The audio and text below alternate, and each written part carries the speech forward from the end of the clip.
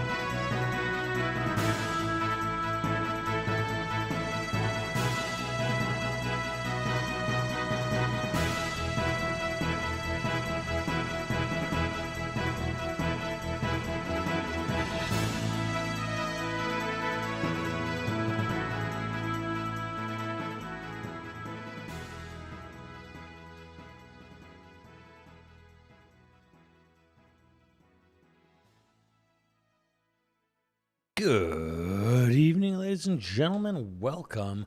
We're going to do something a little fun today. I've done it before, but I'm going to show you with science and with facts and logic and how we can find out when we're going to finally see the next Monolithsoft game and why that's important.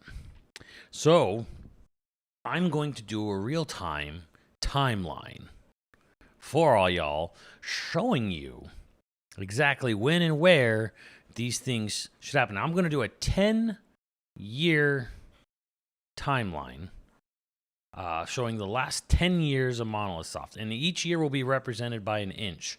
Okay, so this timeline will be just a few inches shorter than my dick. So we're going to do a 10-year timeline. And let me jump into that.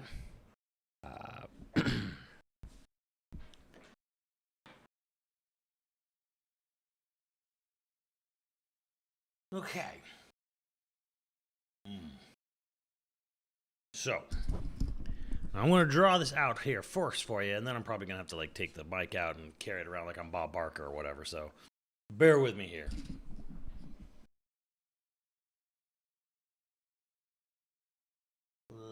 Okay. Good. Working. All right. Here, ready.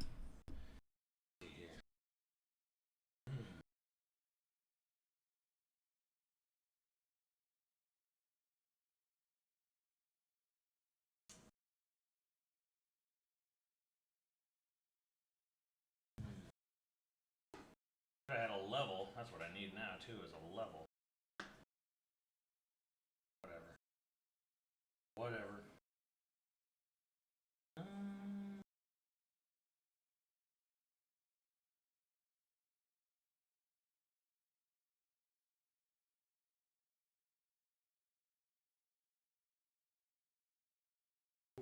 Terrible.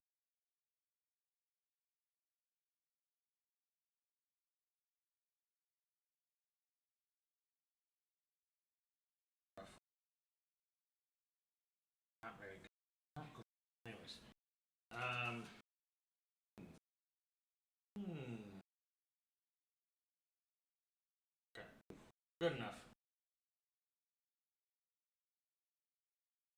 God, I'm terrible at this.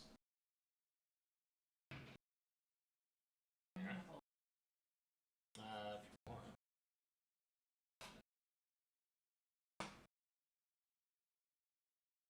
Maybe.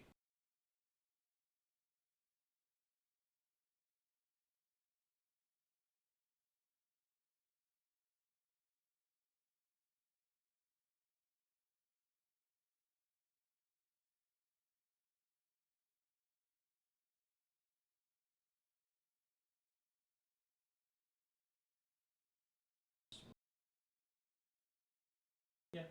That's good. Thank you. All right. So, I'm gonna need to make this probably a little. Thicker.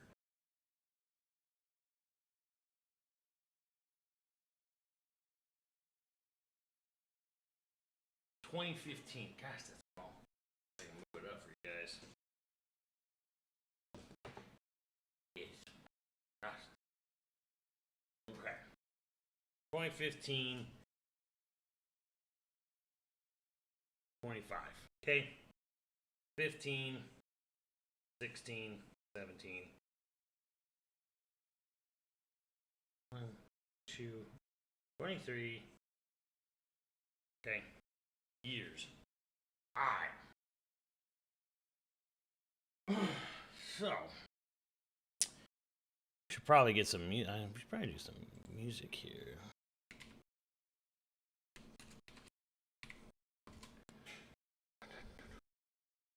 Can I get an extendo version of this? Yeah.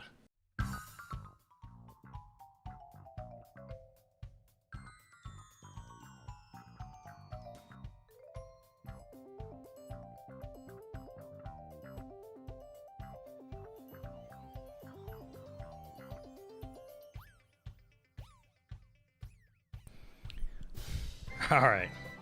Okay, so the interesting thing here is how consistent their release schedule has been for 10 years.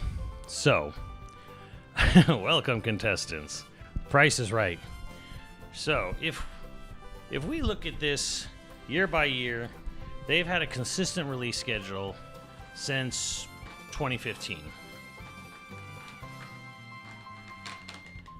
I use red. So, in April 2015, Xenoblade X comes out in Japan. Okay? XJ, X Japan. And then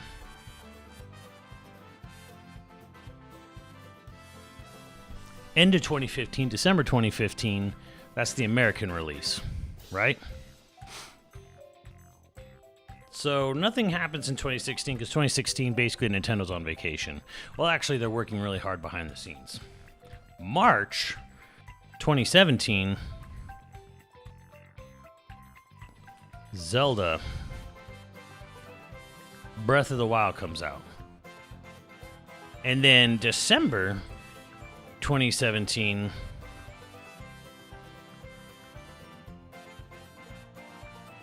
Xenoblade 2 comes out. Meh.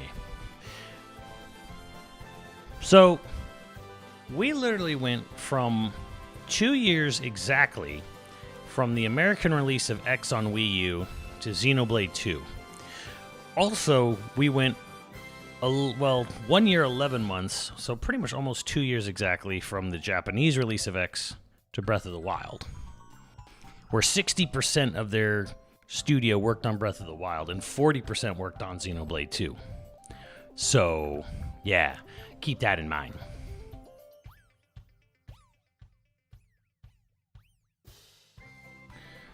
Now, September 2018, Torna comes out. So, 9 months from Xenoblade 2 to Torna.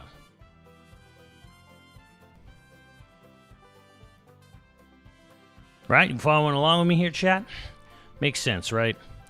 Nothing comes out in 2019, but May 2020, in the height of the panoramic, almost in the middle of it completely,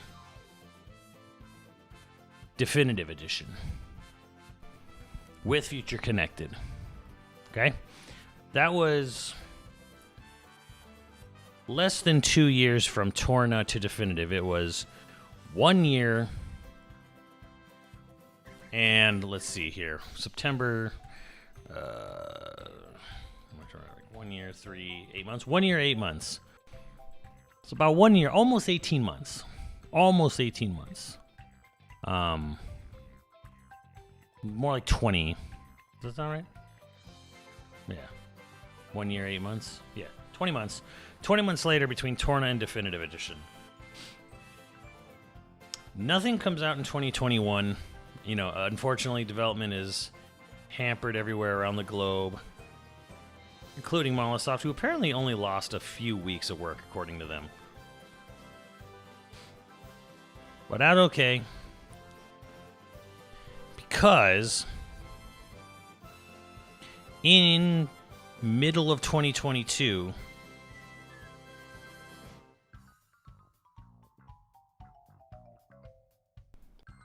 Xenoblade 3 comes out.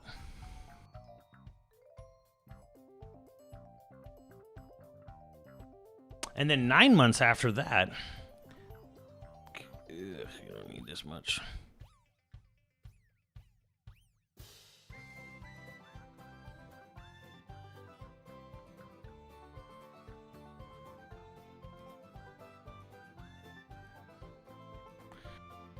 Future Redeemed comes out 9 months after 3, and then 1 month after Future Redeemed comes Tears of My Asshole in 2023.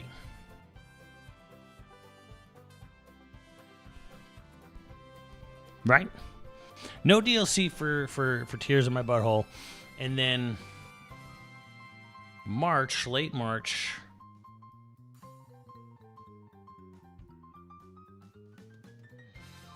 X Definitive Edition comes out.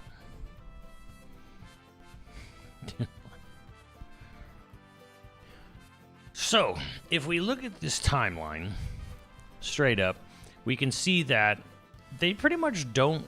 They'll have gaps where they don't have a game come out or any product come out in a single year. 2016, 2019, 2021. Now, Xenoblade 3 was supposed to come out in 2021. It was supposed to be like a December 21 release, which would have put it exactly 4 years after Xenoblade 2's release, and it would have put it about a year and a half after Definitive Edition. That was the plan. But then there was the pandemic. Now, the funny thing about Xenoblade 3 is a lot of people don't really know this, but it was done by the end of January in 2021. Or, I'm sorry, 2022. It was done. It was done by January. How do I know this? Well, it was a week after it was revealed in the February 2022 Direct.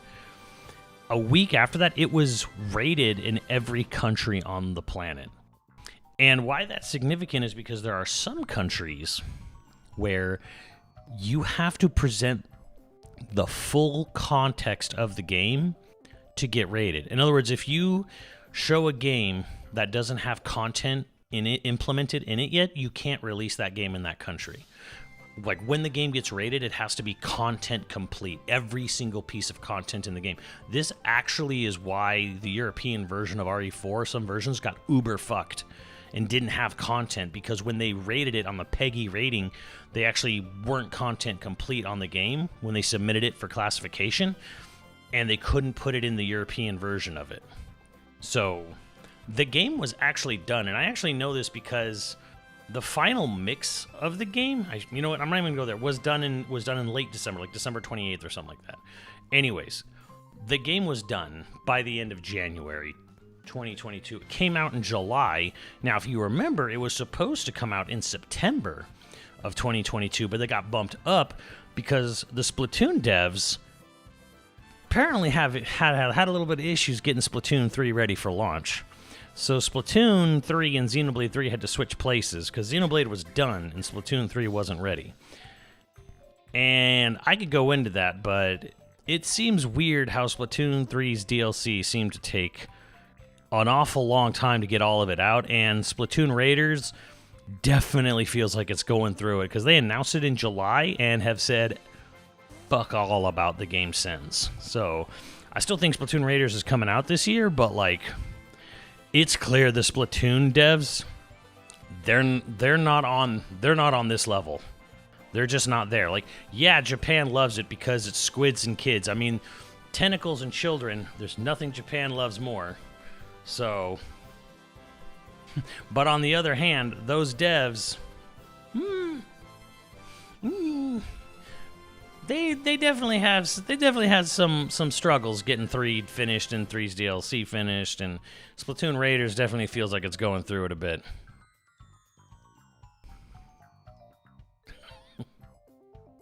So, now what I want to also highlight here, since we're here, is the timeline of announcements.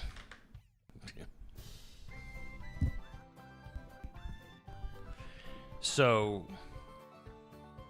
Xenoblade X is announced way back in 2013, if I remember right. Like January 2013 was the first announcement for X. It was like way back here. Like X got announced. This is like X's announcement, right? X got announced then, okay? At the start of 20, and then also Breath of the Wild. This is also when Breath of the Wild gets announced. I believe it was June or July. I think it was June 2015. Breath of the Wild officially gets announced, right? That's the official announcement of it. Or should have put this lower. Clarity's sake. Okay, and then X. He's been using brand X.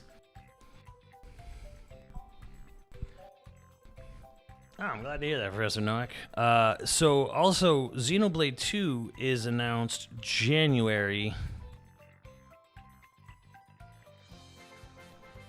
Xenoblade 2 is announced January 2017, comes out December 2017. So that's when it's announced.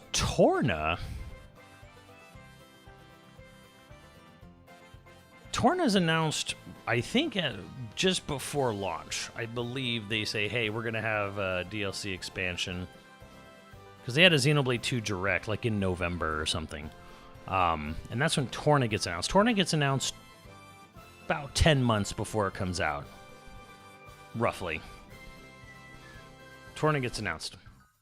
Now here's where it gets a little... There's a bit of a gap here. So it's not till September 2019 that Definitive Edition gets announced. And then it comes out in May. It comes out 8 months later. So, it's a terrible date, but whatever.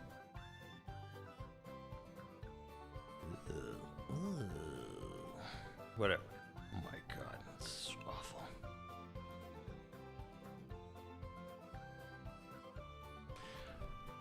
So Definitive Edition is now September 2019, comes out in May 2020, 8 months. So the biggest gap we've actually even had at this point is maybe from the release of X to the announcement of Xenoblade 2. And that is 13 months. So 13 months go by from X's American release to the announcement of Xenoblade 2. And then the release of Breath of the Wild, blah, blah, blah, blah. And then Torna to Definitive is 12 months. So 13 months, 12 months. So here's where these breaks come down in their announcement schedule. 12 months here, 13 months here. Okay? So, I'm sorry, 12 months between Torna and Definitive, and 13 months between X and Xenoblade 2 announcement. It is what it is, right? So, then comes the biggest gap, because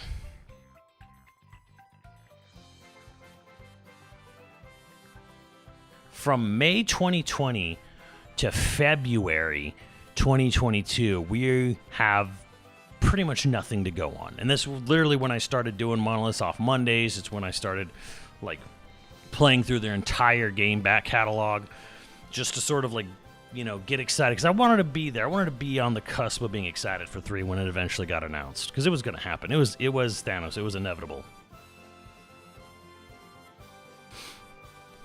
So,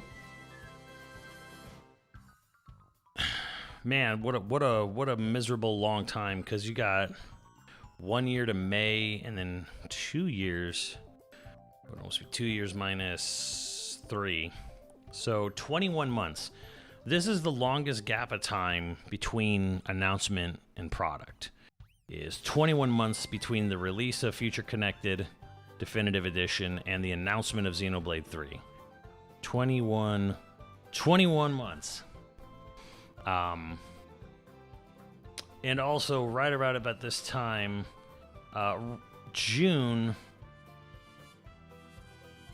Technically, Future Redeemed is announced in June 2022, because they pretty much say, hey, there's going to be a big game expansion at the end, and we sort of got tiny teases of it up until, like a week before it came out or whatever. I remember that night. Sheesh. So, yeah, we get, like, sort of 2022, we get a whole bunch of stuff. You get Xenoblade 3 is announced in February, and then June it gets its own direct word. Technically, Future Redeemed's announced at that point. It's not named, but it's technically announced. And then Xenoblade 3 comes out in July, and then 9 months later, 9 months we get Future Redeemed, and 1 month after that we get Tears of My Asshole.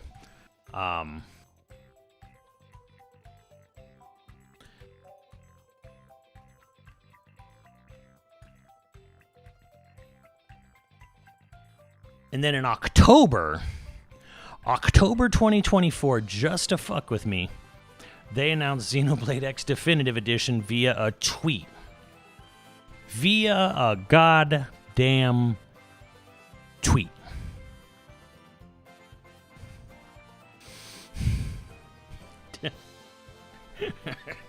Yeah, God.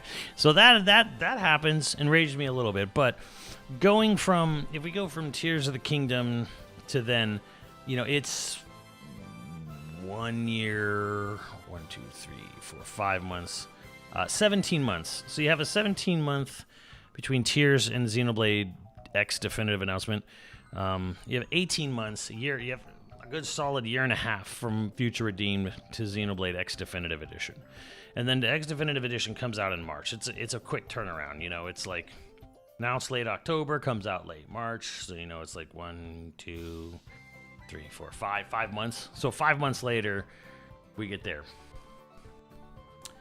And now, here we are, beyond, and it's just, what now?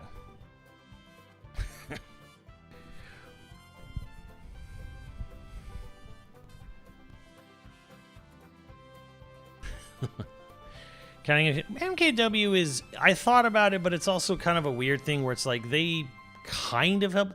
They didn't help out on Mario Kart World on the level they helped out with Zelda. Like, it was more like, hey, can you help us with like a little bit of like map design, a little bit of art, like, art asset, because they did art assets for Splatoon. They do it for Animal Crossing.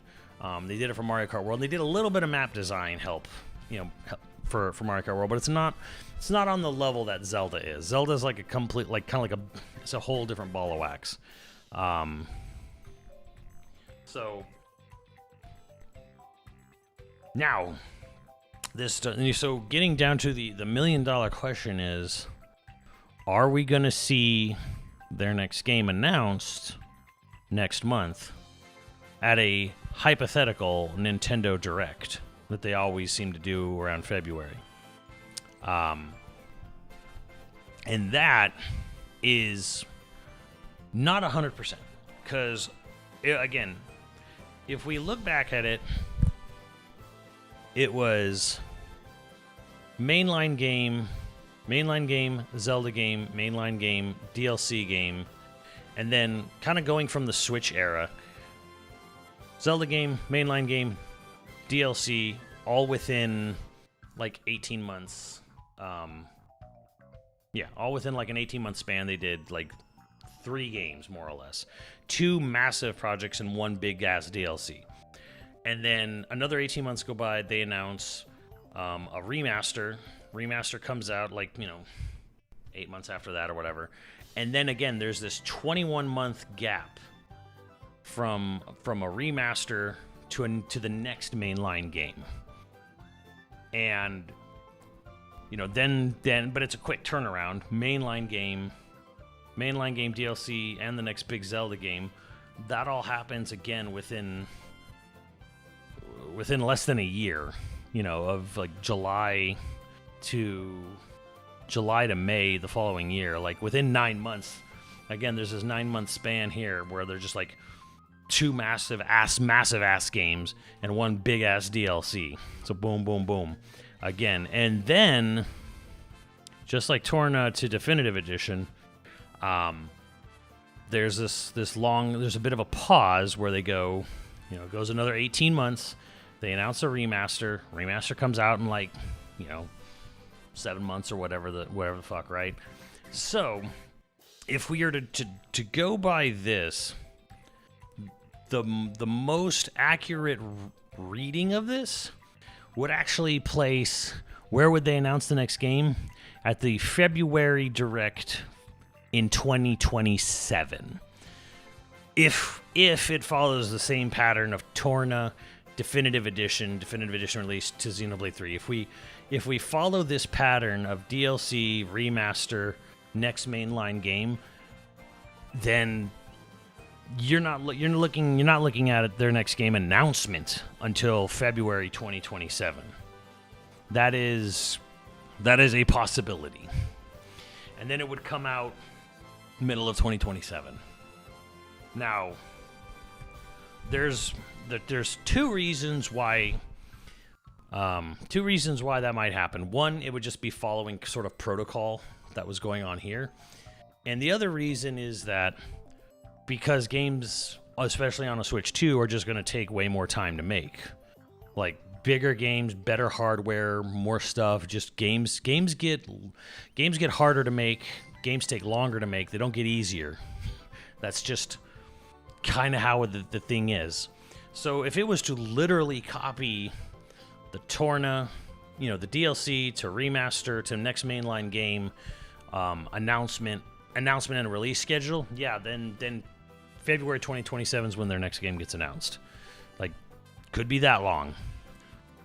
The other thing, though, is but here's why it might not be that way. Number one, efficiency. If this chart does anything for you guys, I hope it's really, really highlights how efficient they were during the 8 years of the Switch, and even going back 10 years to the Wii U. I mean, now this game took a long time. There's a huge gap from Xenoblade 1 to Xenoblade X. It's a 5-year gap. If you want to get really into it, 5 years happened between the Japanese release of Xenoblade 1 and Xenoblade X. Or just shy of 5 years. It was June 2010 to March 2015. Long time. But we're not really there. A little thing called COVID. So COVID is kind of pushed back the release of X. X3 was supposed to be announced in 21 and released in 21. This was the original plan, was to either announce it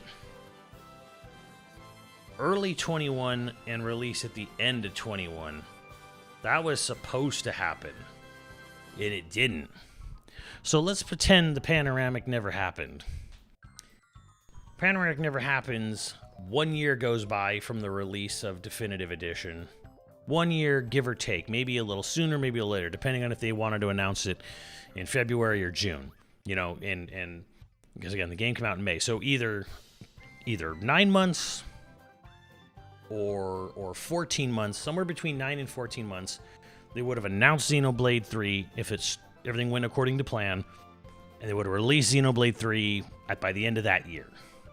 And then Future Redeemed probably would have come out again September 2023, or no, would have come out September 22, and then Tears of My Asshole. That's their thing. That still would have come out in 2024. Would that mean have X Definitive would have gotten pushed up? Not necessarily, because if it went according to plan, I imagine that if this did come out here, and we're looking at it, there'd be a year, and then Definitive would come out.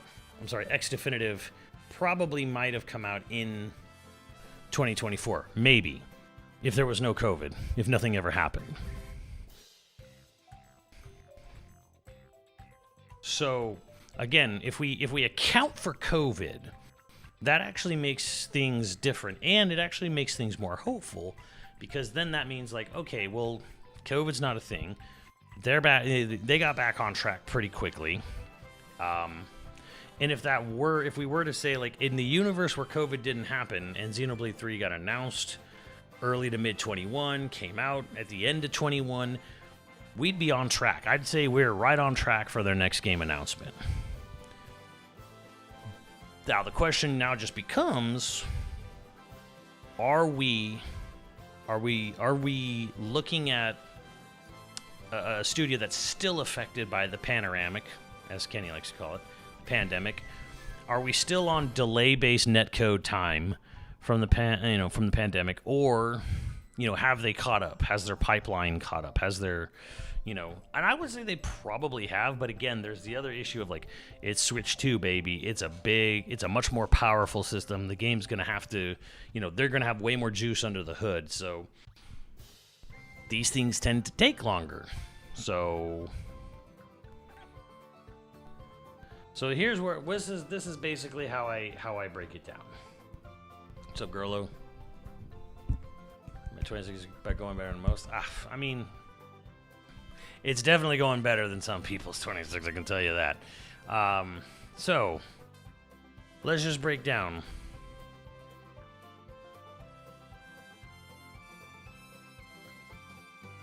February 26. What's the percentage chance? I'm going to be a little conservative here. So for next month, I say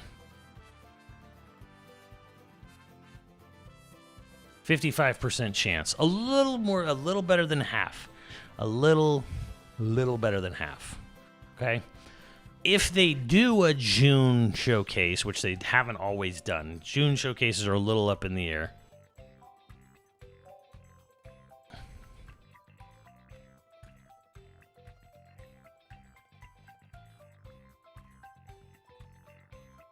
If there is a June showcase, I say the chances then go up to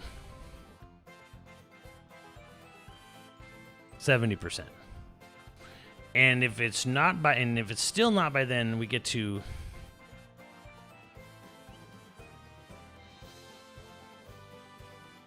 September.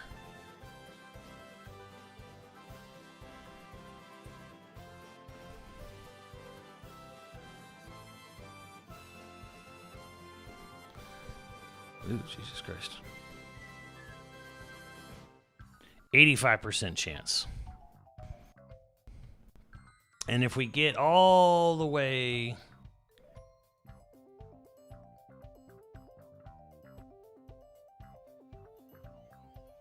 if we get to February 27, it's been a year from now, and we still haven't heard their next game, I'm going to go with 99% at that point.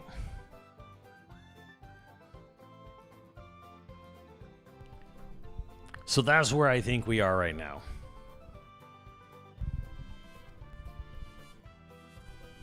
I'm not going to say 100% by next year. Like, let's say they don't announce it at all this year and we get to February and, like, well, it's definitely going to be here now. I'll be like, 99. Nothing's guaranteed in life except death and taxes.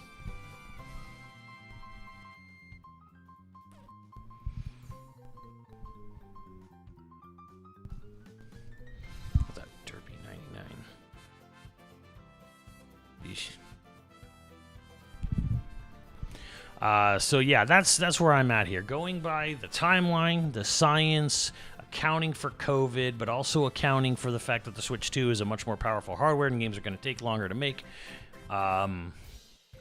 This is where I'm at. I'm like a little above it.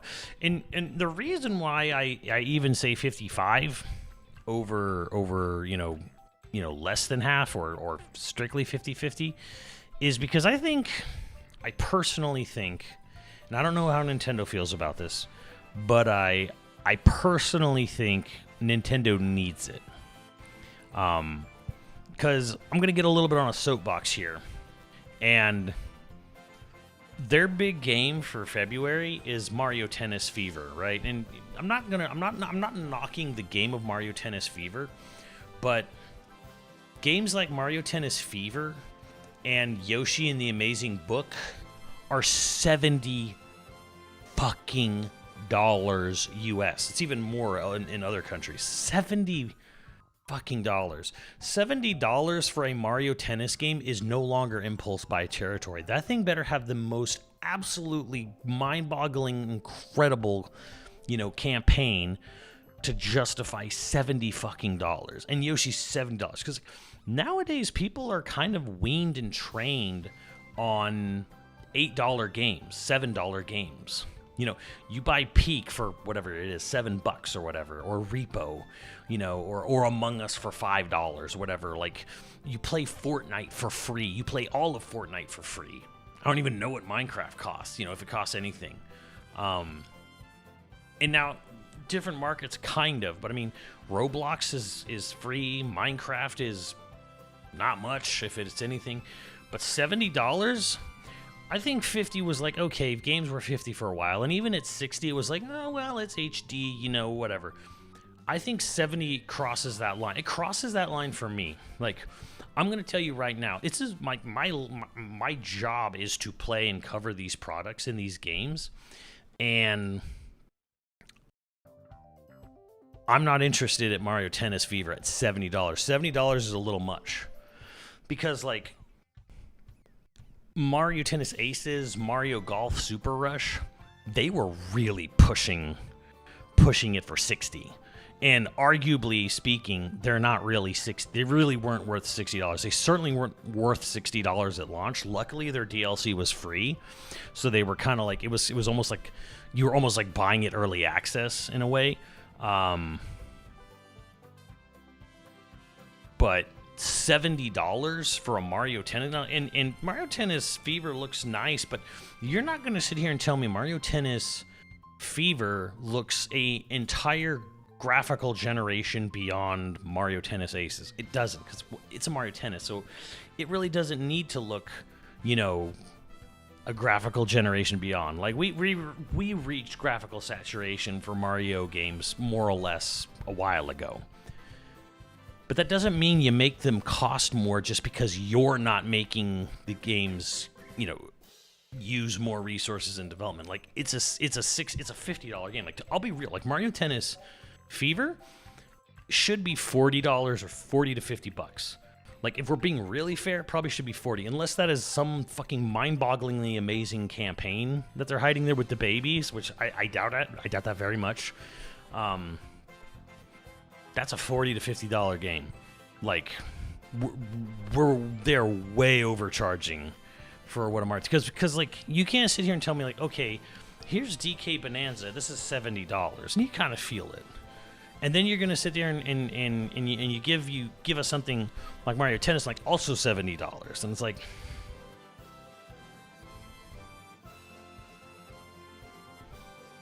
really? And let's not even forget that they were charging $80 damn dollars for Mario Kart World, which in no way, shape, or form does it justify that $80 price tag at all. Nothing about that game justifies $80. The most expensive game they've ever released, that didn't come with something else like a strategy guide or a peripheral or something, and it's like 80 damn US dollars. No. No, I mean, straight up, if you think $80 is fair for World, that was when I'm like, you've gone from fanboy to corporate apologist at that point. So, no, what you can get for free from other game publishers is incredible. Like, even what Epic's doing, if you want to keep it Merkin, what Epic does for free, what all these massive Chinese free-to-play games are giving you for free. Like even you can play a lot of these games and never spend a dime and have a great time and have a lot of different gameplay modes. And then Mario Kart World's like, hey, for $80. $80? $80? There's nothing in that game that justifies $80. Nothing.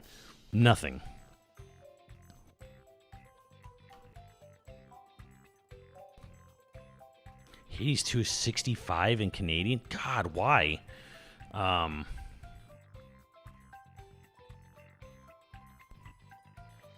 nothing justifies it. So yeah, I'm of the mindset that like Nintendo is facing a crisis that's not their fault. It's not their. I mean, the price. Like, don't get me wrong. I mean, I just ranted about how much they're charging for because that's just Nintendo. Like, we release a first party game, it's full price. It's $70.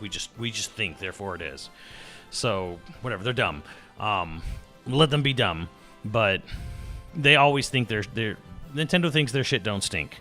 Like, oh well, it devalues the brand if we release a Mario Tennis game for less than $70. Like,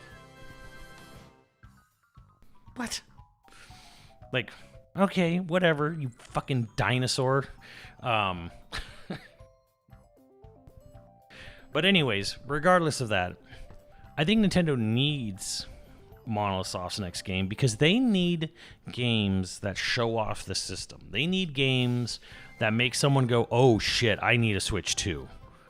I don't think a lot of people are going to be sitting there looking. They look at Are you going to look at Mario Tennis Aces and go, oh shit, I need to drop more than $50,000. Like, $50,000 needs to go out of my bank account right now. What's up, K Goku? No one's gonna say that. Nobody's gonna say that for Mario Tennis. Nobody's gonna say that for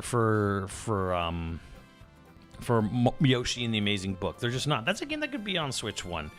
The only thing people would ask about, like Yoshi and the Amazing Book, where they're like, they see a $70 Switch 2 exclusive. They're like, why isn't this on Switch 1? Switch 1 could actually do this. Poke-P is the same way. That game looks like fucking garbage, graphically speaking. There's nothing about that game that screams Switch 2, $70 Switch 2 exclusive. Get the fuck out of here. Like, they need to have a really good showcase for Fortune's Weave. They need a big Duskbloods blowout, and they need their big Monolithsoft game because Duskbloods is an extraction shooter, lest you forget. And Fire Emblem is a strategy game, and unless that thing has dating inside Fortune's Weave, that won't sell that great because, one, again, graphically speaking, you look at the raw technical graphics of Fortune's Weave, and it don't look that good. It really don't look that good, especially on the battlefield. So, good art style, good character designs. You better be able to fuck them, or the Gooners aren't going to come back, because we literally saw that happen with Engage. It's true. But yeah, like, you want a big, giant, open zone, big, giant, massive RPG. Big fucking RPG, whether it's real-time or quasi-real-time or something. You have your big old Horizon Rebirth-style game. And Zelda's years away, because, might I remind you, from this chart here, from mainline Zelda, not spin-off like Link's Awakening, Echoes of Wisdom, it's fucking 6 years from here to here. Okay? 6 fucking years. So if the next Zelda takes as long to get to as Tears of My Asshole took, 2030, guys, get used to it. So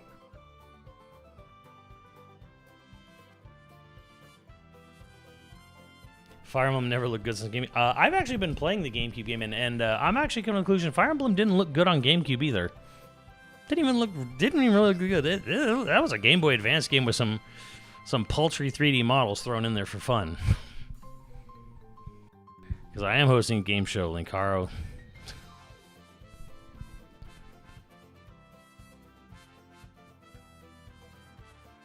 So yeah, like, here's where I break down. 55%. I think they kind of need it. I think they kind of need to have something that's going to be a showstopper.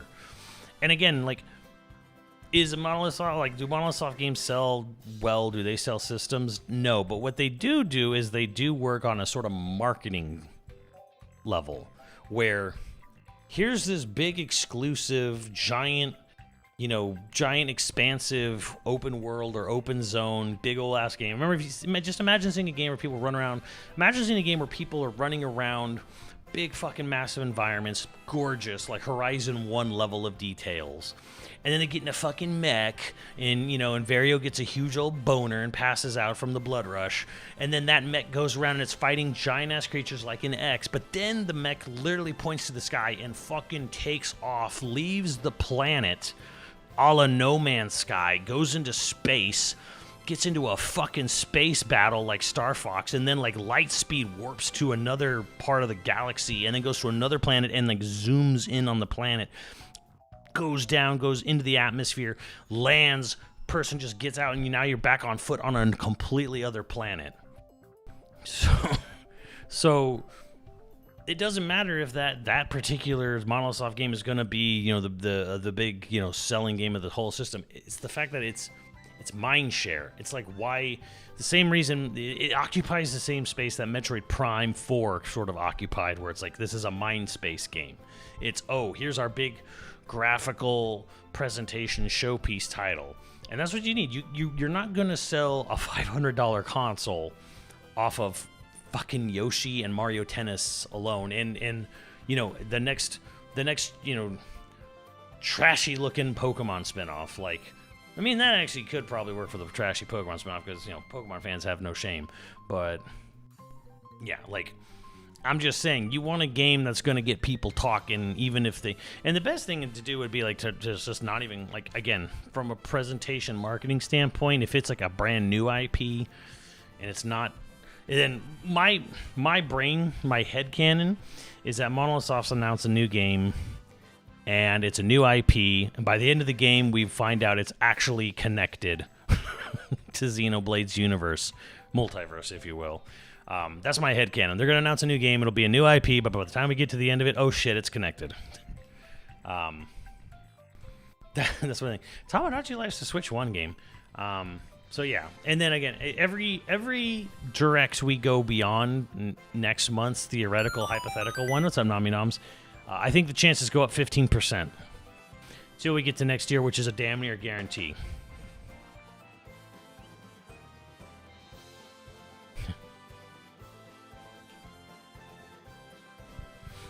7, 8, and 9 are all dropping. Yeah, that is good, Gilgamesh. I'm not discounting that, but it's also like very few people are going to be sitting there and going like, yes, like Resident Evil 9. I would love to make Switch 2 my primary destination.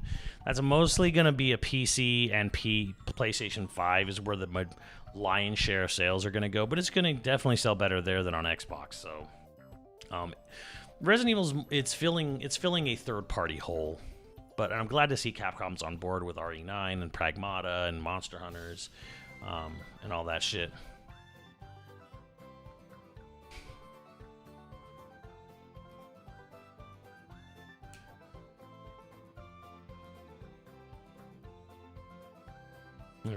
I mean, that's the thing. That's the problem with a lot of third parties in general, is that they port their games late to a system, and it's just like, well, nobody bought it. I'm like, bro, you fucking shit's...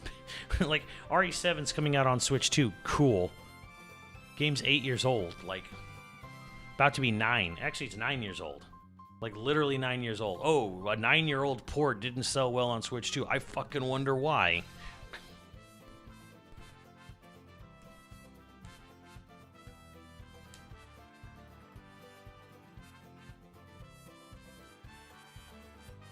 It's no longer a cloud edition, exactly.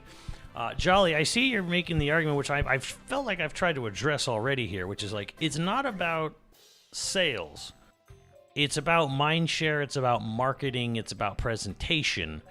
It's the same reason they spent as much money as they did on Metroid Prime 4, which was supposed to be a Switch 1 game. Nintendo doesn't make every game with the idea that it's going to sell 15 million copies. They certainly like that, and they love that, actually. But sometimes you have games on that system just to fill out a roster and just to be its own sense of marketing. Like, Monolithsoft's games are going to fill a niche, which is, oh, we have a big exclusive open world game. So even if people don't buy it, it gets in their mindset that like, oh yeah, Switch has these crazy fucking cool games, and they're exclusive. Some of them are exclusive. And then even if they don't end up buying the game, the point is like it's something they put in their commercials, they put in their advertisements, they put in their their little snippets here and there. Like the mind share is there. Like there's reasons for it because they're smart. They know they could. We saw what happened when Nintendo catered and then cratered into the casual. Well, they're not going to do this. They only care about the casual market. They're only going to go for the games that sell really big, like Animal Crossing. I remember when Nintendo was like, oh, well, let's just cater to the casual only market because they're the real money. Here's Wii Music, here's Wii Sports Resort, here's Animal Crossing City Folk. And what happened a couple years after that? Here's the Wii U. Nobody cares. You chase one market down, you basically paint yourself into a corner. And they learned that lesson fucking hard, which is why in January 2017, at the Switch 2 big reveal, they had a game for every fucking genre under the sun. The Switch had to come out swinging, and they came out swinging big with every fucking game. Here's a 3D Mario. Here's a big-ass open-world Zelda. Here's a new Splatoon. Here's a fucking XCOM crossover with Mario and Rabbids. Here's a here's a Fire Emblem crossover with Shin Megami Tensei. Here's Xenoblade 2. Again, here's Xenoblade 2. It's coming here. And then, like, a few months later, they announced Metroid Prime 4. Like, again, there are good reasons to announce a game even if you know it's not going to sell 10 million copies.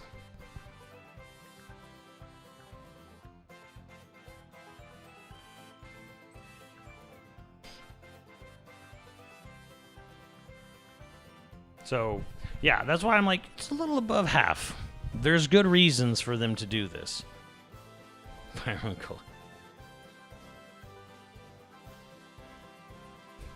They appeal to. Here's the thing, Gyro. They really didn't appeal to the hardcore fan bases during the Wii U. They really didn't.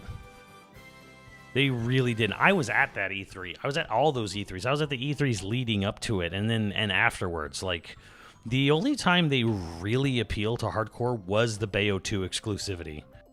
Like, they had a playable version of Wonderful 101 that was on the show floor for the very first time. They had playable Wii U demo kiosks, and it wasn't even in their E3 presentation. They literally just left it out. We got to the show floor, and there's a fucking Platinum game that's exclusive to Wii U, and Kami is directing it, and this wasn't in the keynote.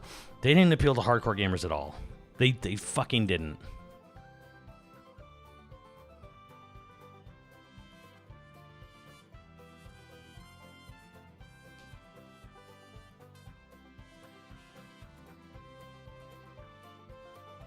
Like, if we go off their major E3 presentation keynotes, what they brought as playable builds to the show floor, they were never chasing. They were mildly chasing the hardcore on Wii U. Mildly.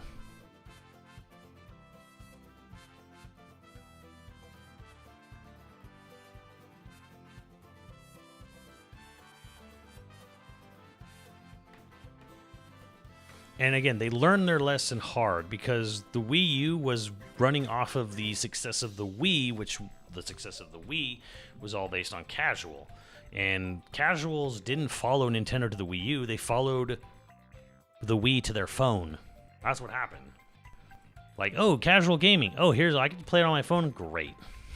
I don't have to buy nothing.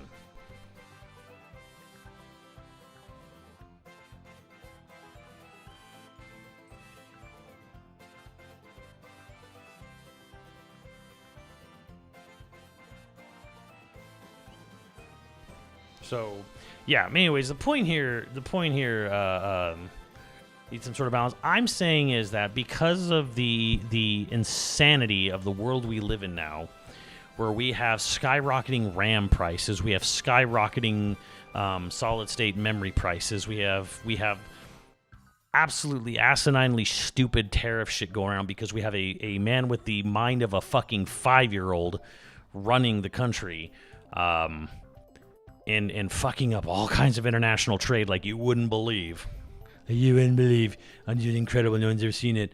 Nintendo is being faced with problems that are out of their control completely, and now they're sitting here with their dick in their hands with a $500 console that they haven't done the greatest of job of convincing everybody, like, why is this a necessary upgrade? Why do you need to drop $500 to get a Switch 2? I don't think Kirby Air Riders is going to do it. So, that's an insult to 5-year-olds. I know. I'm sorry, 5-year-olds. But yeah, they have issues. They have issues out of their control, which is now they have an expensive upgrade system that, for the most part, the mind share of the Switch 2 is that it's a Switch but better. And for a lot of people, they're like, I have a Switch. I don't really need to buy this. Why do I need a Switch 2? What's on Switch 2 that I can't get on Switch 1? Well, there's a Mario Kart game. Well, I have a Mario Kart game on Switch with like 100 tracks and like 50 characters. Like, what does this have? Well, it's open world. How many tracks? 32. Yeah, okay. Yeah, all right. I guess. Well, we got a new Pokemon game. Oh, is it only on Switch 2? No, it's on both. Oh, I'll just get on Switch 1. What about a new Metro Prime? Oh, is that a Switch 2? No, it's on both. Okay, I'll just get on Switch 1.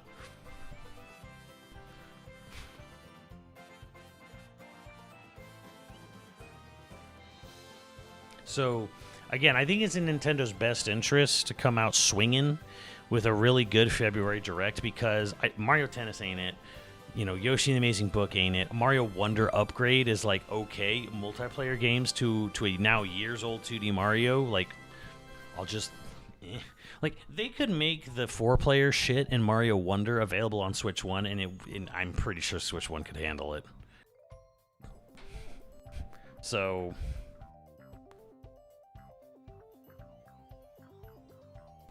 again, I think Nintendo's kind of in this sort of like, you're going to need to start justifying this thing really bad by having a really wide range of big exclusive. And again, Duskbloods is that game. Fire Emblem helps. And again, a big fucking fancy Monolithsoft game really fucking helps. Which is why I think it's imperative for them.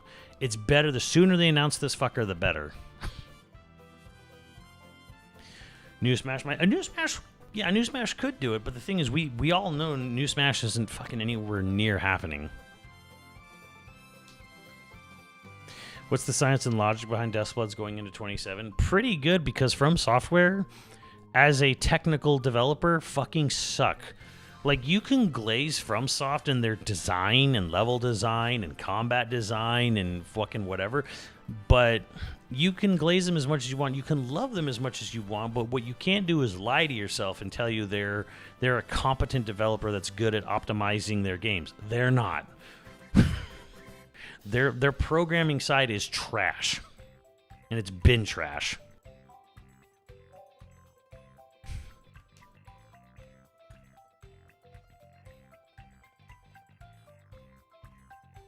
But I think Duskblood is a 2026. They've been working on Duskbloods. Apparently, they've been working on it. Rumor is they've been working on that game forever.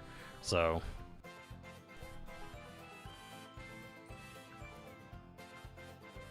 if it's for one platform, it's a Nintendo published game. So, if it's for one platform, I have news for you. It's called Demon Souls and Bloodborne. If you think, well, FromSoft could make it work if it's just for one platform, well, there's a game called Bloodborne, and it runs sub 30 the entire time.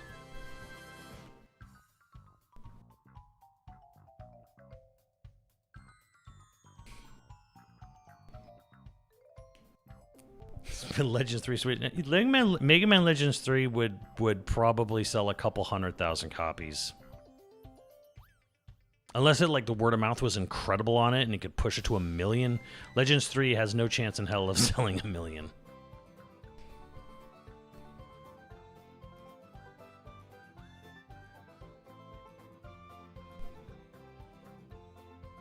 And it slows them down? No, Kenya, it doesn't slow them down because it's a completely different department in their company. They have a completely separate division that works on Zelda games separate from their Xeno division. And we know their Xeno division is making a big-ass RPG. That's all we know. We didn't know that was known since last year, maybe even longer ago.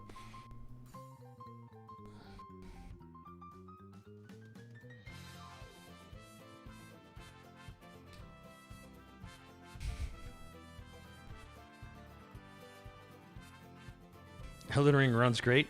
What? No? What? No. No. Elden Ring does. No. What's up, Dead End Planet? I don't. Come on. Let's stop lying to ourselves. Elden Ring doesn't run great. Like the best way to play Elden Ring, probably still to this day, is the PS4 version on a PS5. Like what?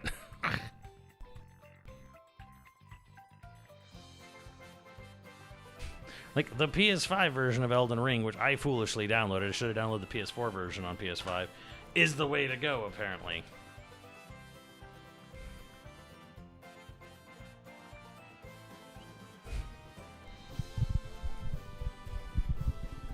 Kid Icarus is an exploration game. Got any legs? Sure, absolutely. I don't think Monolithsoft's the one to do it. And if they could if they wanted, but I don't know if that's really their thing. Unlock frame rate patch. Yes. Hey, Freaky for Nanami just gifted 5 subs. God damn. You know the Digimon push is over. You guys won. Thank you very much. The Trash 3, Arashi 0, Grems, Ace Fluffy, and not the real deity. You all owe Freaky for Nanami a debt of gratitude.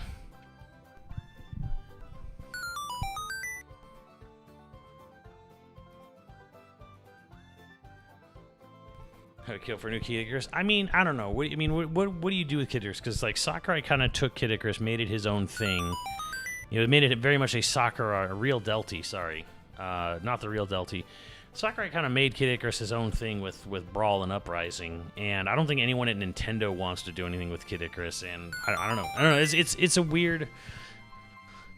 It's a weird property in limbo because Sakurai's not a Nintendo employee, and I don't know that he has any interest in revisiting Uprising or following it up. So there's a lot of talented developers out there who could really make something with Kid Icarus. They could, but Kid Icarus is one of those, like, who's gonna do it? Who has the passion and drive to sit there and be like, I want 4 to 5 years of my life dedicated to fucking doing something with Kid Icarus?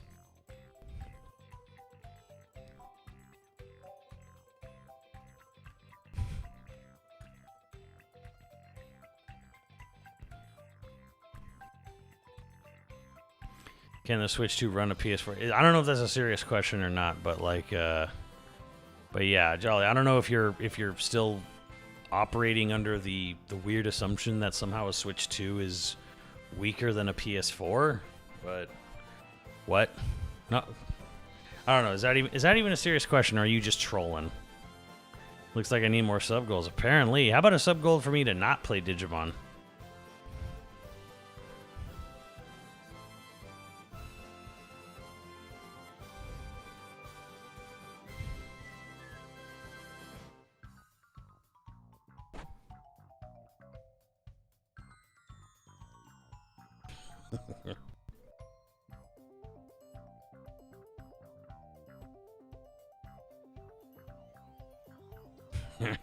Your face.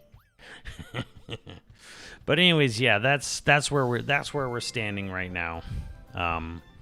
This is where we stand with Monolithsoft's game. 55% next month. So I'm a little hopeful. I'm a little bit hopeful. I'm not like sitting here like, okay, sell all my possessions. You know, Jesus is coming to take me home.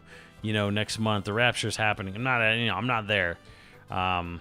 But I'm like a little smidge over half.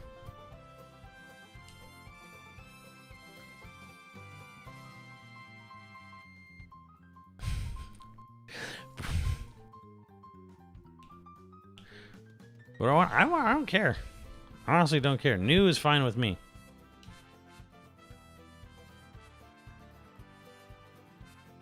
How about us go play Live Alive? Ooh. Ooh, live alive. That might be a good goal for February, right?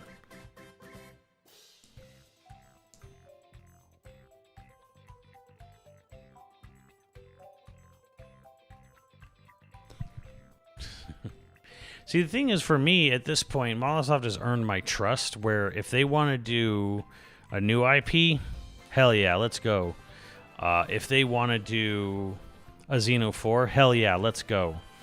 If they want to do Xenoblade 2 Definitive for whatever reason, hell yeah, let's go. I do think Xenoblade 2 Definitive is coming out November 2027.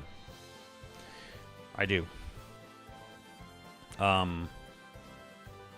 I think that's probably something that's being probably thought about, because they did they brought out a remaster 10 years to the day for Xenoblade 1, and they did it for X, and I think 2 might have a decent ass shot of getting a definitive edition late 27.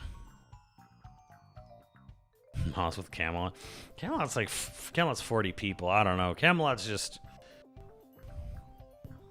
to do what, I guess.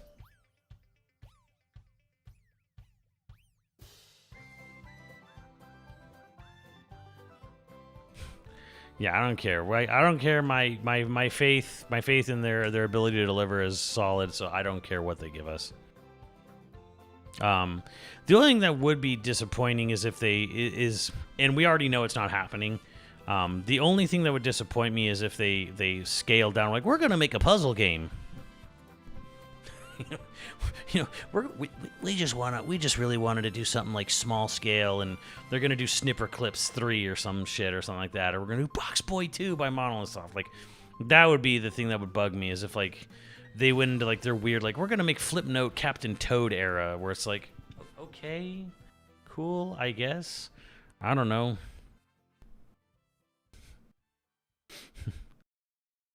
A no pawn farming sim. That might disappoint me. Nah, I know someone might be interested in that. Probably that. No pawn farming sim. I mean, I'd be curious. I definitely would play it, But it'd be funny if they were like, "Yeah, we're gonna make a cozy farming sim with a no pawn." It's like,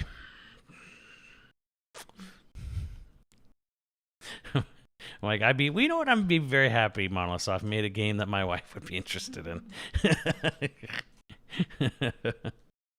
But,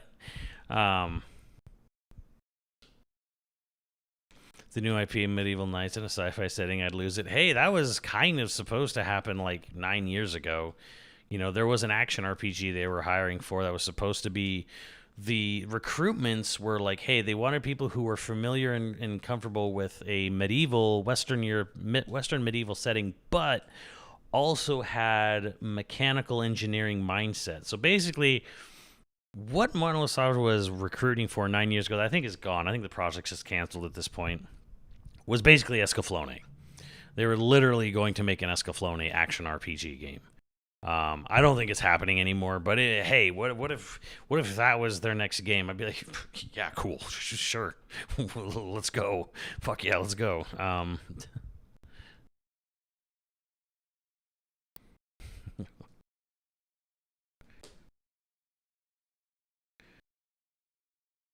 Would have loved that. You would have loved. Oh my god! Can you imagine? If they did just make a fucking Escaflowne? Like it was just Escaflowne. Like it was in the Escaflowne universe. Some collab deal they made with Bandai Namco. It'd be so weird. It'd be so out of the blue, like this old ass anime, but very well animated old ass anime. But yeah, like Saturday. Oh my god. Oh god. You know what? I mean, we've got Photor now, and you've got like the dude who did KOTOR doing Photor. I always said I'd be actually hyper down with Monolithsoft decided to do like KOTOR 3.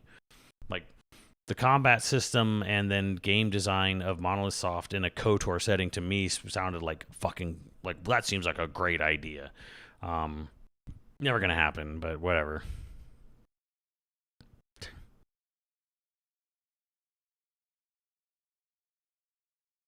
I'm still new. Absalom's fantastic, girlo.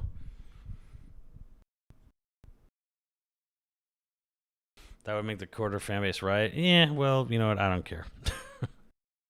I don't really care. I think KOTOR fans would be down with a Monolithsoft KOTOR. Because when I say Monolith, the thing is, people think like, oh, well, no, make it look. Did you want a super anime weeby Monolith, like, KOTOR game? Like, that's not necessarily true. Like, people think because a developer makes a game that looks one way, that's all they know how to do, and it's like, no, like, what? No, like they know how to do other art styles. Like, the fuck.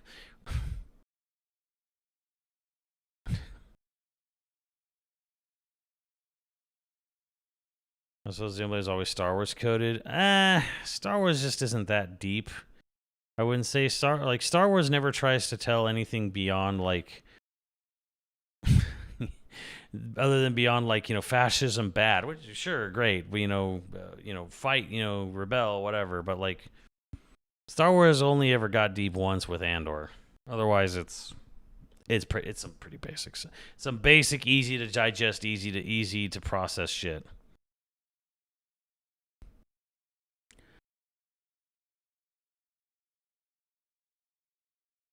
Yeah, exactly. Like, I think that's a girl. Like, who cares? Star Wars is a big IP. Seeing it through other lenses is refreshing. Yeah, exactly. Um, I would much rather see someone like Monolithsoft's take on a Star Wars game than whatever the fuck FOTOR is going to end up being. I mean, FOTOR is not that good because you're getting some of the original band back, but it's like Saber Interactive's version of KOTOR. Wow, I'm fucking thrilled. I mean, I hope they blow everyone's expectations away, but like, eh.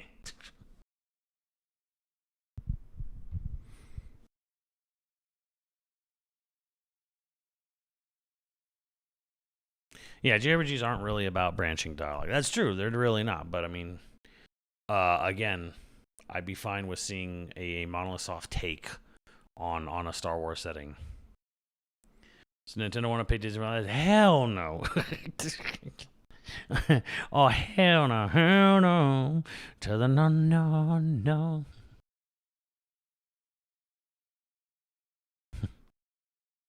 Yeah, it'd be cool, but it's not happening, and I don't care that it's not happening. But anyways, yeah. Thing is, because we know from their announcement of the recruitment announcement for they're doing a big RPG. They're doing a big ass massive RPG. We know that's what's happening. We know their next big game is a big RPG. They've actually publicly said that, so I don't have to worry about them sitting there. We're gonna make a puzzle game. No, I don't need to worry about that. I'm gonna, we're gonna bring back Geometry Wars or something. It's like Geometry Wars is great, but like it kind of feels like a little not really their wheelhouse. So, So yeah, like for me, like I already know what I know it's a big ass RPG. We know that publicly. So whatever they do, sequel, follow up, remaster, I'm there.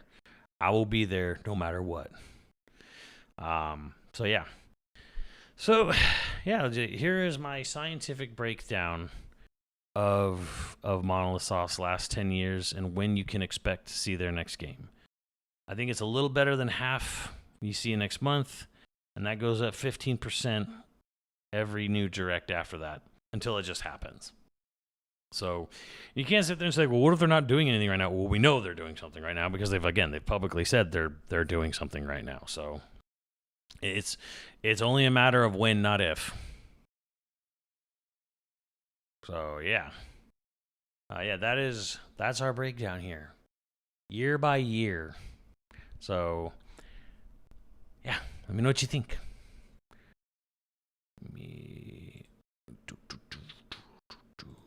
I'm going to need something to drink, chat, so I'm going to be right back.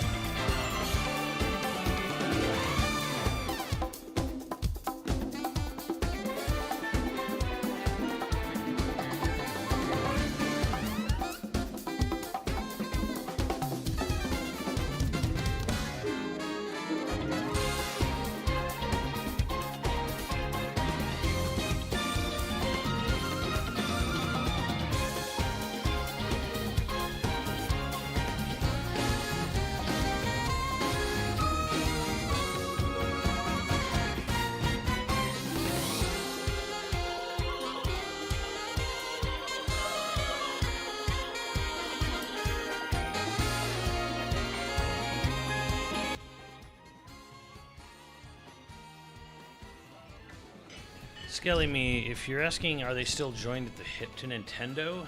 If by joined you mean Nintendo owning 100% of the company, yes.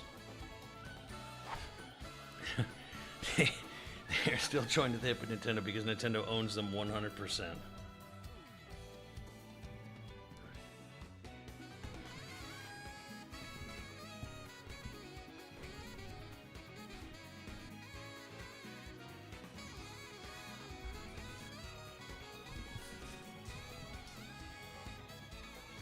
Simmons Topics. Katsu EX, you definitely should play all the Xenoblade games. They're totally worth it.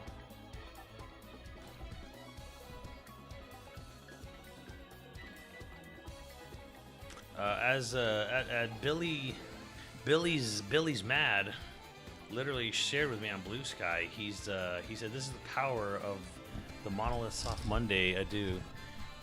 His Switch year in review was Xenoblade 3 92 hours, Xenoblade 2 91 hours, Xenoblade 174.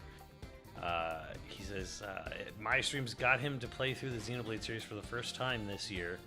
Haven't had a gaming experience like that in a long while. Excited to see what Monoliths come in 26. Hell yes.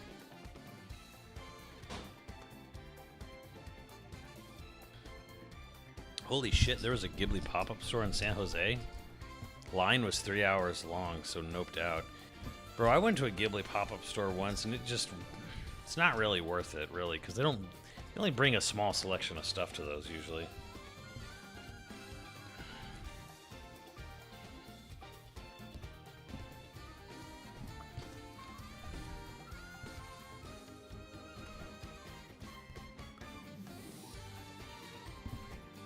Because the reality is...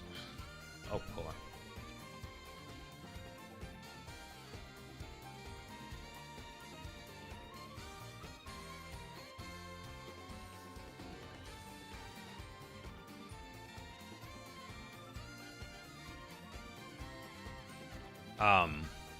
The problem with a lot of these Ghibli pop-up stores is that, like, it's going to be like 90% Totoro Spirited Away and maybe Howl's Moving Castle, and then you'll have like a small smattering of like,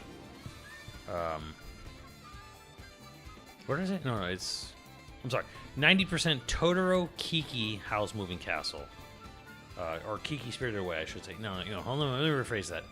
90% of these Ghibli stores in America are Totoro, Kiki, Spirited Away, and then a smaller sample, and you might get a small few things from Howl's, and maybe Mononoke. Maybe. You'd never get anything from Porco Rosso, or Castle in the Sky, or Nausicaa. You get very, very few things, maybe Ponyo. They don't do anything for Wind Rises either, sadly. I don't know what you would do for that, though.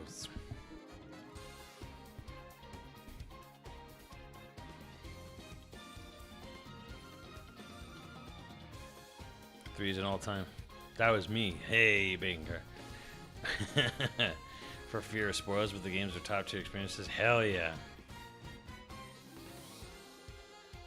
I know. Every time I go and look at like some old Nausicaa art, I just sit there and go there. I'm like, man, what are fucking animators doing?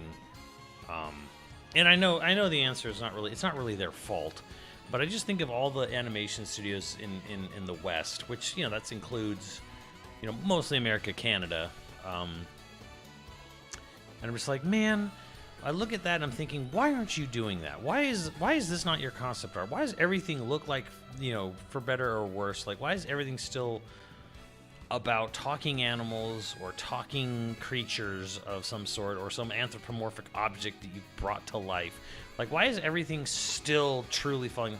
And that's nobody's fault. It's just the fact that, like, that's all that gets greenlit. It's nobody's fault, but it's like, and the thing is I don't even want to shit on that necessarily, because, like, I'll be real, chat, Puss in Boots: The Last Wish has probably one of the best scripts ever, like, I've ever fucking seen. But that's people taking a shit sandwich and being like, all right, well, I'm turning this shit into gold. Okay. Like, I have such immense respect for everyone involved with that movie. Just phenomenal, like 10 out of 10 script. But like it's a fucking it's a Shrek spinoff. It's a sequel to a Shrek spinoff. Like holy fuck! What, like shit had no reason, no right being as good as it was, and it was great. And I'm glad they're able to do that. But I also sort of lament the fact that like nobody can come to any movie studio with an idea like Nausicaa and say, I want to do this. It's just like no. It's only gonna get animation is just gonna get worse in general until I don't know. I think there's a bit of a I call it like a sleeping giant thing in the animation industry, and it took longer than I thought, but I'm already seeing it happen. When I see things like Demon Slayer, and there was some other anime movie that did like gangbusters, like super fucking good. Um, and then that Chinese one, Niha, I don't know how it's pronounced. Neja 2 or whatever it was. Which is the highest grossing animated film of all time now, and I don't know if it was Chainsaw Man. It was definitely Demon Slayer, Infinity Castle, and something else. And it's like those are actually setting box office records, and I'm like, yeah, I saw this coming. I saw this coming 20 years ago. It took longer than I thought, but again, I sort of underestimated how poor weebs are, how poor and how much they like to pirate. But it's like if y'all had supported animation a lot more, like actually at the box office, at the DVD retail, like I think we would have gotten way more shit that was anime or anime like or just higher concept films in American movie industry. But y'all poor and y'all poor pirates, you can't help yourselves.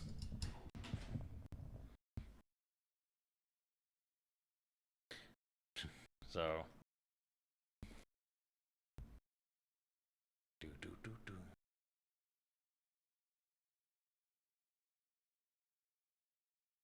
Michael Bay's Evangelion. No, fucking who was it? Do you remember? Do you remember in the early 2000s? You probably don't. Weta Digital was going to make, Wingnut. They were going to make a live action Evangelion film. Yes, like the Peter Jackson Lord of the Rings crew.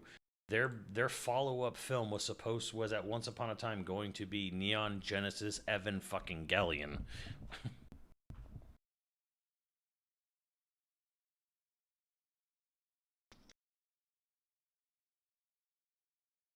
Elijah Wood. I don't think they were going to cast the same people, but I'm glad they never did that. Nah. But like they were like, I forget what his name was, Peter something or whatever. Whoever was the head of effects for Weta was like, people don't understand. Evangelion is as important to Japan as Tolkien is to England. I'm like, well, at least he knows. At least they're not like they weren't treating the property with like they weren't coming at it from a um complete ignorance. They knew how important it was. I mean, this is Lord of the Rings people.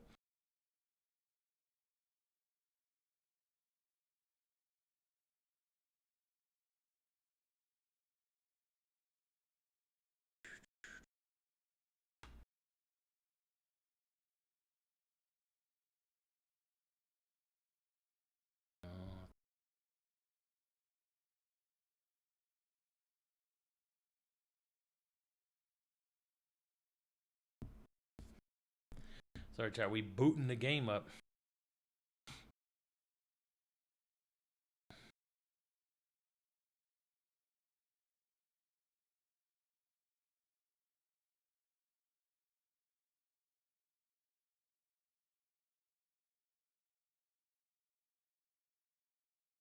That's true, pretty dude. Live, die, repeat. No, what is Edge of Tomorrow? Edge of Tomorrow is based off a book, which is based off a manga, and it's actually pretty fucking great. So, why? What are we complaining about? Like it clearly can be done.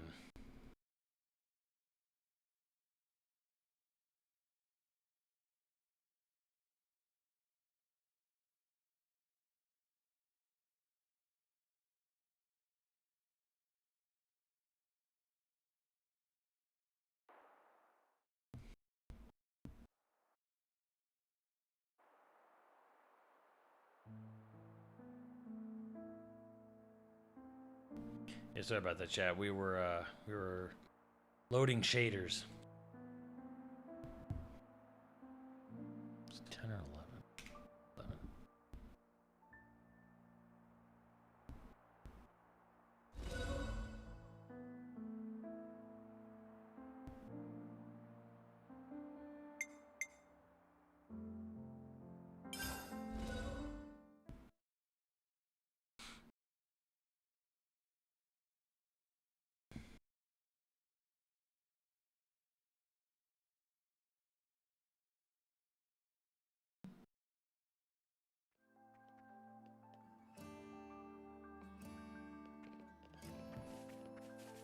What's this nighttime shit?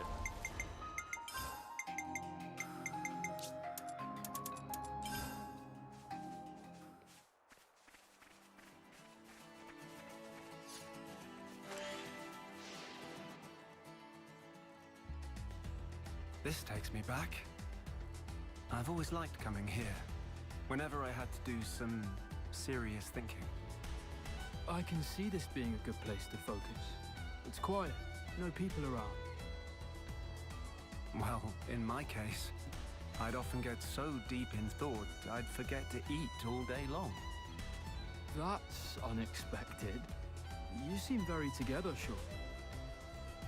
I think I did bake the that card. is It was so, a while ago, though. the credit goes to someone I've known all my life, who'd bring me food here. And She hoping they supported would me make a through movie. thick and thin. I hope it's good. It's thanks to I'm a her little I'm here like today at all. not. I'm not like super thrilled goes with the for you, idea of them too. doing like, oh, the What was adult that? Aang gang, and I'm like, Hey, Nicole. kind of already Once spent a things have whole settled fucking down, series let's with come them. here again and talk properly.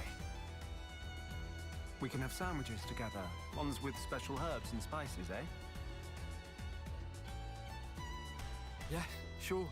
That sounds nice.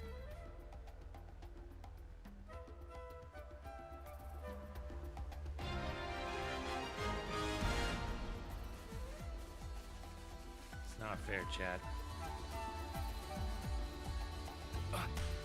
Everybody wants to switch to upgrade. Everybody wants to see this natively like this.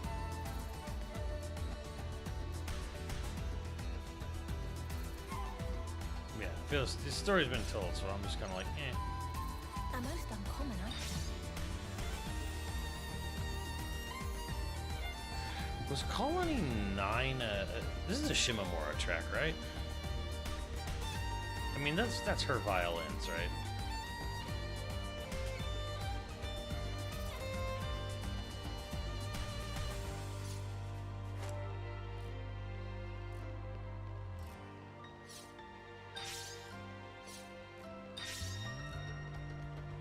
Treasure. Nice looking game, Chad. Look at that big old fucking Ho-Oh Moltres looking thing over there. It's just like the first episode of the anime, right?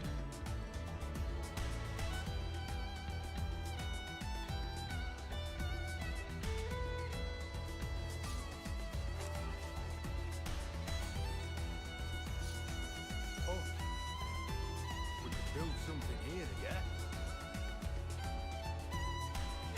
Yep.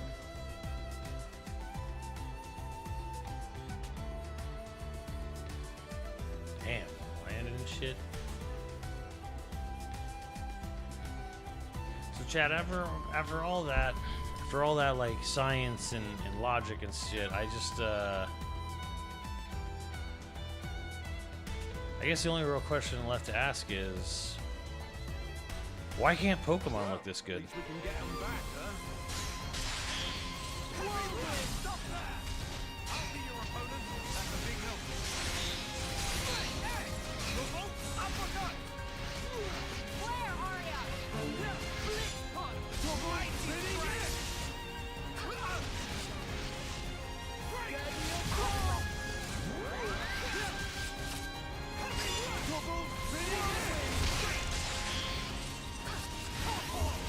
mighty strength! Where are ya?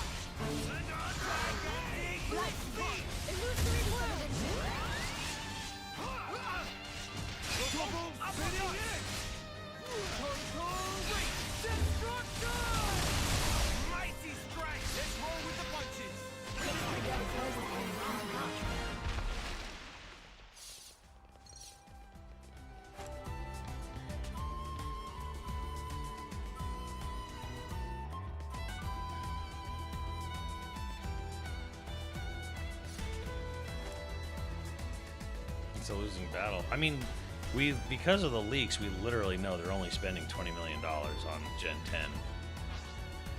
Like, it's the 10th generation of Pokemon for its 30th anniversary. Switch to exclusive.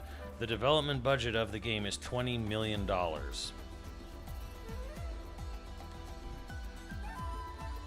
Less than a tenth of Last of Us 2 and Horizon 2. Like,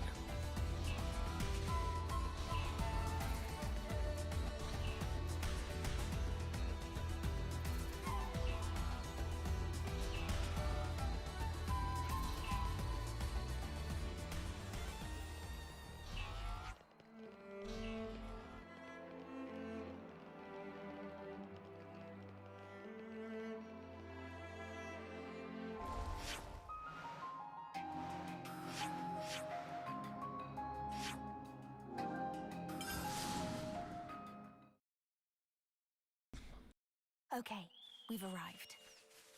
I'm saying, like, if Gen 10, if Pokemon whatever the fuck they end up calling it at the end of the year this year, doesn't look on par with this right here, y'all fucking get what you deserve. Y'all don't deserve a good Pokemon game. Period.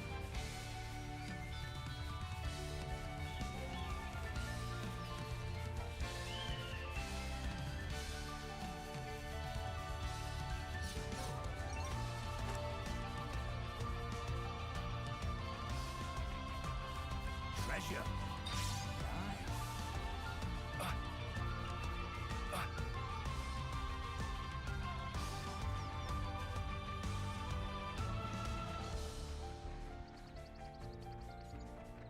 Does this game run better on Switch 2? Nope.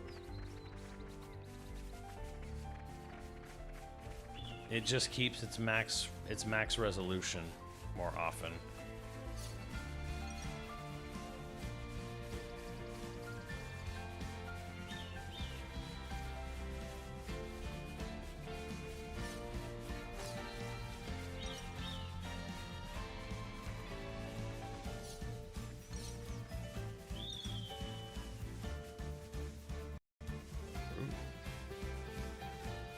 Ooh, I haven't punched these deer.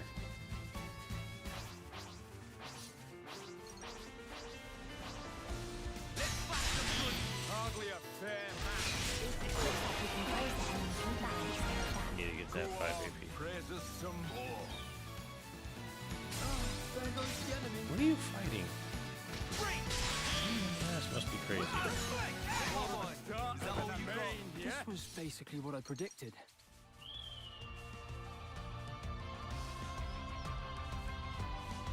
When will Pokemon start being switched to exclusive? In March, in about a month and a half. When Pokepia comes out. Yes, Pokepia is a Switch 2 exclusive. Check out the graphics on that one.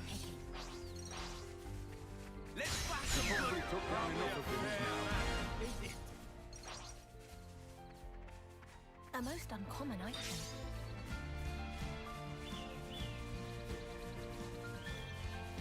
I'm kind of curious.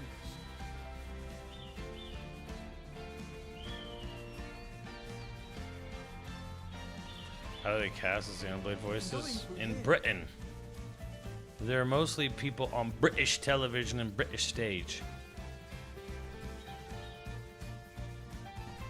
I'm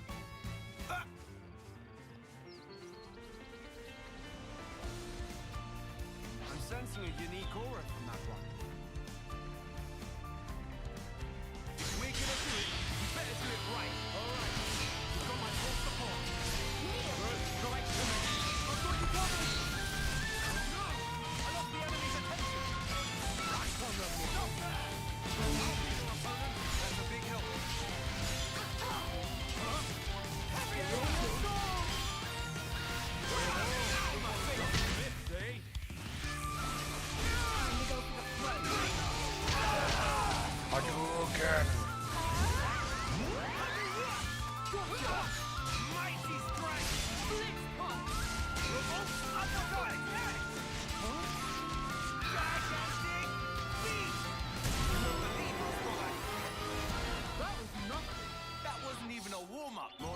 to rejoice in. This is quite rare.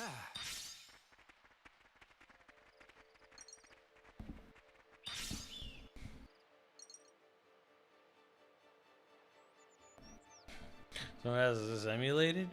What? No. No.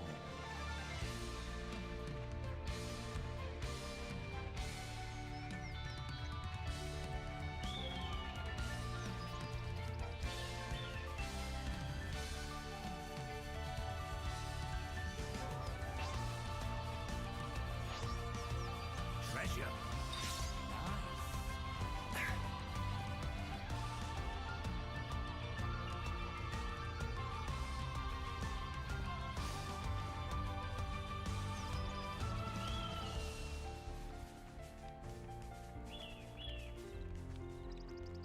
No, the games run at 30 on Switch.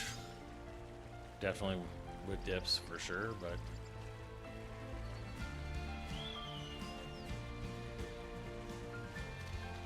Super Doctor Who game, all the outdoor areas look like Welsh stone quarries. God damn.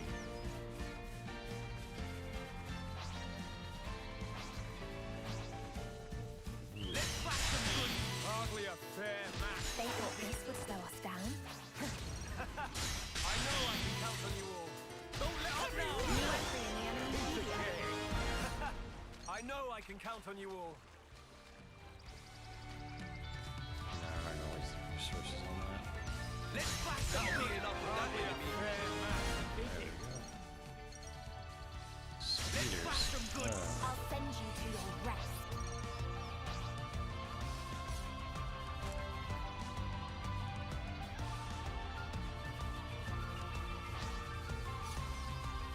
Let's flash some good. We have the advantage here. There we go. More AP. God, I love this game.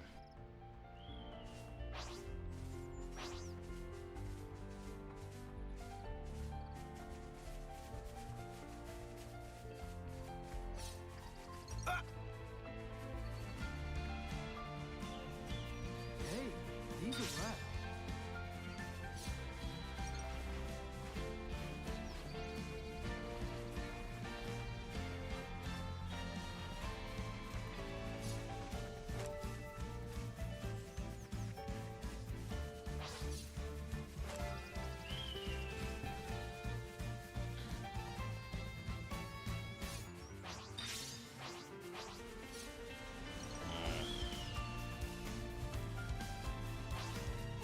Quad wings. Let's flash some good.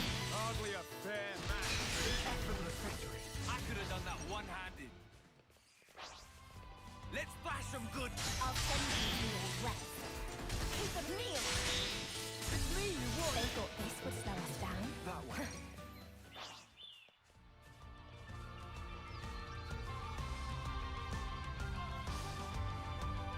Nope. No upgrades have been announced. Over here. Come here, you. Way out here. Wow, good going. More intel. Yeah, that's what I thought.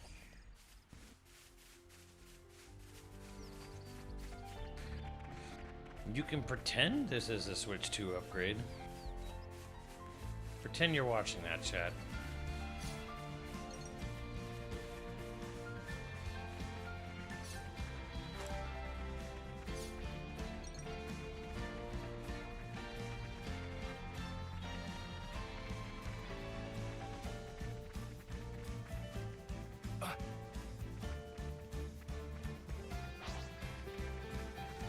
Let's flash some good.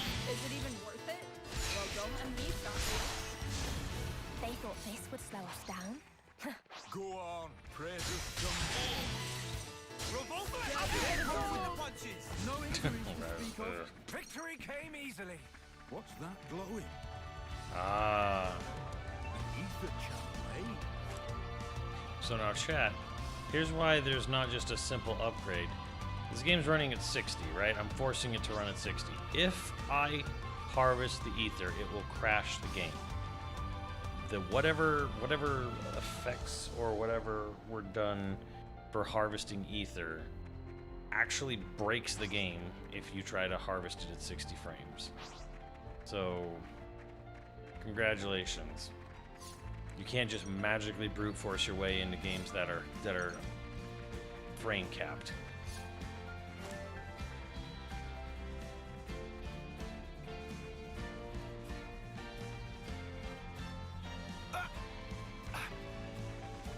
There's a cave over here.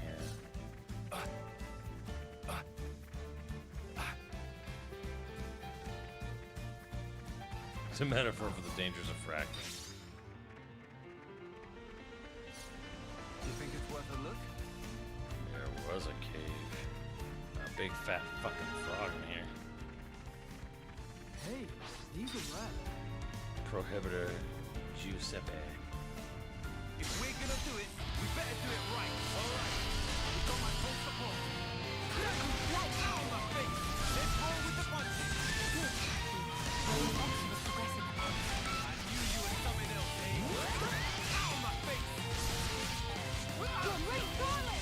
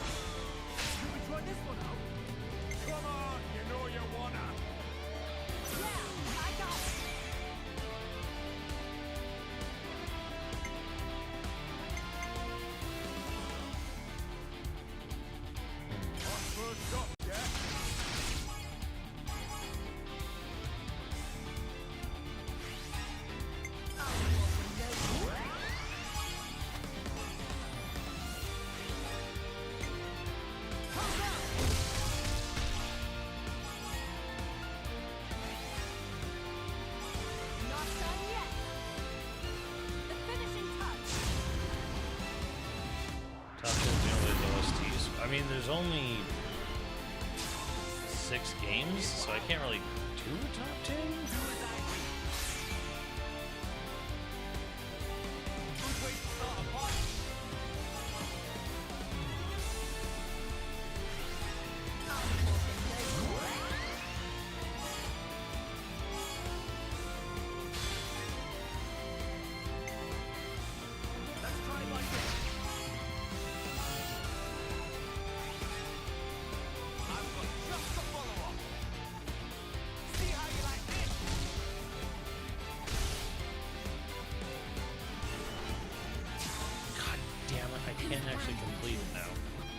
That's great. Thanks, game. Fucking beautiful.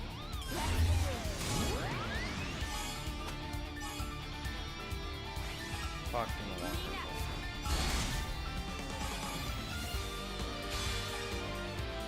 One more push, eh? They can't have long to Fucking run out. wonderful. Spinning in!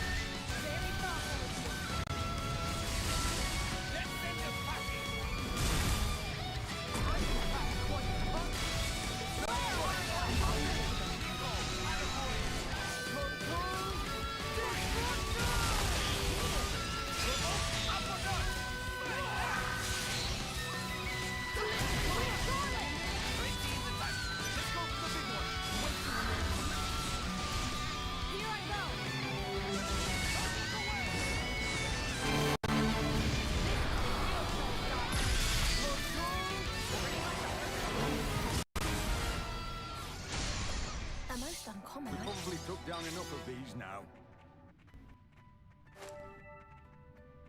Top 5 at most. The one left out will be X. Damn.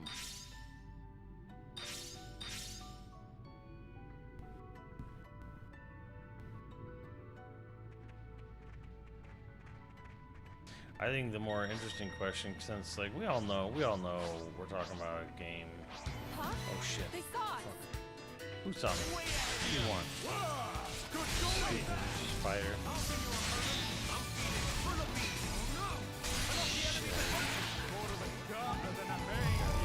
Oh god. Something. Oh, the goddamn. Illusory blow.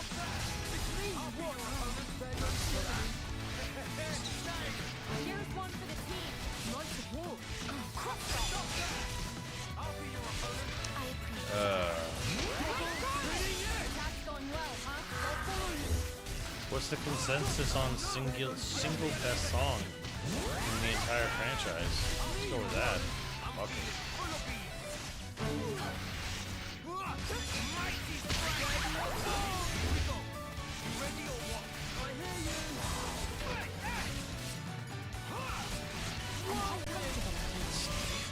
Don't let up now.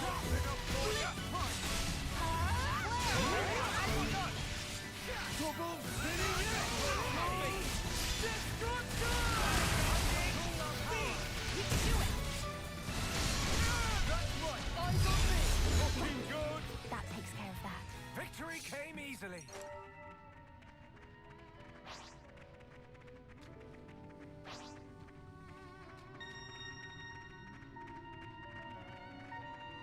Come quick.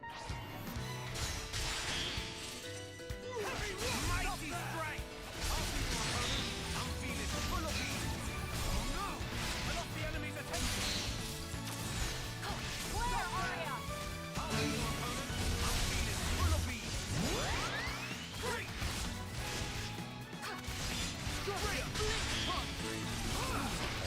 New feature. The ending theme to this game? Oh, Come quick.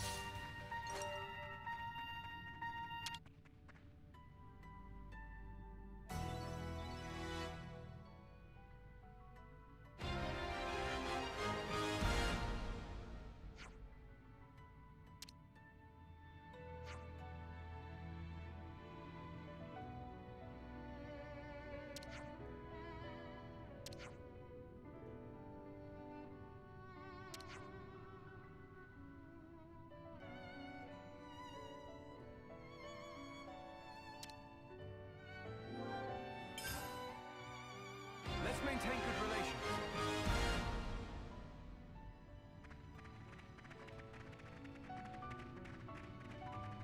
This is pretty rare, right? Careful, they're after us. Mighty strike. Illusory blow. Kneel. Stop that. Opponent. More of a starter than a main, yes? Victory came easily. We've been found. I just wondered what was in the container. Good going. I'll be your opponent. I'm feeling full of beans. Here, go for it. Ready or go. Lord! Double spinning it. Where are you? Heavy rush. Ow, my face. Blitz punch. I'm quite comfortable. Alright, everyone's awake now. Detonating hit. Light.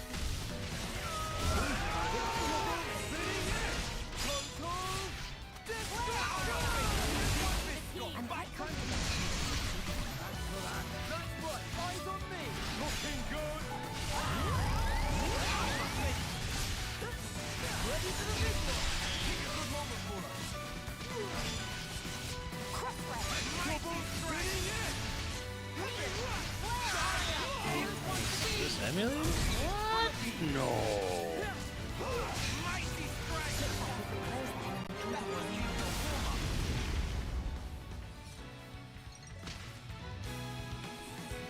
Stop that. I'll be your opponent. Thanks for the support. Gotcha. Mighty strike. Right. Hey. Uppercut. Ready or go. I'm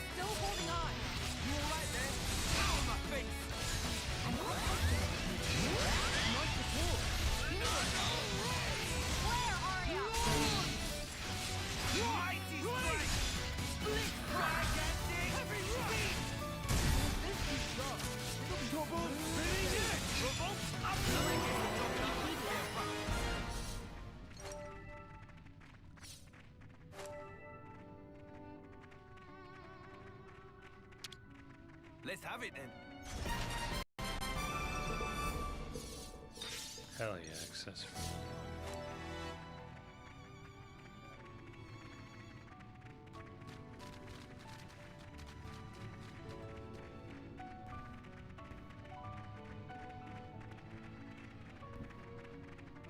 This is pretty rare, right?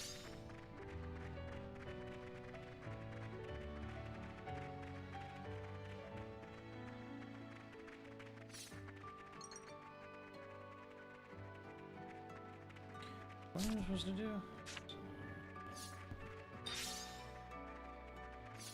That looks so chaotic. Well, I'm not really paying attention to most of what's going on. There's just like certain parts of the screen where I'm just like, I'm just looking for, I'm just looking for shit to like fill up and like press a button at a specific time. I don't really care what specifically is going on. And you know what? I should just kill all these ones. Just do this incursion. Is it even worth it? Well, don't let me stop you. Come on. Is that all you got? Topped up the training, I guess. When? I know I can count It's on you. sometimes proven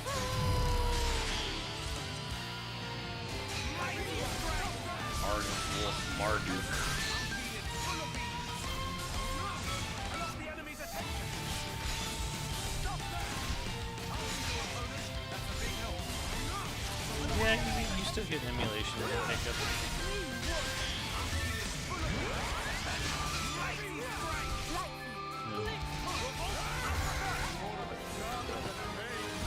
That wasn't even a warm-up. Let's prove them on victory. Don't let the enemy take the upper hand. More of a starter than a main, yeah? That wasn't even a warm-up.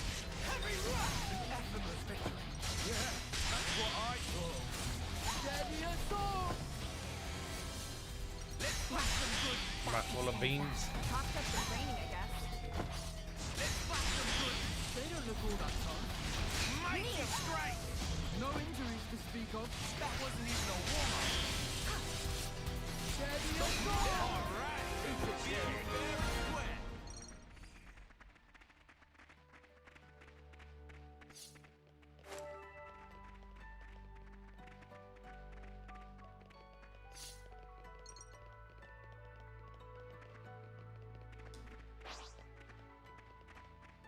Let's bash them good. Is it even worth it? Well, don't let me stop you. What? Yet. Damn, Rex, did you just level up? What the fuck? I'm out here trying to get AP. Let's bash them good. They don't look all that tough. Illusory And bloom! don't come back here. This was basically what I predicted.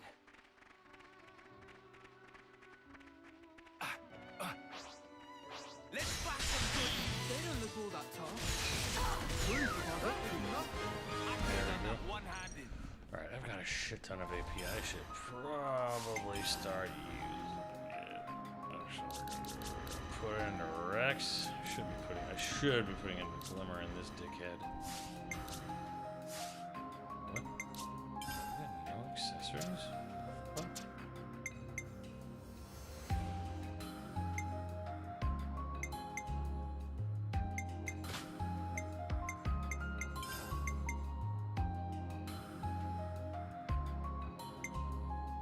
He's not an invasion tank.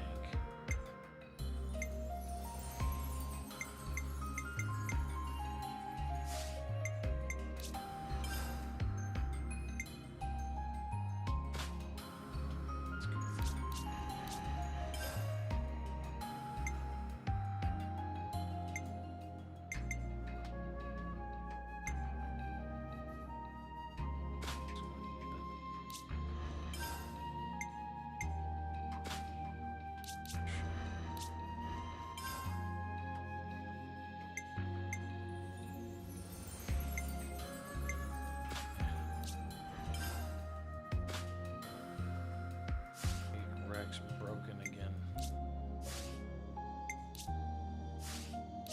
What? What the hell? Yes. Alright. Fingers. I made this art a bit heftier. I must be some kind of genius. Learned a new art. I just came up with a new move. I must be some kind of genius. I made this art a bit heftier. Got a new skill. I made this art a bit heftier. I must be some kind of genius.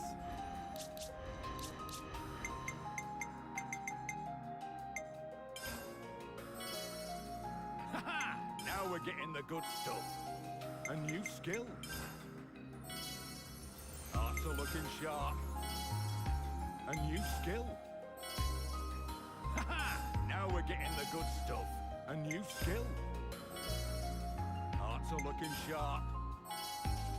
Arts are looking sharp.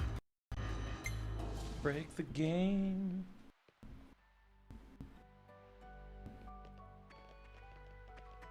Will there be science and logic at tonight's meeting? There was. You missed it.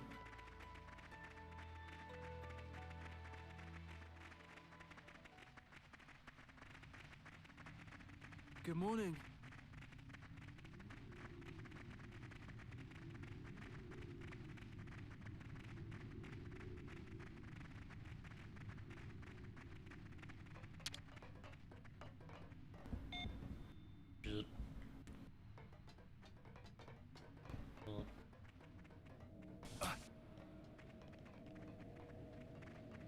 This is pretty rare, right?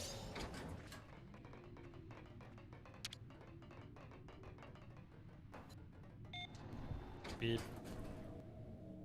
Bye, Shulk.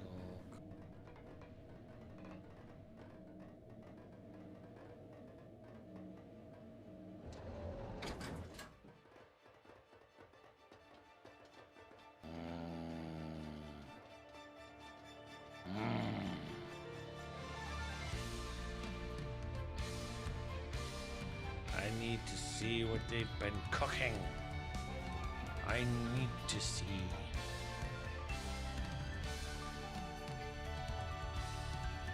Matthew's jacket is very detailed, actually. It's all dirty right now.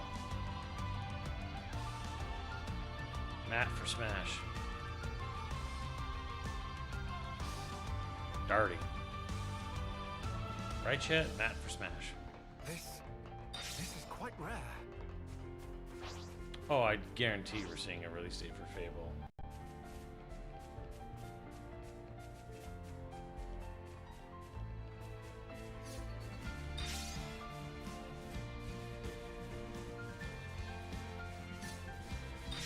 Bro, could you imagine if that is what happens, where they're like, oh yeah, like Monolith's next big game is like December, and then like fucking 7/3 is January or February after that. Fuck, dude. I'll send you to your brother.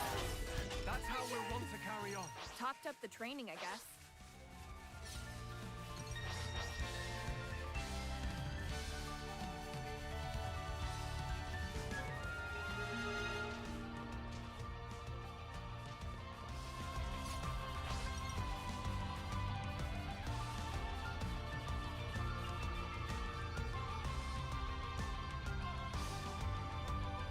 I see one. It's an ether chunk. We could grab some. What's up, Dan? Let's flash some good. This fight is not worth kicking. Illusory blue! That's how we'll want to carry on. Topped up the training, I guess.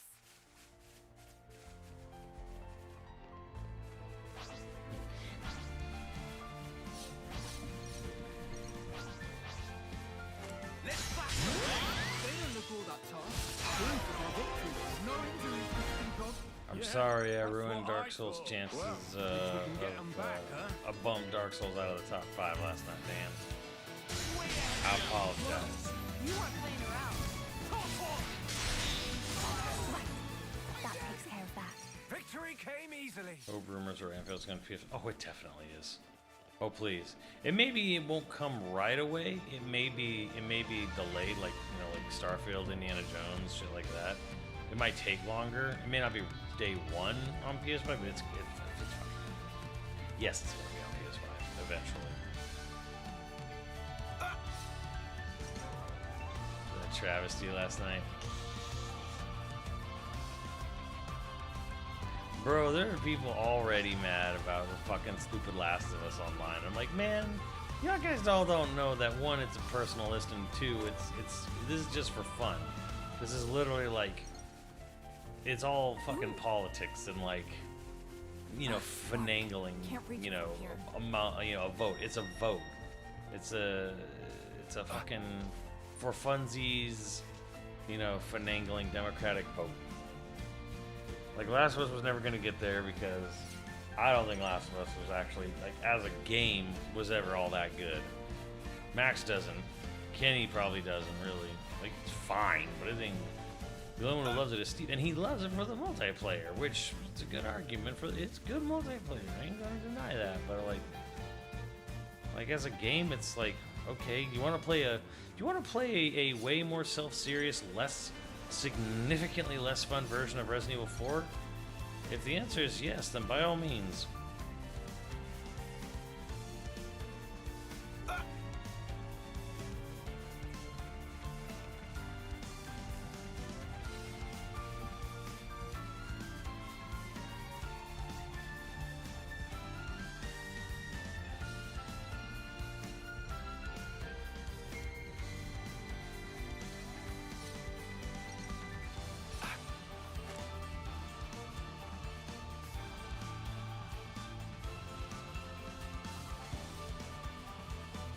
But either way, like, dude, it's just fun bullshit. If you can't laugh along with how fucking wild these lists become, then just don't watch, because you fucking can't have fun.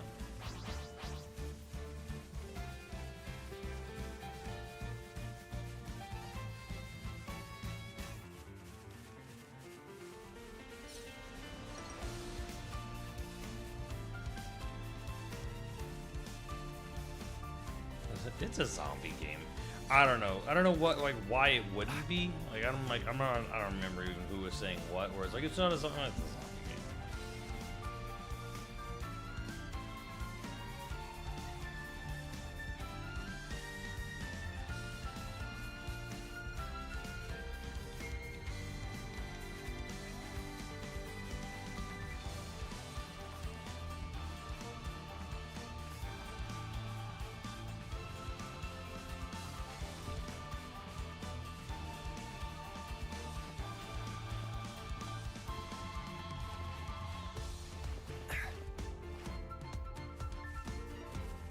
Treasure.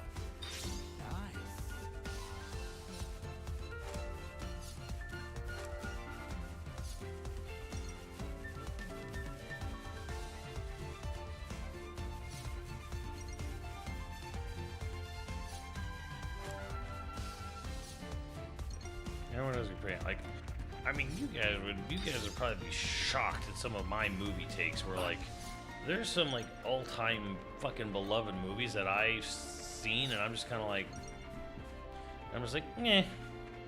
And then there's movies that, while I don't love, I feel I have soft spots for, like, movies that aren't great but aren't terrible.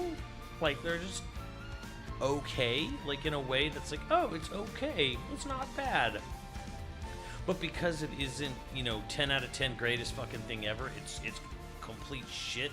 And people get really upset when you say, like, a 7 out of 10 is not complete shit. I'm not saying a 7 out of 10 is a 10 out of 10. I'm saying a 7 is a 7.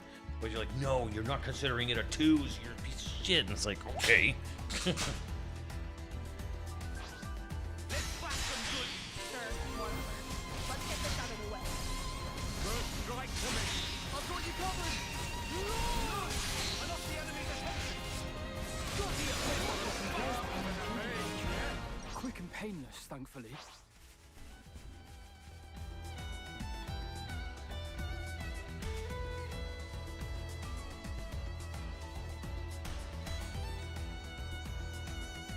Can you? What the fuck are you talking about? Here.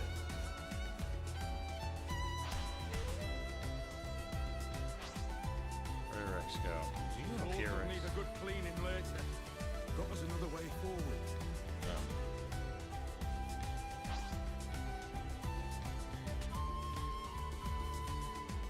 Words and all.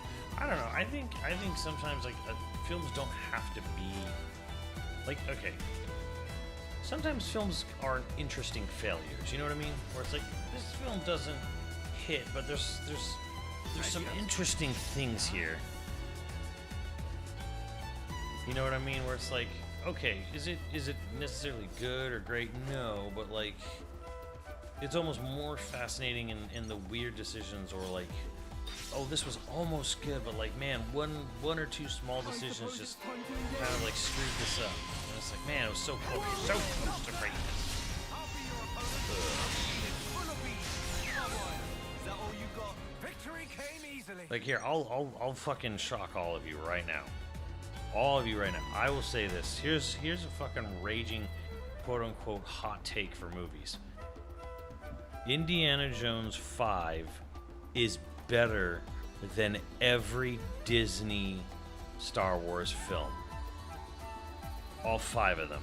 All 5 theatrical films. Is it better than Andor? Hell no.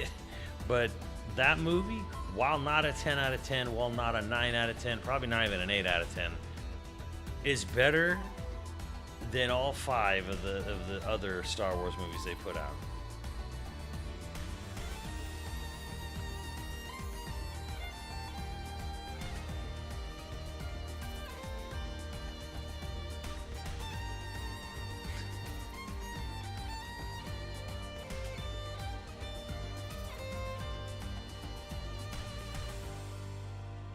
Like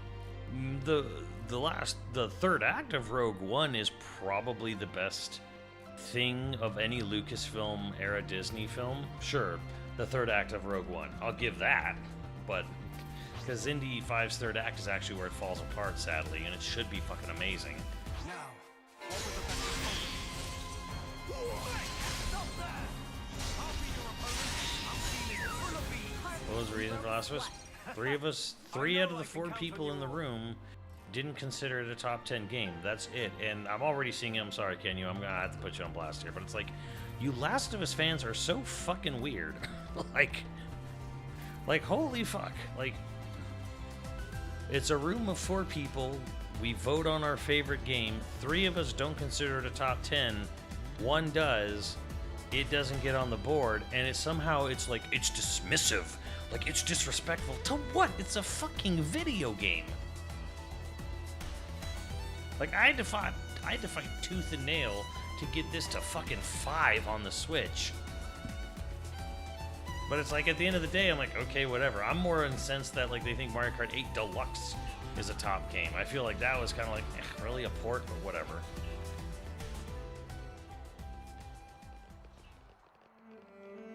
You'll want to watch your step at night. It's like there's some people are gonna sit there and say like Chrono Trigger isn't a good game. It didn't sell super well. It didn't move the industry forward. It's not, it's not Final Fantasy 7. It's just and it's like, okay, fine, whatever. Like, I don't fucking care. or Wind Waker, yeah.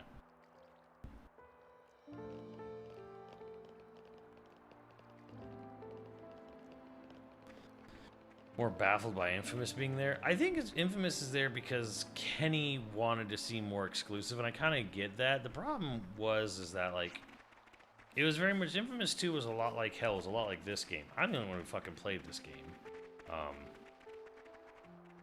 I do frankly feel all 3 of them... I think all 3 people of video games, if they actually played Xenoblade games and weren't just sort of like, not just like blowing it off. If they actually sat down and played it, I think all 3 of them would actually enjoy them immensely. I do. They're never going to do it. And part of me is like, Infamous might be a fucking fantastic... I liked Ghost of Tsushima a whole awful lot. And that's the franchise Sucker Punch did before Ghost, so maybe it's a fucking great game. I don't know. It's kind of like, we just kind of gave it to him, really.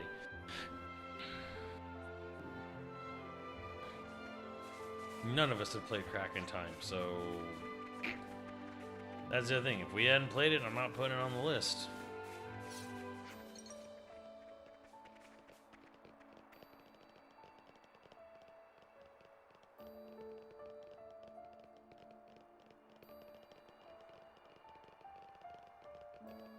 Like, I don't mind getting into the debate, like, not with them, but like what, to me, it's like, what did Last of Us bring? Here's a real question here to, like, open this can of worms just because I can. But, like, what did Last of Us bring to the genre, to the game industry, other than skyrocketing budgets and presentation? Like, I would say the success of Last of Us has been more of a net negative for the game industry than a positive. Don't worry, I'm uploading it to YouTube, Lathe.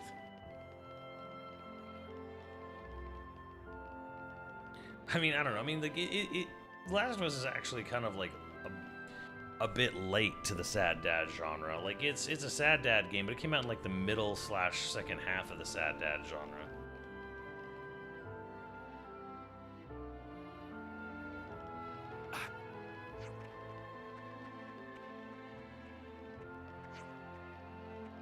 Sure, like I just talk about it is. I give it that, but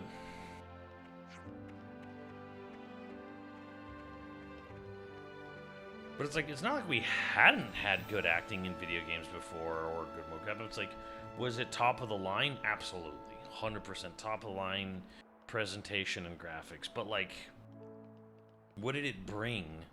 What did it bring to the industry? Because, you know, they've said themselves very openly, very adamantly, like they're not hiding it, the game was highly influenced from fucking Resident Evil 4. Like, it's a game that is like, it's their serious take on a mechanically of something like RE4 and maybe a little bit of Metal Gear, you know?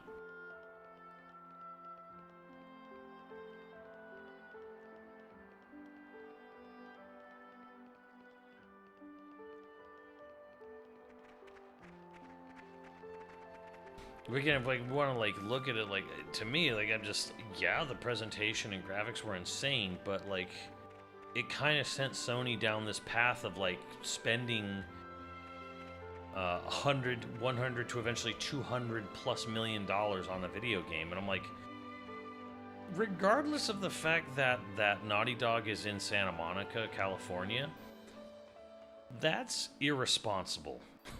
Like, straight up. The only way $210 or $220 million on a video game would be responsible spending would be that if everyone on the main development team was getting a percentage of sales or was getting, you know, a much more even distribution of funds, you know, from it. Now, don't get me wrong, Naughty Dog employees are paid extremely well. Extremely well. But, like, there's part of me that's like, this is fucking irresponsible, like, to be spending this amount of money, you know, where you could fund literally 10 other video games for the amount of money you're spending on one game.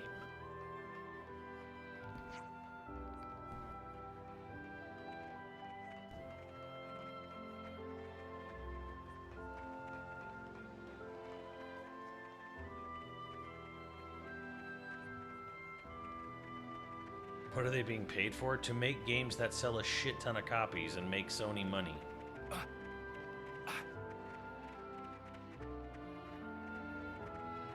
How many Xenoblades can you get for one Intergalactic? Probably 10.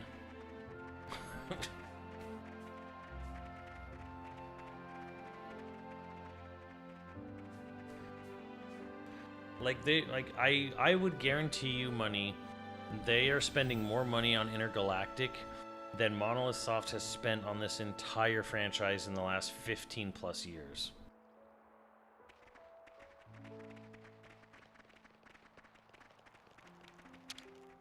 Now then, what should we do?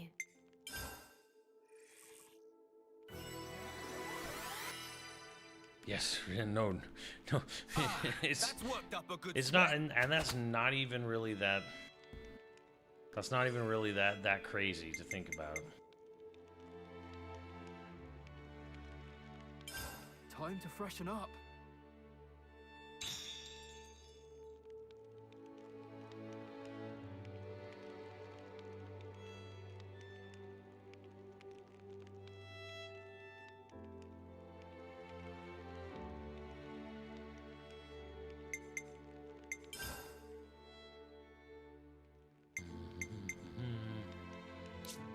Damn, I can't go to 3.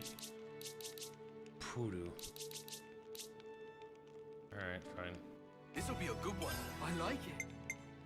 I like it. Maybe I like it. This'll be a good one. I like it. Oh, yes, I like it. Looks decent enough. Let's take it for a spin. That'll do for now, I suppose.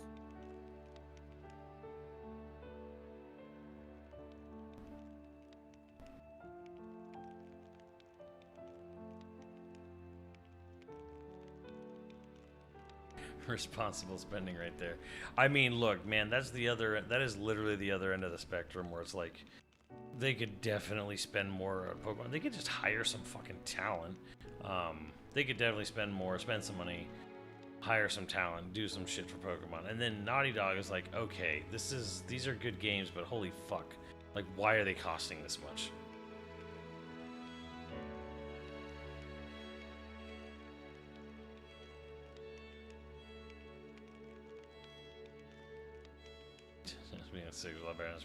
Well, I mean, Dark Souls. A lot of people were trying to argue that Demon Souls was like, well, it's the first, it's the progenitor. And I'm like, yes, but it's Dark Souls that really, the influential game is really Dark Souls. Dark Souls was influenced itself by Demon Souls as a sort of follow-up to Demon Souls, but the Souls genre is really is jumping from Dark Souls. Dark Souls was the influencer. Demon Souls was like the weird, obscure game that only like a few diehards really knew about.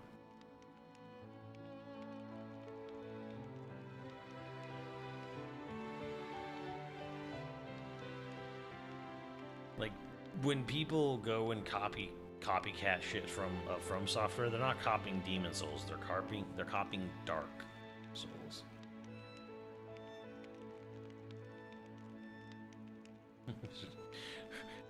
Very expensive.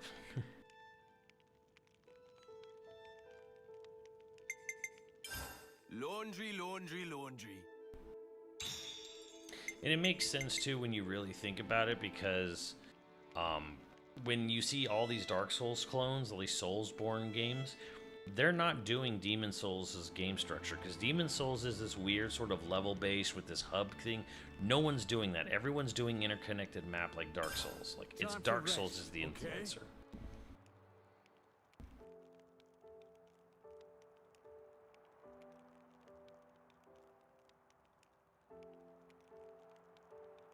Righty-ho. I'll go have a chat with Dylan.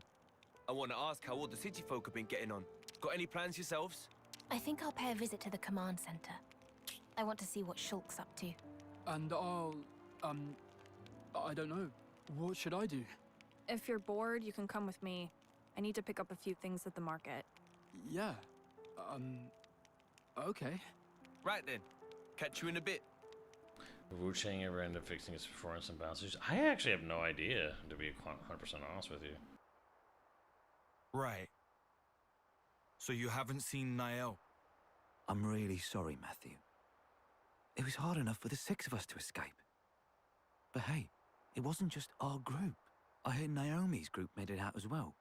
There's a chance she's with them. Naomi?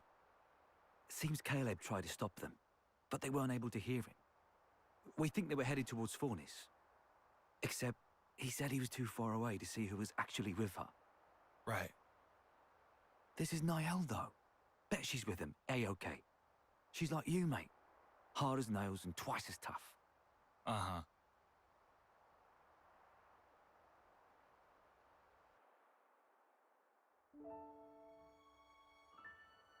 You've got it so much easier, you know. At least yours is well behaved. You're jealous? That's a surprise. That's not what I mean. Nothing about this is easy. There's this awkward distance between us. I'm just lucky that things panned out this way. Is that right? It's all about how to handle things in the moment. That's the crux of it. Or at least I think so. You were independent from a young age, right? Yeah, well, apart from Gramps sticking to me like glue. But I supported myself. That explains it then. The way you think of her. As being somehow different from you. The paths you've walked are too unfamiliar. No? Try talking to her again. But be yourself. Actually... Perhaps she'll be the one who comes to you. He will come to me. Hey, Shulk and Rex! The search party's returned! Huh?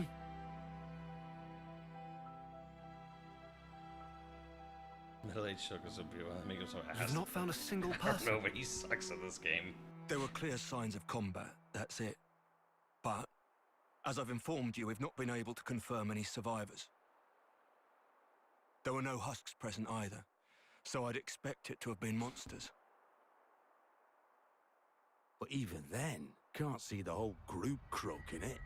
Nagai's unit should have been the cream of the crop. Any case, we brought back anything we could find on the scene. Most objects belong to the unit, but there were also a few oddities. Namely? According to Charon, things that may have potentially belonged to city refugees.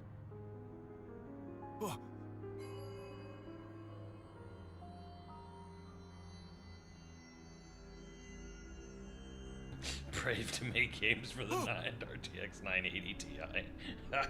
I know this!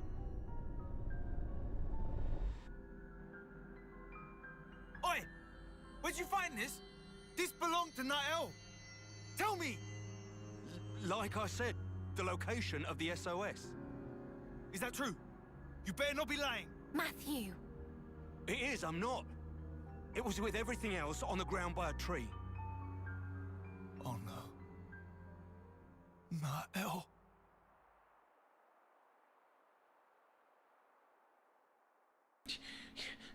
They did Shulk so dirty in this game.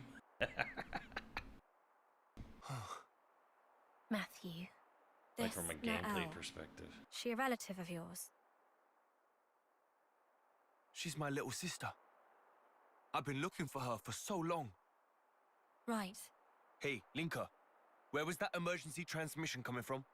According to the search team, somewhere in the vicinity of Regwell Lake.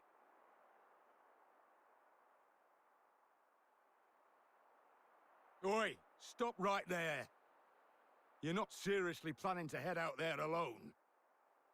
Yeah. This is my problem. Nobody else's. I've got to see it for myself. Regwell Lake is quite a distance from here. I'd strongly recommend that you at least take some kind of escort. You don't get it. I finally have a lead. If whoever attacked the search party's still there, all the more reason for me to go and rescue her. All right. Keep your shorts on. Nobody's telling you no here. We were planning to head there as well, in fact. A whole search party taken out is no trivial matter. Sorry. I didn't mean to go off on you. No need.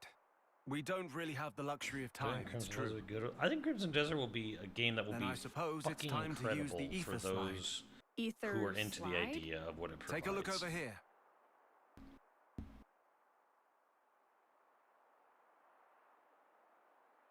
An ether slide is, well, put simply, it's a method of conveyance that uses the flow of ether for propulsion. You can think of it Like, as the sliding worst thing along I can a wire really say about made of Crimson ether. Desert was the controls. Using an were ether slide would the get us pretty close to controller Regwell Lake. controls were Teacher just and Riku developed this wildly, technology like, together. overly, Amazing like, or wildly what? too much. It was just way too Yes, much, too it's complicated. really And I heard they impressive. revamped The things. technology is fascinating. The game is very much a kitchen sink game. It's you're so very curious beautiful. about it, It's got a would you mind billion lending me things a into hand? it. It's like it's been in Absolutely. development forever. It is a very, Let me give you the very necessary meaty, materials. chunky, insane game. For those of you, for people who just kind of want to create a character, go into that world, and just sort of like fucking live out that sort of fantasy life that the game provides, I think people will have a good time. It's just, will the controls be manageable? Will they be good? Will they be easily understandable? And also, it's very much like a game kind of like Where Winds Meet, where it's like there's a million fucking things that's in this game. They put a billion different things in here. And it's all polished. It's all there. It all works, more or less as intended. But it's also a game where, in a sense, it's a little bit more. It's interesting because it has less of a, I guess, Japanese design philosophy of like narrative focus, where it's more Western philosophy of sort of like sandbox. In a way, it does have extremely high-end cutscenes and all that stuff. Like there is a story and all that stuff, but it's like yeah, there's this big cinematic campaign on top of this big open world, on top of all these fucking things you can just do solo and on your own, and it's like, I don't want it to sound negative, but it's like it's almost unfocused because of how much insane amount of things there are in the game. So it's like it's overwhelming, just an overwhelming amount of things to do. Now, if you want to like live in that fucking world, like just fucking live in it, it's like you're gonna love it, I think. Extreme goon ability. I don't know how goon. Maybe it's a Korean game, I think. So I think there definitely will be. There'll be definitely things to goon in the game, but yeah, it's definitely gonna be one. It's gonna be a whole awful lot like Xenoblade X, where the people who love Xenoblade X fucking love Xenoblade X because they just get to live out the fucking life of their creative character in that world. I call them black shards. So they only form where there's black fog? That's right. They're pretty rare, and all the more valuable for it. That said, we need them when building the ether amplifiers used to project the wires. Got it. Right. That'll do for exposition. Let's get to crafting the equipment. Yeah, can't wait.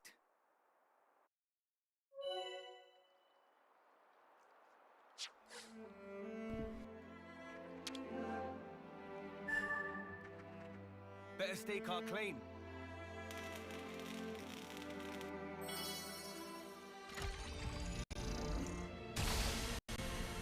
How far am I in Path of Radiance? I am. Tensions within parameters.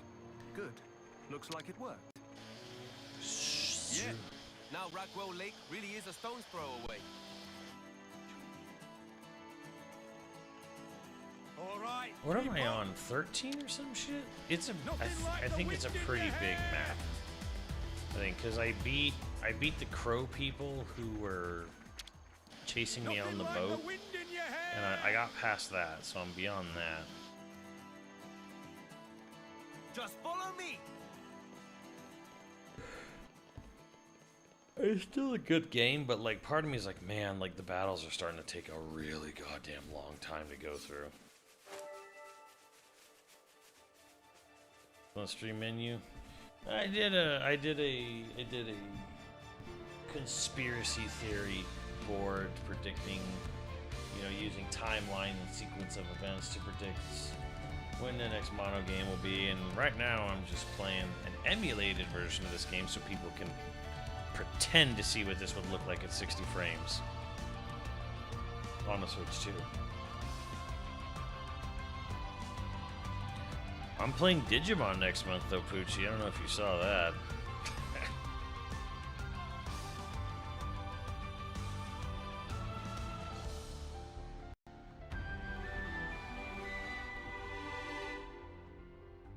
I hope Time Stranger lives up.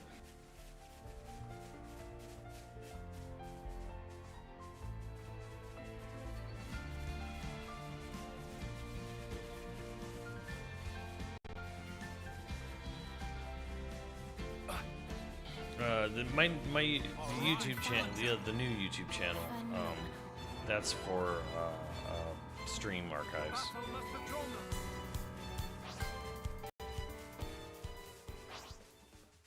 All right, give me your best shot. Now, what's their kind of attack? It's me you want! That's a big help. Pretty much a perfect win. I know I can count on you all. Time to learn my Agamons and Patamons. Monolithmons.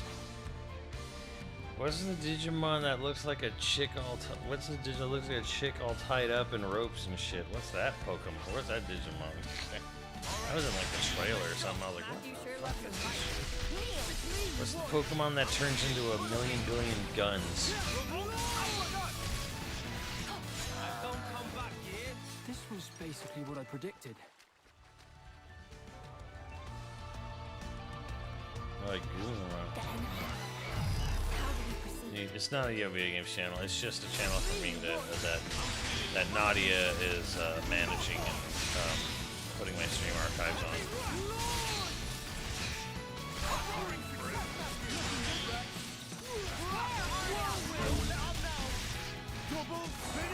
Come back here. I know I can count on you all. I'm going in. You lot watch my back. Yeah! Mash them right up! These fists got battering. You're really getting inside my flat. I know I can count on you all. Right, inside man Digimon. What's the Digimon that digivolves into a Digimon with a shit ton of guns all over it?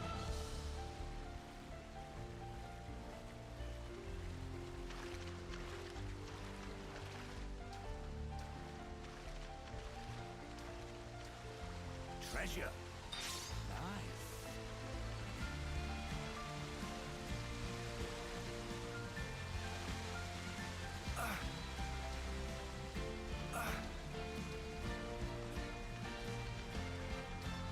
Gunmon.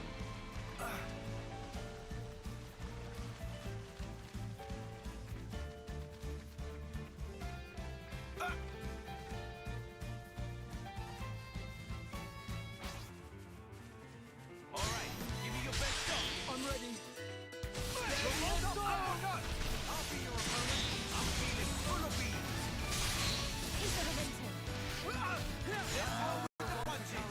Topped up the training, I guess. Man, you can goon to anything if you try. There's plenty of people who goon to Gardevoir and Meowscara or whatever the fuck that Pokemon's name is.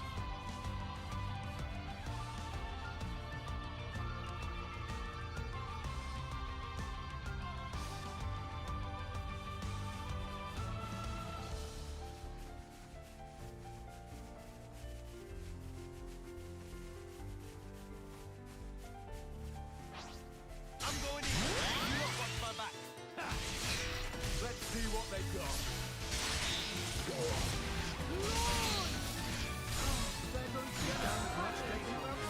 The outcome was patently obvious. Down. It's me you want. That's a big help. Kneel! Stop there. I'll be your opponent. That's a big help.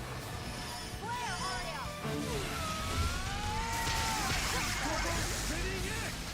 I'm quite comfortable on healing duty. Nice support. Heavy rush! Sword barrage! Attack's going well, huh?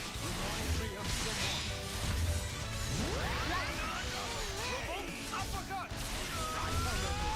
Great rest. That's the spirit.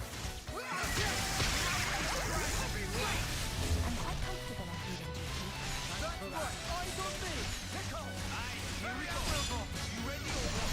Ready whenever.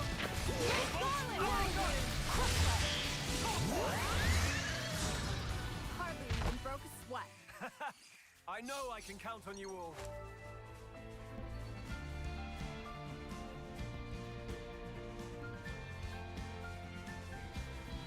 What about a plank of wood? If you try.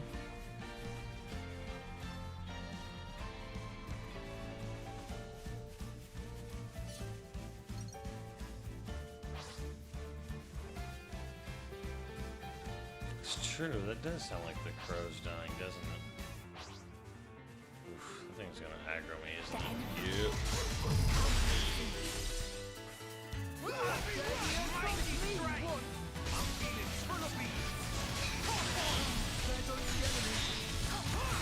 Great silence!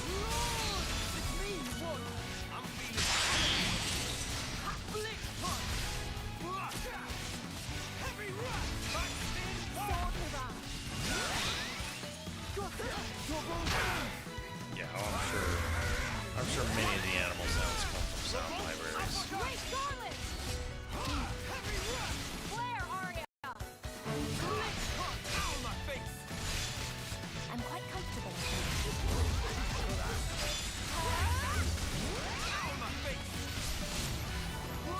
Ready for the big one.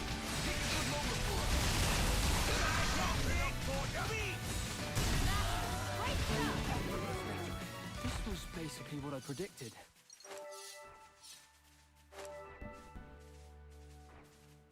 Look at the weirdest Digimon. I was not prepared.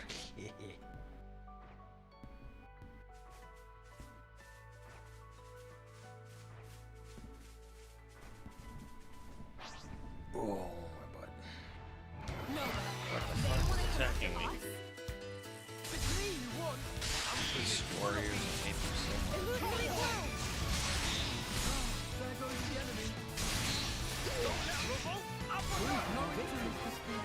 Victory came easily. Yeah, I'll say this. Someone asked earlier about it. I think the next Monolithsoft game will be a brand new IP, and I think by the end of it, we'll learn it'll actually be part of the greater Xeno metaverse. Metaverse? Multiverse.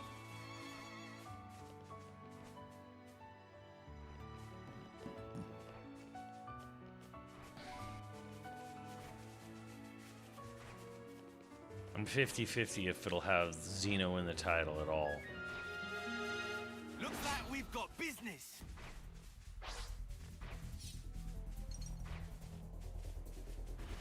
The enemy. How easy.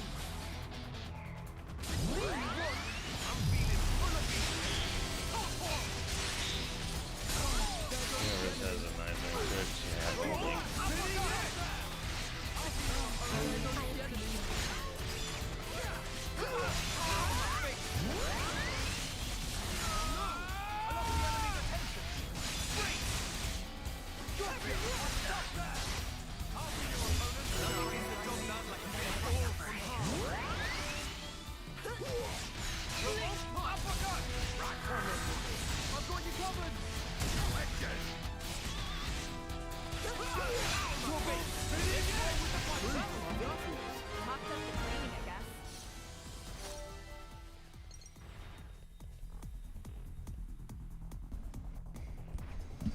My prediction is that the game will literally be about human walking.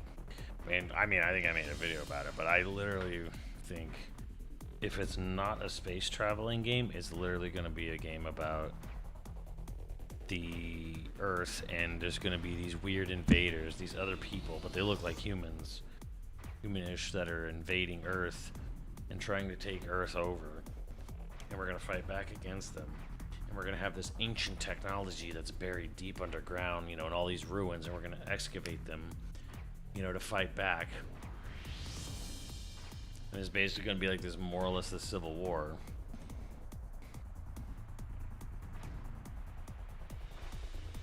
And it's going to literally be about, you know, the people of Earth versus the people, the moon people. I mean, what?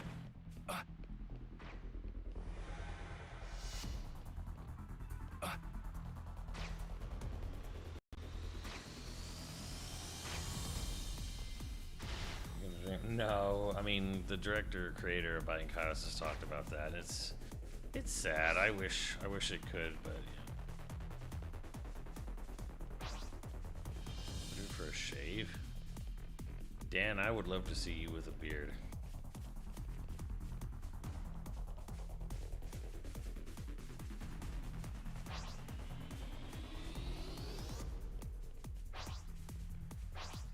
Who owns Golden Sun? Nintendo. Alright, give me your best shot. I feel reassured already.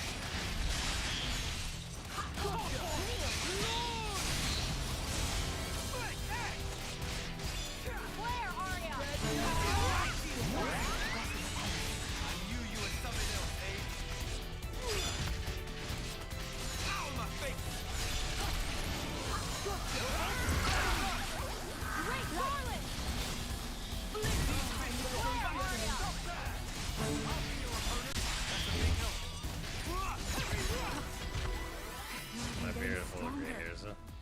was mine. The enemy. How do we proceed? I'll be your opponent. I'm feeling full of beat. Oh no! I lost the enemy's attention. Double spinning it! Hardly in broke sweat. The outcome was patently obvious. Careful, they're after us. Way ahead of you. That's a big help. Mighty strength. I'll be your opponent. I'm feeling full of beat. But yeah, no, like the big twist will be that like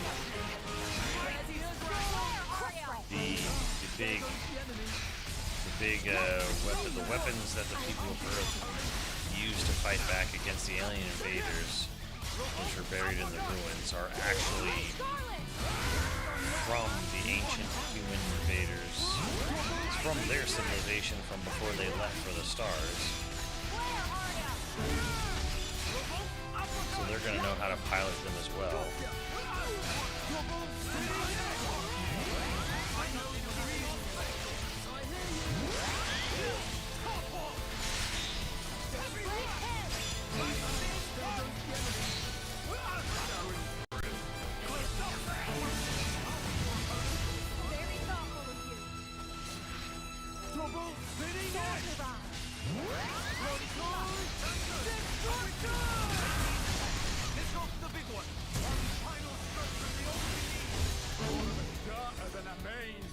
I could have done that one-handed. They do a star ascending? No. They're literally just going to... It's going to be a combination of Xenogears and Turn A Gundam. Which is funny because I literally theory crafted this whole thing in my head and my chat was like, that's just Turn A Gundam. And then I went, you know what? That sounds like something Takahashi would do.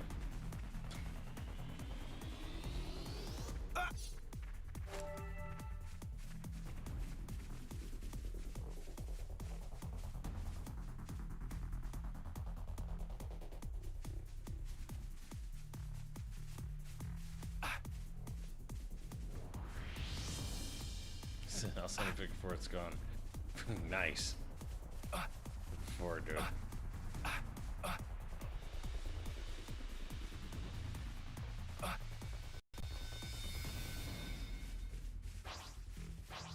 Well, at least we can get them back, huh?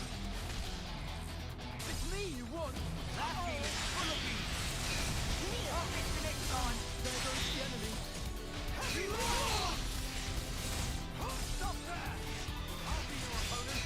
I'm feeling full of beat. There goes the enemy. Double spinning it! That's a big help. Embarrassing. Mighty strike! Split punch! Heavy roar!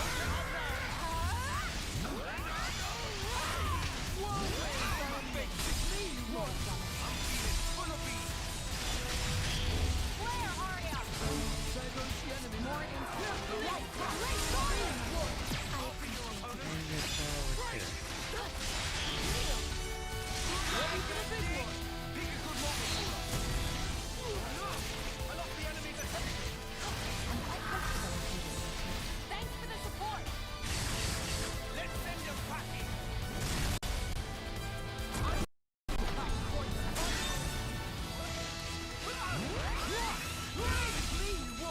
I appreciated that. Mighty strike! Infinity blade! More of a starter than a main, yeah? I could have done that one-handed. You guys all good?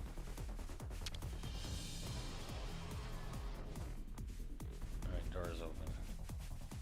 I might as well finish this shit off.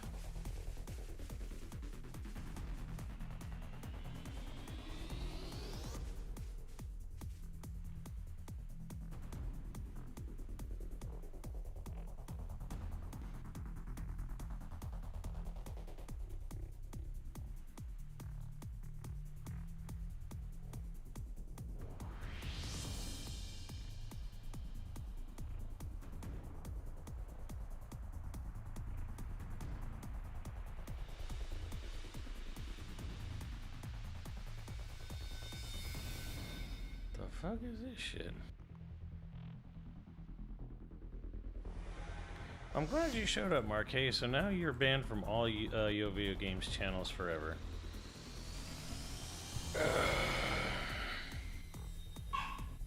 Poochie or Leon, if you would be so kind as to make sure that man is gone from all 4 channels. What's up, free one? Or Dan. Well, Dan just left.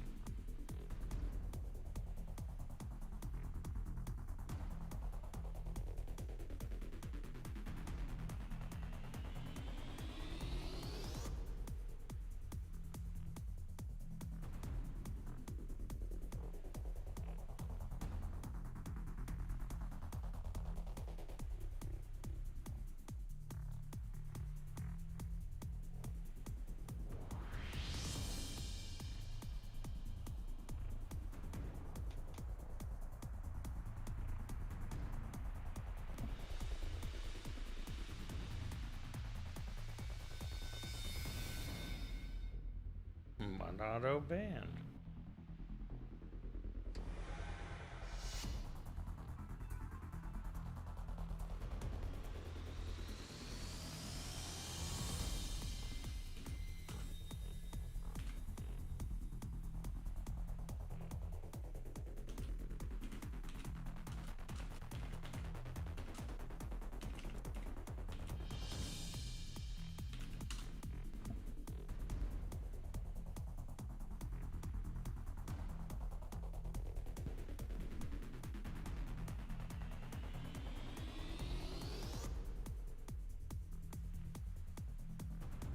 Hey man, I don't mind, you know, I mean, yeah, go to see a doctor, go get help, you know. You're getting worked up over a fun, silly video game list, but you gonna try to incite like a fucking race war over it? Yeah, goodbye.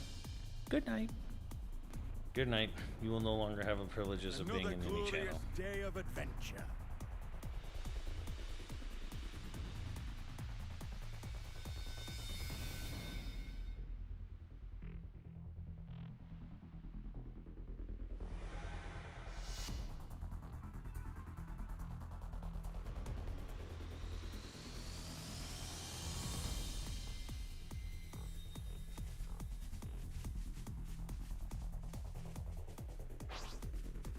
Well, at least we can get them back, huh?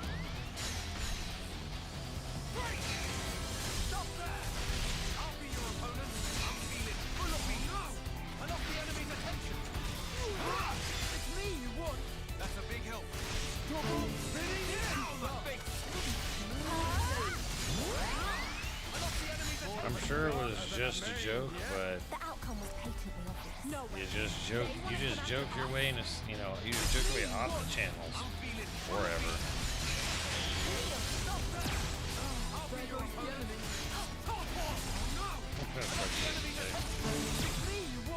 That's a big help.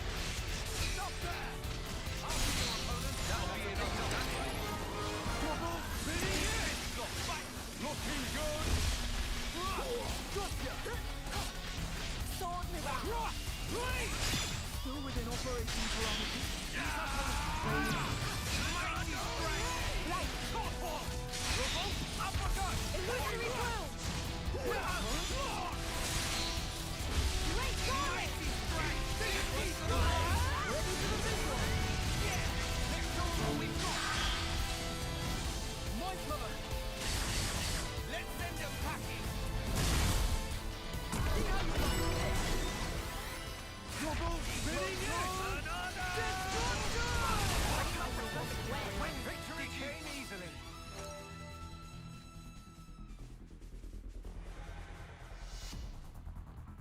Auditory overload, sure.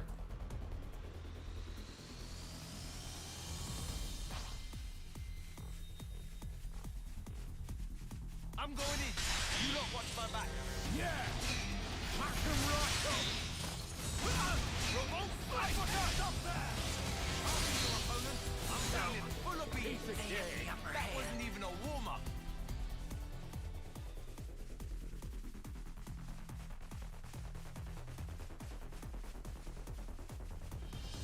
God, 4 more?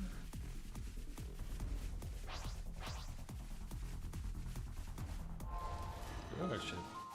I'm going in. You lot watch my back. them right up.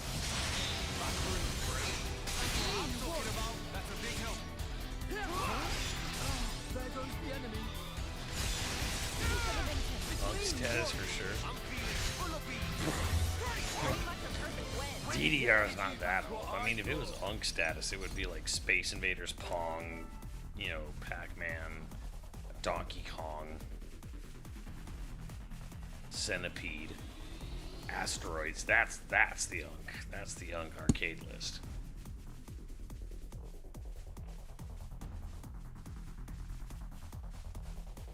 Seems we stood out a bit too much. I'm feeling full of beans. Mighty strike. Illusory More with the blue. one.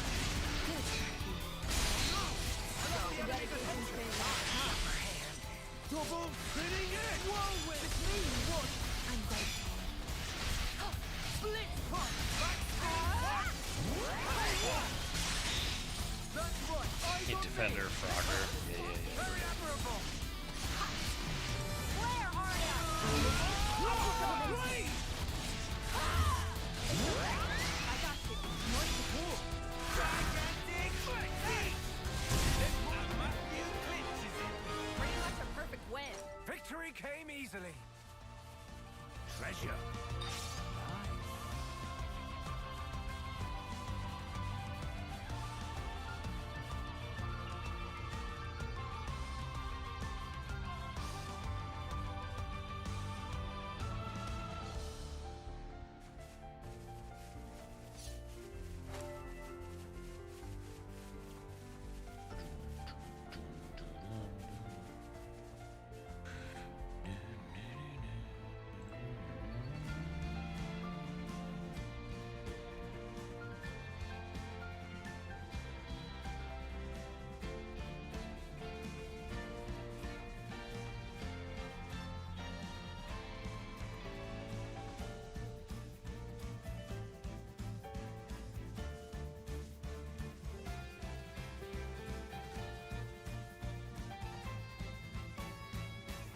This is where the SOS came from. Let's comb the area. Get the big comb out. Yeah. We ain't found shit.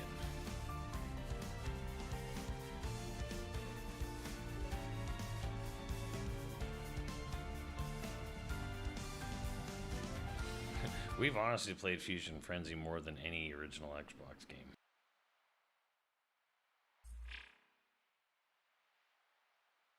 No traces of Ouroboros power being used. Plenty of footprints, though. Although, they seem to all be from search party boots. Nothing else at all. Gotta be some trace of the refugees. Oh, there's something all right. But it's weird. Weird how? There are tracks leading up to here, but nothing to suggest that anyone left. So, do we think they were done in? Oh, sorry. Poor Rex. Sorry.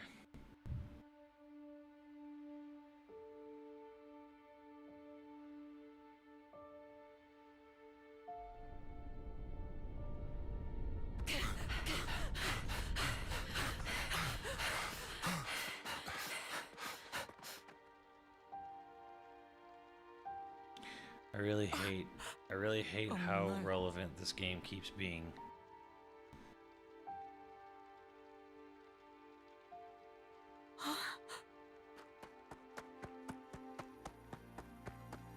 Mad Dash. Ooh, Proto Man. Crimson Knight has a fellow Mad Dash enjoyer. Kyra!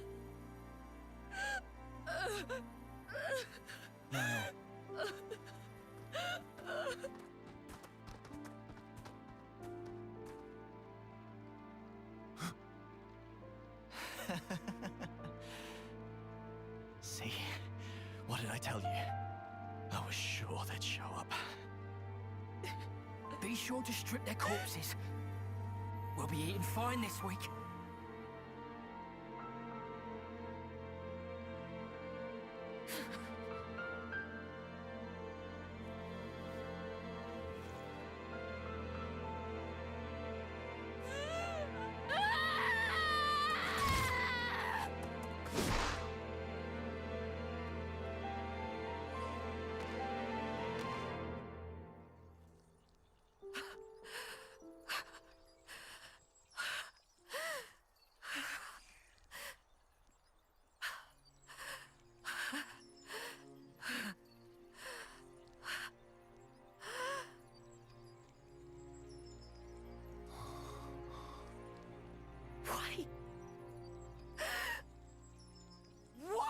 you just leave us the hell alone?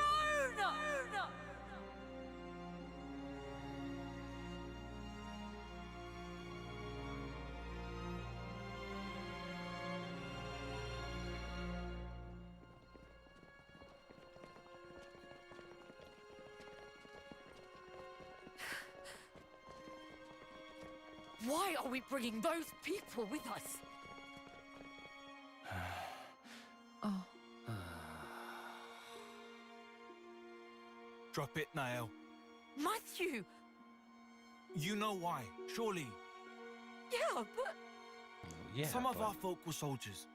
Spare a thought for them, yeah? Makes no sense. Niall. Haven't we done enough? We could have just kept to ourselves, but we're still doing this. And now Kyra's dead.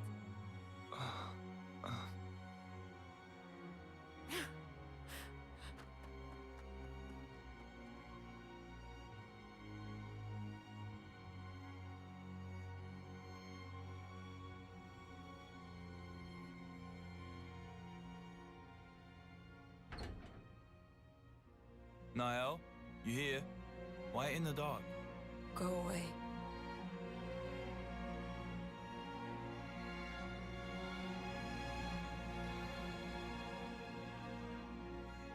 With or without Mobius, nothing will change. In the end, people always kill people. Those soldiers were still part of the cycle. I bet they were controlled. Doubt it. No red irises. Savages. They killed Kyra just to add on a measly few extra days. Come on. That's worst case. Matthew. Always in fantasy land. What? You can't keep every bloody person happy. How can you not understand it's impossible? The only true end is the moment you give up.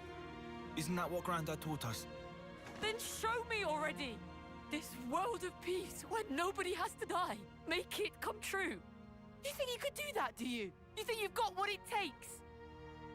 I...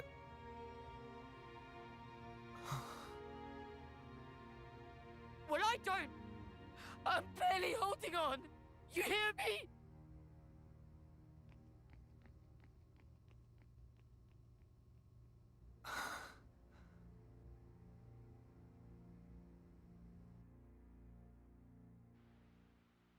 We can't yet be sure that she's dead. Even the footprints. The search party's little skirmish could be wholly unrelated to this. In my head, I get it, yeah. Except, in my heart of hearts, I bloody hate this. You hate what? These stupid bodies we have. If only we turned into husks, the same way that soldiers do. But no, we vanished without a trace. No evidence, nothing. I understand your unease. But keep heart. I know.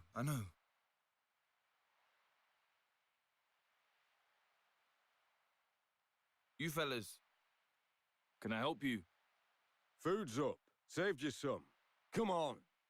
Everyone's having a blast. I'm not depressed or anything. Oh, I know you're not. That's not what I was implying. We're having a little shindig. A shindig? Nothing like a little shindig to foster relations, eh? Hey. You're really into this idea too, huh? Thanks, though.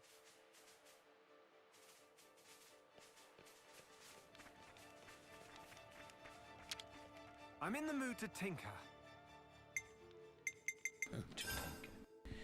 I'm in the mood for dancing. Close enough to say. That's worked up a good sweat.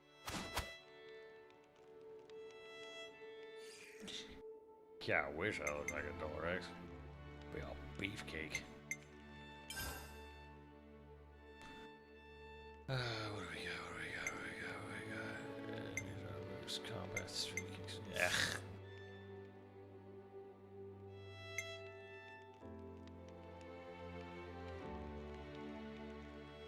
The hell are these two talking about?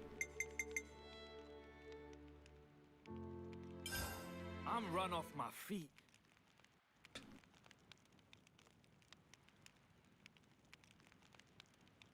Matthew, I don't suppose you'd mind telling us about your sister. What happened to Nael and so on?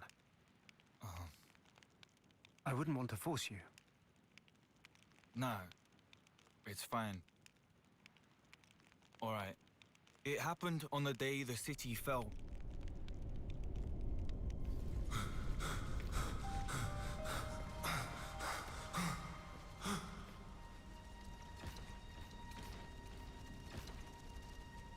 Mobius.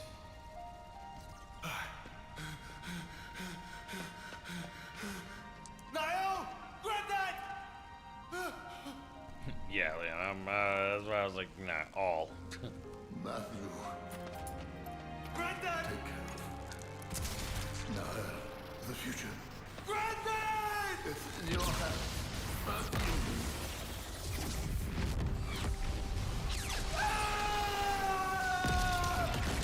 That's Gondor for Smash. When I came to, I was all cuts and bruises. Back then, A was the one that nursed me back to life. Found me while traveling, apparently by pure chance.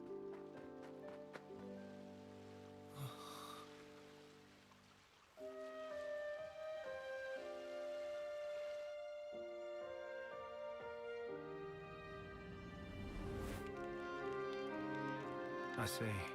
That's why. It's not just that. It's him too. The Mobius bastard. I'll wring his neck with my bare hands. I swear it.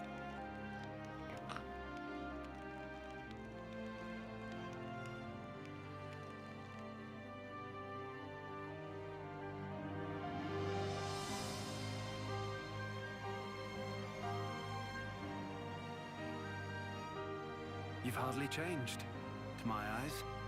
You're saying I'm like him? No need to throw it in my face. So why do you look like that? Logos was the male persona, and Numa the female one. Ontos was meant to stand somewhere between, forming the Trinity processor. Damn, Rex just went It all adds woke. up to me. All adds up to me. I see. Started as a Does good Matthew time. know? So about you and Alpha, what happened? How did you split apart?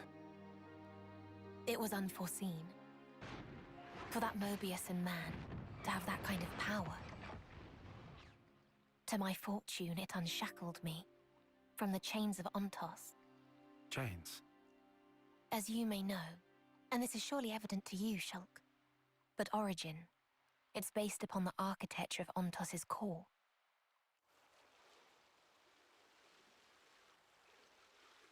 Oh, shit. I heard about that from Melia. A gift from Alvis, she called it. Ontos was the arbiter. And thus, Damn, I can actually was read predicated that on on the the emulator. existence, or perhaps the opinions, of the others, Logos and Numa. In short, without the two of them present, Ontos was just a machine. My original, he was shaped by Klaus, and shouldered the man's regret as he was born into that world. Hence, he was able to help you. But he is no longer. The me that is left is just a machine. And machines know no sympathy. That's why he took steps to erase this world. To create a new future in its place. Debris of the past, and the noise that permeates the present. Your lives are to him redundant. His conclusion that only new life, that of the people of the city, ought to be preserved. Ontos proclaimed himself Alpha and chose to leave for a new world, It's Greek. shepherding the citizens along with him, while erasing the old world in his wake. I think they're Bible verses. However, N's intrusion caused something of a setback. that is not all it did. It also doesn't say In any Ontos, it case, says Uisa. I was able to separate from Alpha. The memories of traveling with you, and all other faint recollections, they compose me. You could call me his conscience. So, here's what this conscience or whatever is saying, then. There's no life that deserves to be left behind. All life is worth saving, more or less. Yes, that's the gist of it. I suspect that if Logos or Numa were here now, they would surely say the same thing. Yeah, I bet. So why tag along with the kid? You've good reason, don't you? For Alpha to command some form of power in this world, he needs a body to inhabit. Yes, like how Zanza once lived in you, and Matthew's sister.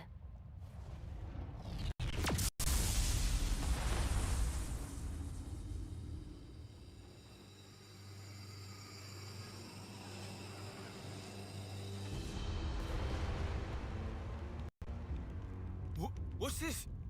This wind? Over by the lake.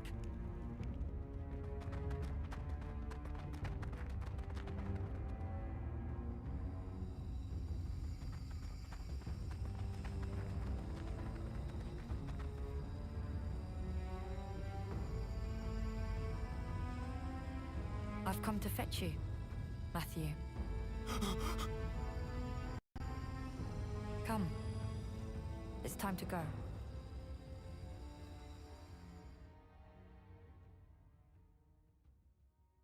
Alvis decided his memories were female?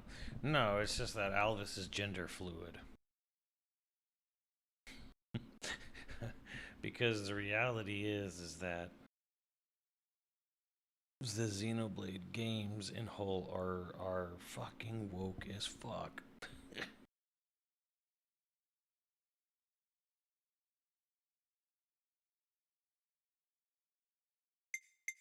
Sure, I'll save it. Why not? Okay, it's all backed up.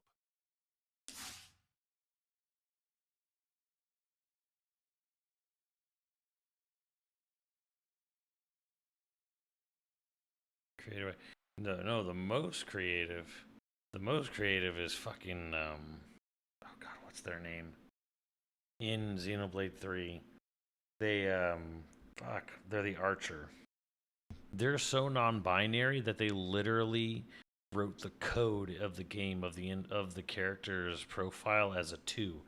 Everyone is a 0 or 1 in Xenoblade 3 except I forgot their name. Juniper, yeah, Juniper is a 2. It's like some programmer just decided that they were going to put them as a 2 in the code of the game instead of a 0 or 1 for male or female. Making them quite literally non-binary.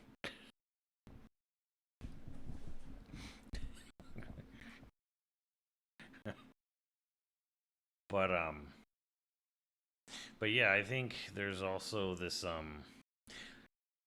if you go all the way back to Xenogears and you think about like the whole idea with Kralin and Ellie and whatever in the church and Nissan and all that stuff, they talk about like how, you know, not Final Fantasy VII. This goes back thousands of years before Final Fantasy VII, but root of Sephiroth and all that stuff. Xenogears always proposed this idea that like man and woman needed each other to complete each other, kind of thing. Like there was like there's angels that are only half of who they are because they're missing their other half in a way. And that's why there's like Logos and Numa are like they're arbiters, and then the true form, if you will, like the most powerful form is neither male nor female, but you know, through the experiences of male and female, like, you know, like they take, you know, they hear the sides of either one. There's this sort of like, this goes way beyond gender, kind of philosophy thing here, where the Arbiter Ontos is gender fluid, and then you have Logos and Numa, who are very much opposite ends of their you know, of the coin. So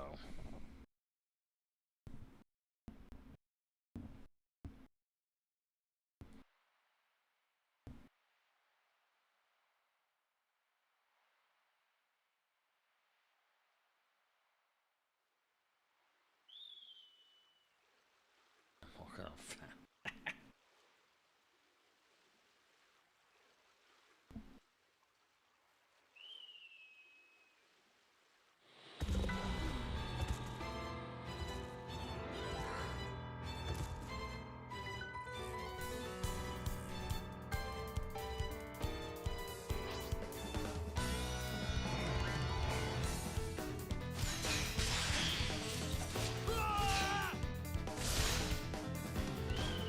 Take that! Wheel like a well-oiled machine.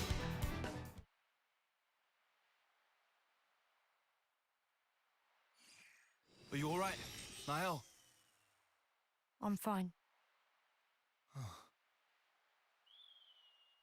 What were those things all about? They were giving me Mobius Scrab vibes, but they weren't the same. Matthew! What happened? Ah, hey, Oren. It's fine. We're all good. Was it Mobius? Nah, some new kind of breed of monster. Took them down, and they vanished into thin air. Don't scare me like that. I thought, since you used the Ouroboros power, it had to be Mobius. Come on, that's crazy talk. It's been like 15 years since we last tussled with Mobius. Yeah, I suppose so. How are we for ether? See for yourself. Right on. So it looks like we've met the quota. Shall we head? Niall?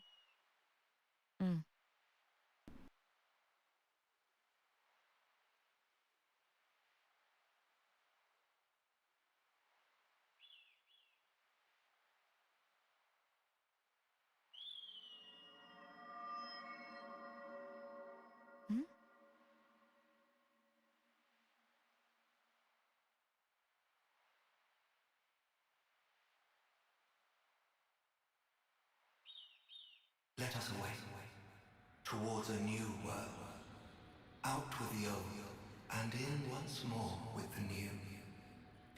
It's funny with the resolution being so bumped, this really looks like the wave existence from Xenogears. Niall? What's the matter with you? Shake a leg. Sorry. Coming.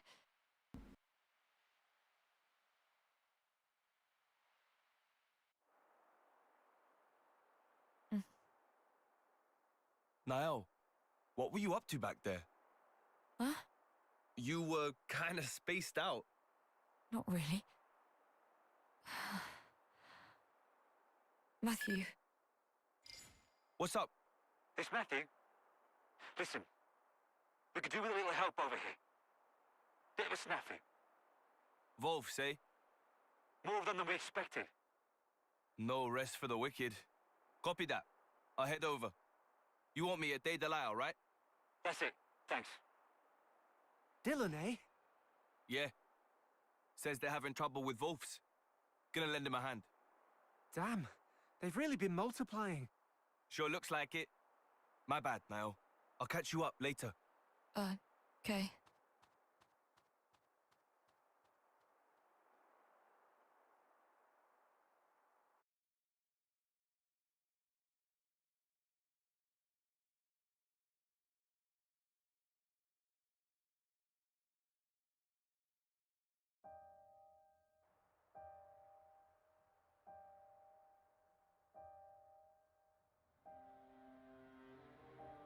Let us away, towards a new world, out with the old, and in once more with the new.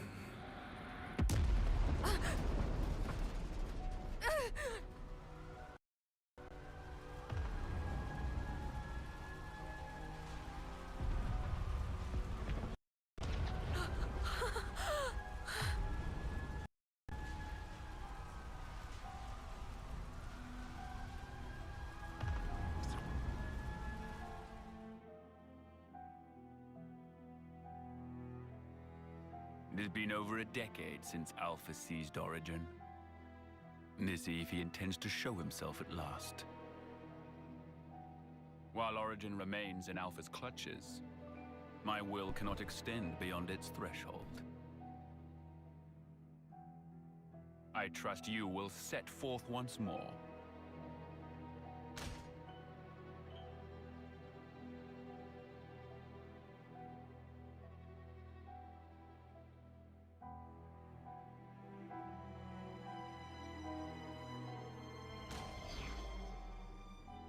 sword of the end. That which denies fate and makes its essence mercurial. What machinations could have led it into that man's grasp?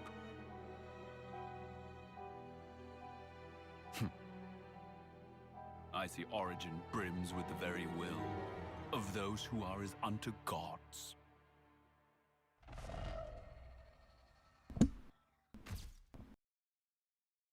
Sadly, he's stuck in the theater.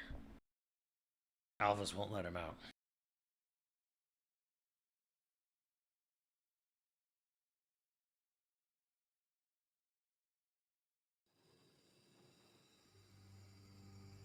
Niall! I thought you were dead! I'm so glad. I was so sure you... I thought I'd really lost you for good this time.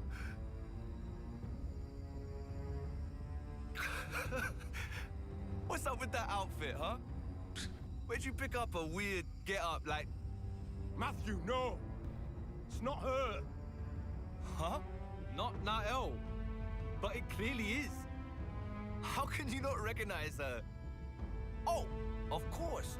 You've never met her before. Hang on, I should have a photo.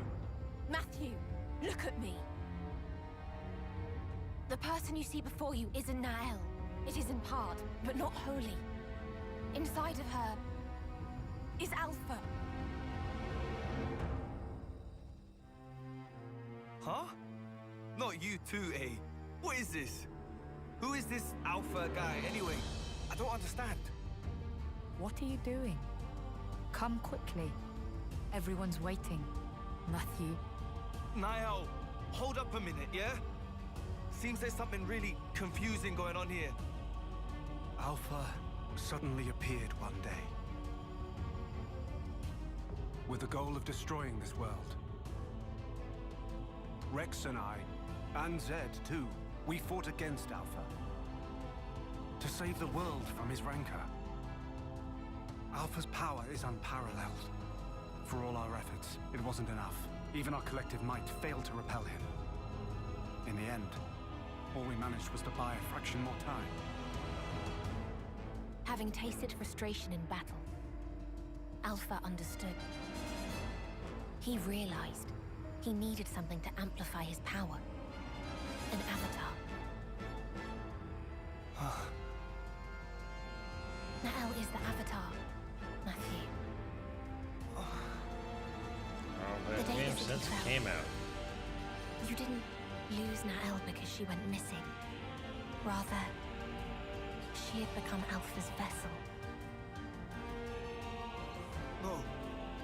Come on, A, not you two. I can't. What the hell is this? Can you stop making shit up? There'll be time for explaining later. For now, you gotta give her a real drubbing. Can you stop making shit up? Huh? Drubbing? Not that violent. If at all possible, we will free Niall.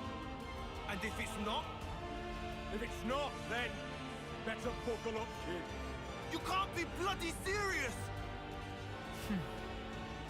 You are in the way of our vision. Niall. Say, what's so great about this world? Really? All the thieving for one's own gain, the greed. Life has less value in this world than a piece of dirt. This is your world of peace. We don't need it. Do we, Matthew? Answer.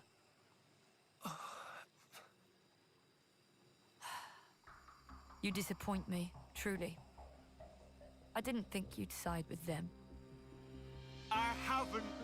I'm just... Enough of this. We will simply go alone then. Niall! Goodbye, my brother. If you mean to obstruct me, then die! I'm on.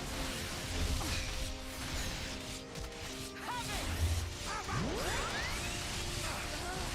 He's still holding on. Know when to hold back.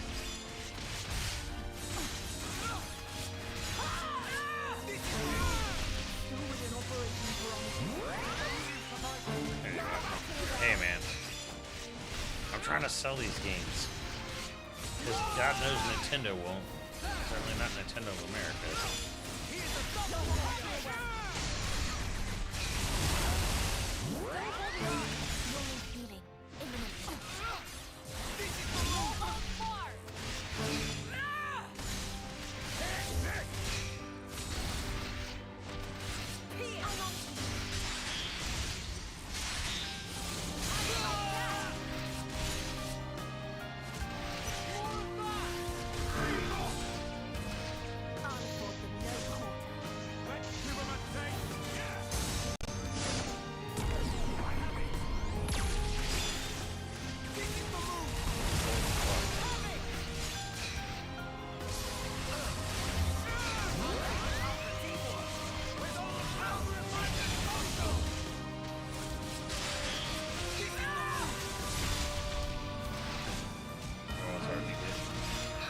Yeah, I got the XR too.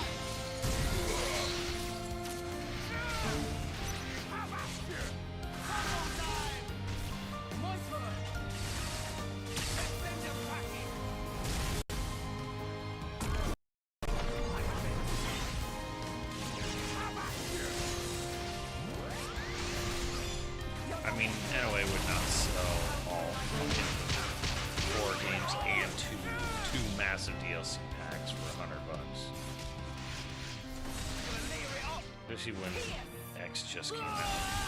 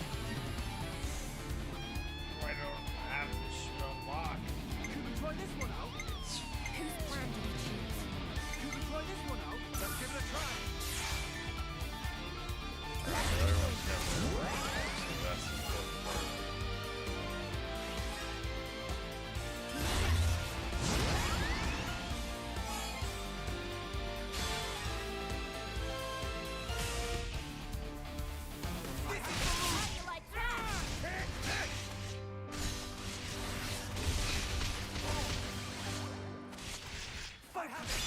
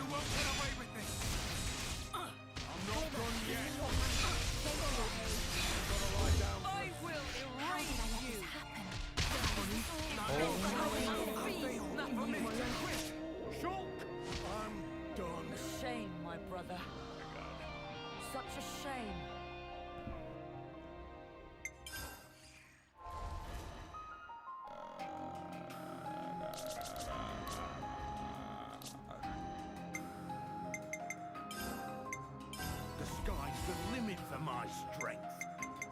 Yes.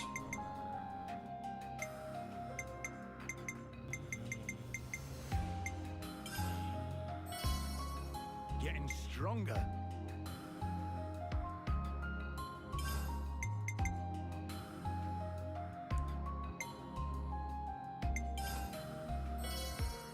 A new skill. Hearts are looking sharp. Hearts are looking sharp. A new skill. That'll come in handy in battle. That'll come in handy in battle.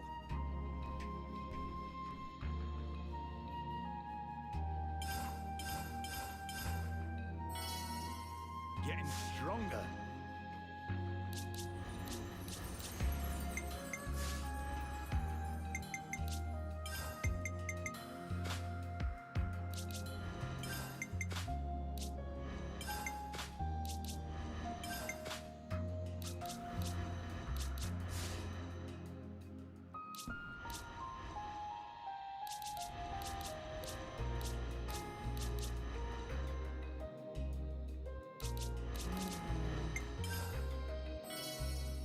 The result of experience.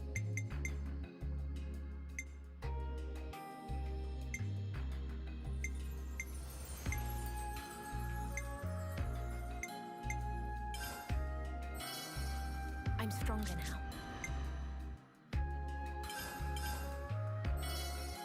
I learned a skill. I learned a skill. My senses got sharper. My senses got sharper. If you mean to obstruct me, then die! Like a Rex here. How do you like that? More of that! Have it! Have at you!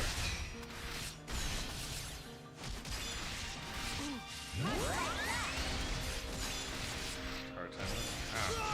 You know, I never thought this boss in the game was that hard. I thought he was actually pretty easy. This one in N before going to fucking city. Or N before going to the suburbs. That fight pain.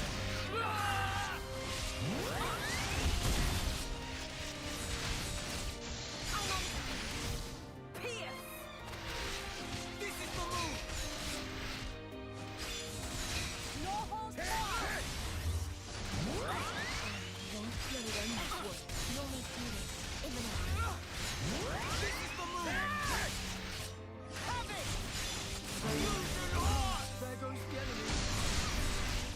This makes just more of a level shit than anything.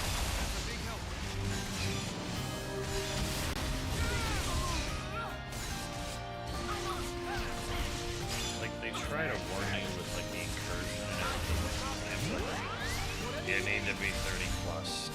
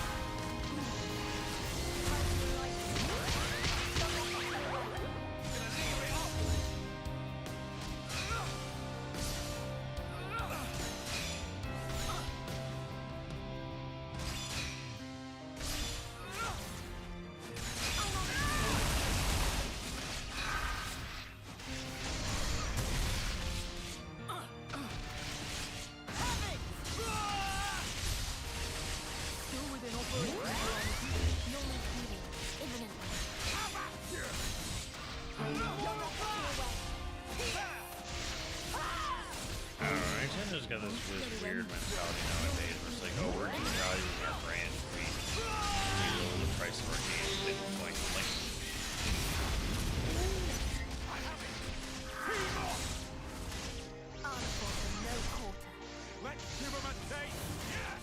I don't know, there's so many games in their library that's like, you're making less money by keeping them full price if you drop it. Because there comes a point, Xenoblade's a really good example. Xenoblade, Fire Emblem, Chain, Bane.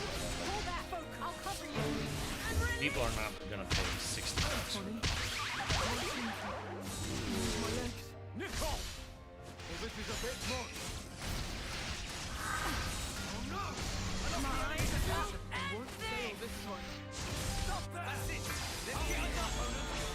But people would buy them for 20. Come on, you know you want it now,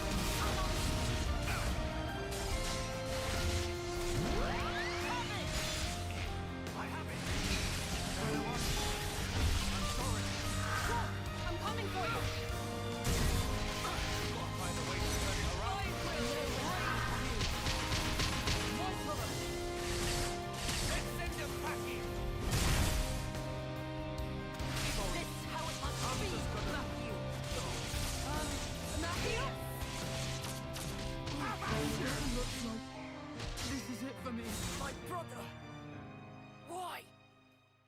I'm like, give me Rex. Switch me over to Rex. I'll take care of this. Bastard! That's a hell of a lot more power than before!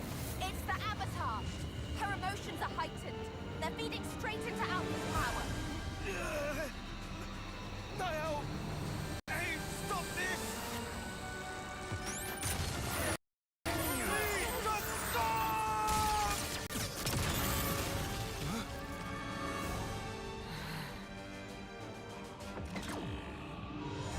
No, not him.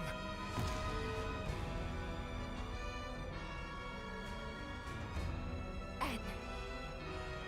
If raw emotion is what affords him strength, it must be disrupted with emotions stronger still.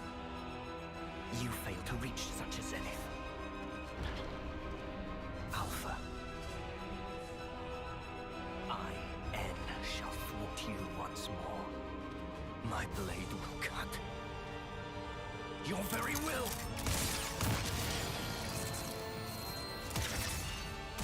Sword of the end. You're gonna use it. Sure about that? I am Niall. I am divorced of all that. All doubts. Misgivings gone!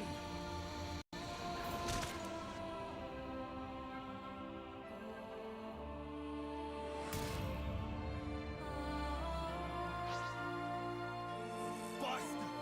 No mistake, he's the one! Chimera! This is the move! Blood moon!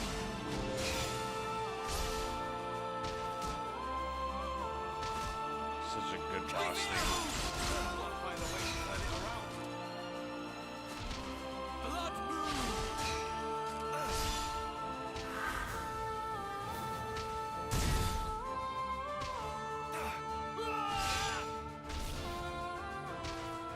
Gonna lay her out here!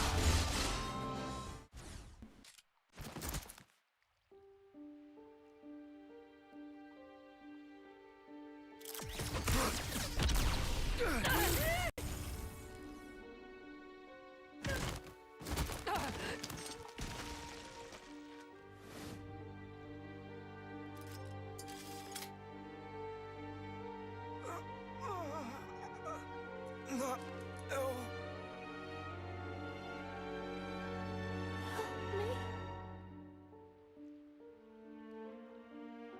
Matthew.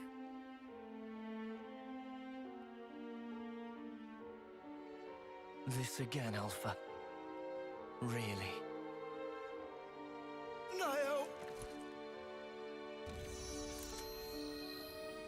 It is over. No! Stop!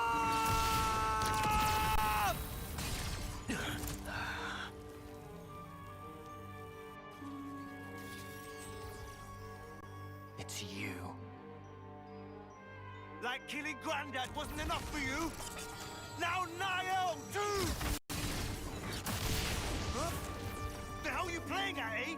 Why? You must not lash out at him. Matthew. He's not your enemy. I promise you. Stop talking shite! He's trying to kill Niall! He killed Grandad! And you're... He is. Your flesh and blood. What?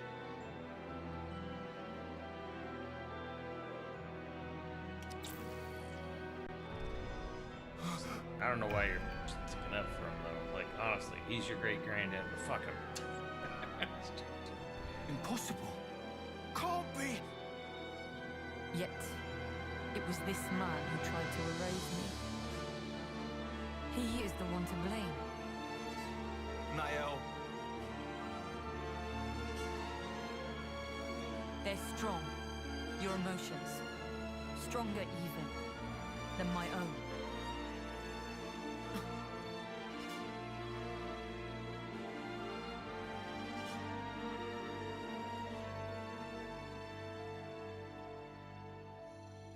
It's interesting that Rex is the one focusing on this. Think you've bought yourself some time? We may not have much, but it's more than we need to erase you. Quite. Well then, I'm happy to wait. For you both. Yes?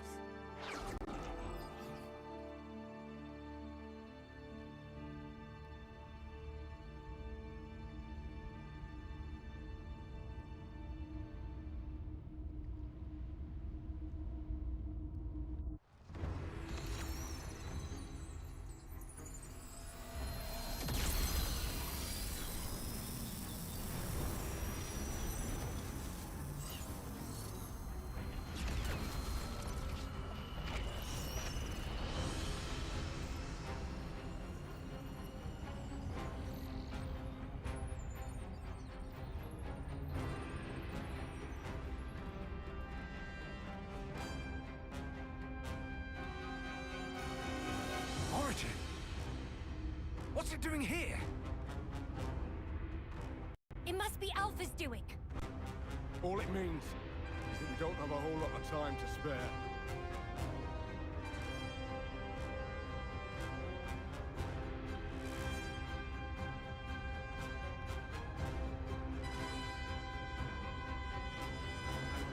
What? Eternity. Sorry? My due, in return for protecting this world. Zed promised me eternity. An eternal present in which to abide.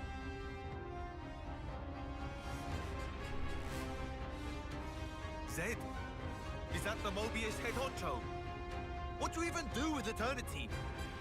For starters, you Mobius...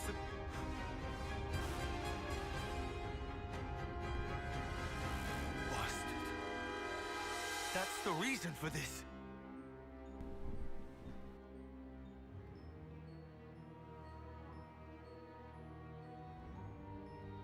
I'm sure you plan to pursue them. He literally just said, fuck his kids. And yet I will not let you reach them. Before you can interpose yourself, I will cut Alpha down. You do well to remember that. You serious? Even now? She's your flesh and blood too! Yeah, which is why, I feel like getting in the way was a waste of time. Should have just killed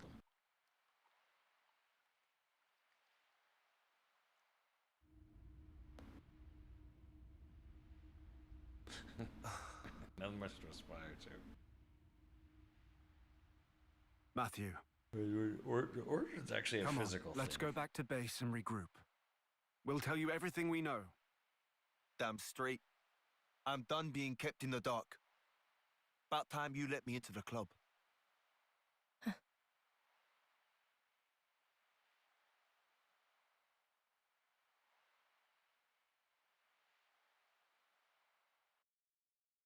Let's stop by the command center. We can talk there in peace and quiet. Fine. Fine. No, Origins is an actual physical object. But it's meant to be an arc that's supposed to withstand the two universes colliding, because it's Show calls it a matter antimatter, but it's ether. Ether in our universe, quote unquote, is energy, but in Shulk's universe of Xenoblade 1, every ether is the physical matter that makes up the universe. So it's matter antimatter. They can't coexist on top of each other. They cancel each other out. So Origin is made of photon, like some sort of like photon infused metallic that's able to withstand the annihilation event of both universes bumping into each other. But their crazy thing is I was still kind of like confused by it, but someone on YouTube of all things explained, or at least gave a good ass theory explanation for why this is. Why they use the term photons and light photons and so much in this game, in 3, and this game's ending. I'm like, what the fuck? There was actually thought put into it.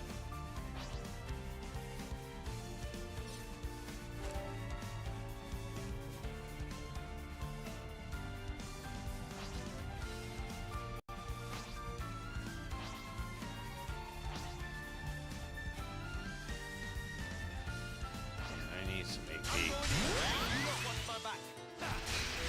Let's see what they got. Damn. Yeah, that's what I thought.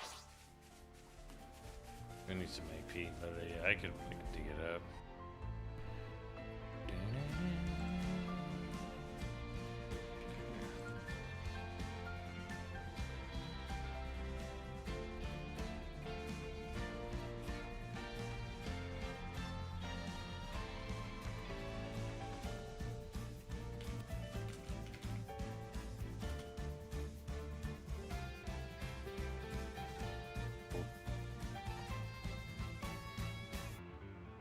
Origin is made of light because light is essentially composed of photons, and in physics, photons are their own antiparticles. This means that annihilation events can't occur. By the same logic, the only way two worlds can communicate is through light, because it's the only particle that has itself as an antiparticle, allowing it to travel between two worlds without triggering an annihilation event. Regarding the origin of light, I believe it's similar to light in our world. It's just a fundamental particle of the world.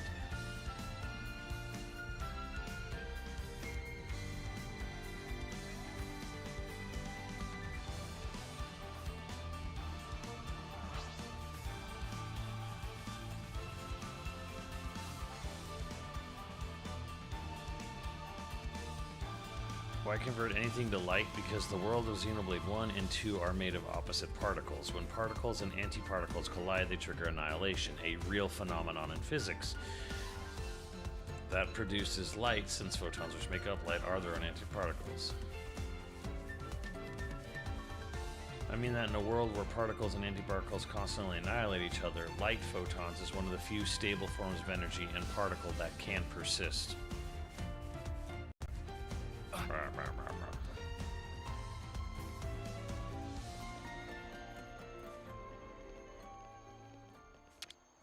Here we go! No, Vario, I can't because it's only on iOS. I looked into their Harp app, but yeah, it's an Apple-only product.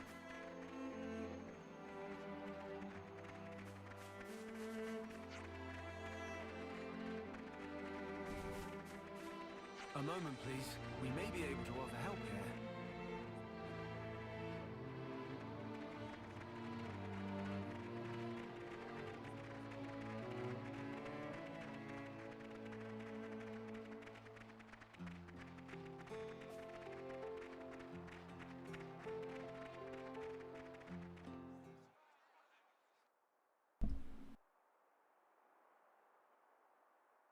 Our original worlds used to be one and the same. It boasted almost unthinkable prosperity and was home to so many people. That is, until one man's foolishness screwed it all up, splitting it into two separate places. One was the world of the Bionis, and the other, Olrest. These two divided worlds began to evolve independently of each other. They each gave birth to new life. Wasn't as peaceful as it sounds, though. You had your share of tyrannical empires, scrabbling over limited resources. But despite all that, thanks to generations of people fighting for the future, the worlds did eventually know harmony. Sadly, it didn't last. The two worlds torn asunder longed to be as they once were. But they were composed of opposing types of matter. Recombined, they would dissolve into light and cease to be. The annihilation events you see across Ionios are miniature portents of this. So we put our heads together and built something that would let us escape destruction. We called it Origin, a repository of data about everything, of memories and souls. Even if the worlds were annihilated, this system would let us revive them. And that thing in the sky is it. At the heart of its workings is the Trinity processor core called Ontos. In other words, Alpha. But Alpha deemed our existence obsolete and wanted to erase us. We all fought, even Mobius. And it was a draw. No, I guess we lost. All we did was delay the inevitable a smidge. We couldn't cut it. Now Alpha's gathering power again, and getting ready to depart. In the heart of Origin called the Ark. Alongside new life, the lives of city people gathered there, which he plans to take to a new world. Is that all of it then? We done? No more little secrets? It's the unvarnished truth.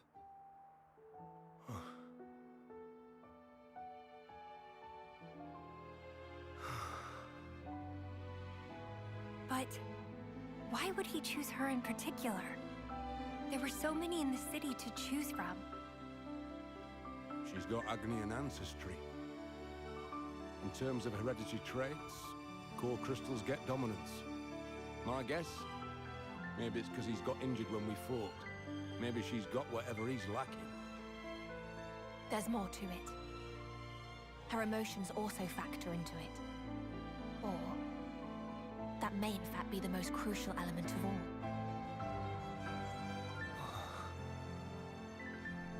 Say, what's so great about this world? Really? All the thieving for one's own gain, the greed. Life has less value in this world than a piece of dirt. This is your world of peace. That wasn't my sister back there. Niall is the kindest person I know. She looked after the city's children, and they loved her. But that's just it.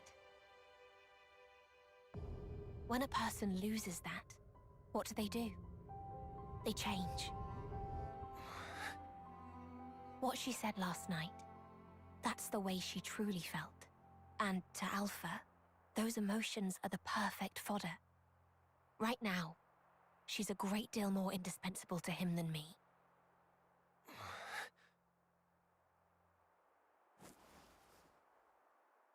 I'll find him. But I'm doing it for her. For Niall.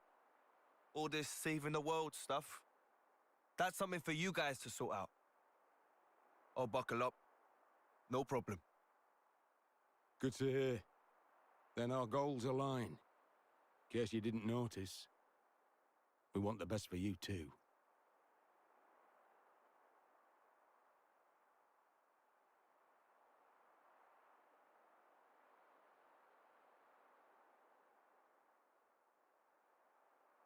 Knowing N is your family. Still up to it? Family. He killed Grandad. He's no family of mine. I see. Then I won't stop you. Then why did you? No. Huh? Listen to me. If you decide to hear his side of the story, be sure to heed his words. Once you do, you can judge for yourself. I'll respect your choice.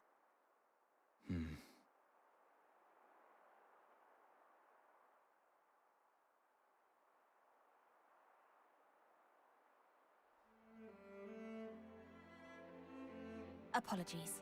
Were you waiting long? No, we were just about to start. Right, about our next course of action. What's there to discuss? We break into that origin place, beat Alpha to a pulp, and get Niall the hell out of there. End of. Thought you might say that. It's pretty much what we had in mind too. If we want to make our way to Origin, then our first port of call will have to be Prison Island. Prison Island?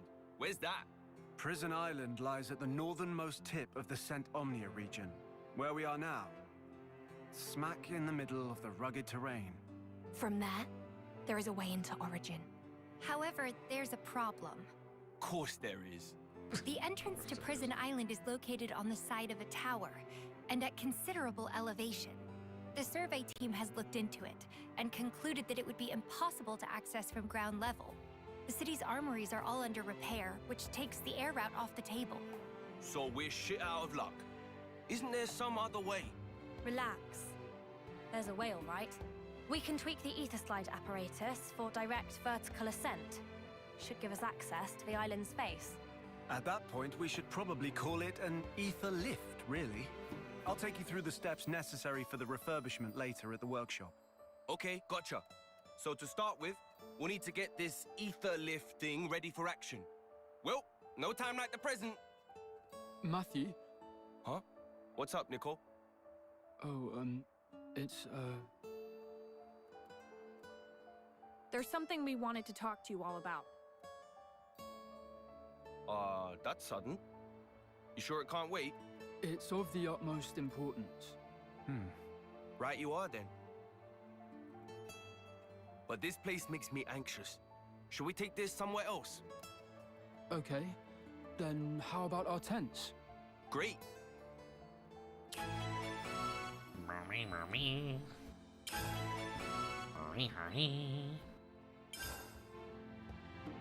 So, there's the ether lift business, and Nicole and Klim's urgent matter. Gonna have to tackle things one at a time. level at a time.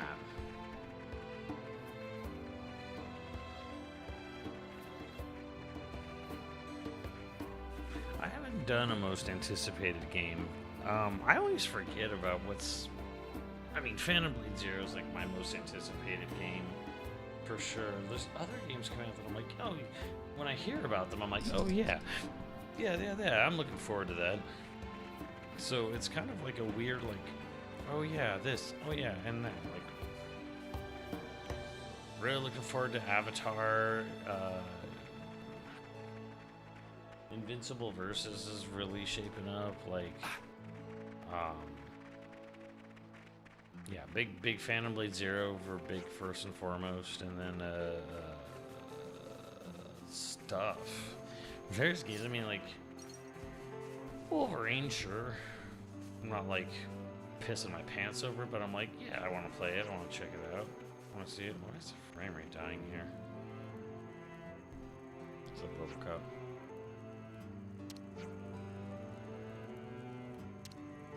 Black Crystal. The Dark Crystal.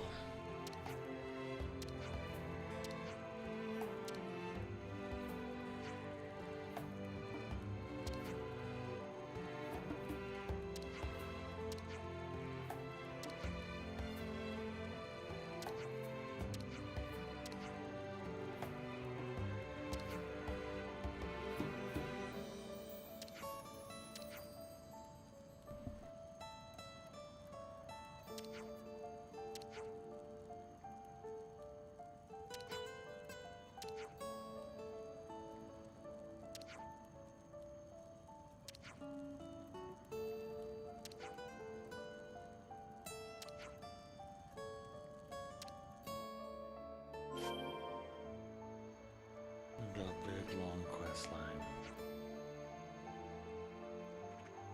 Not showing as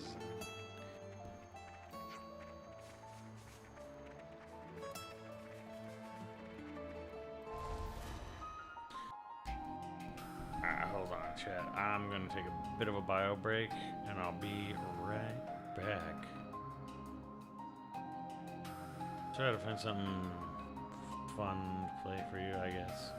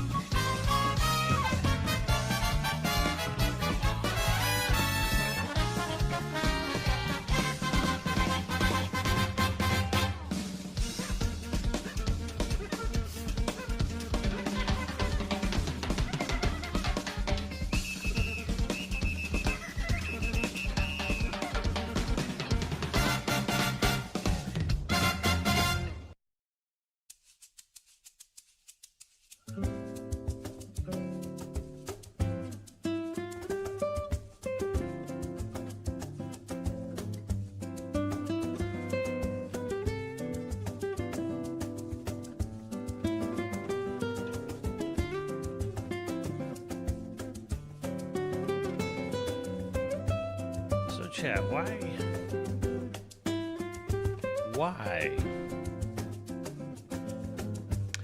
was not as much love put into the rest of our world. That's the soundtrack.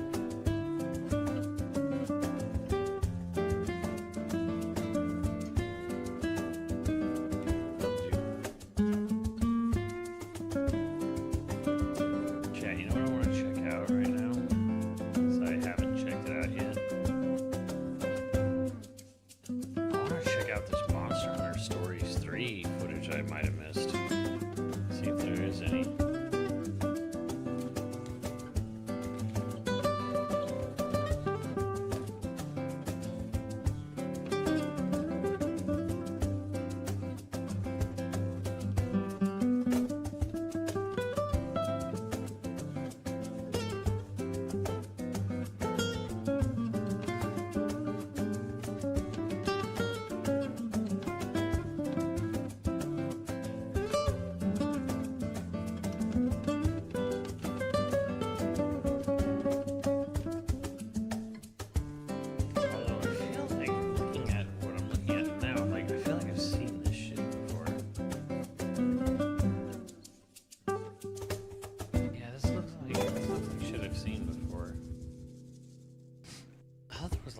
New footage.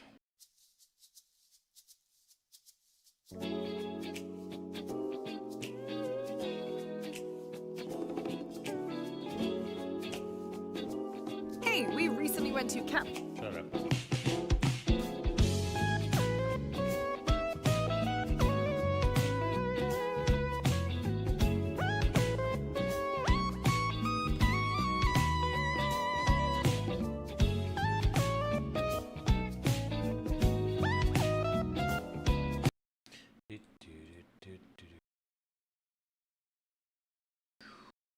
Let's check this out.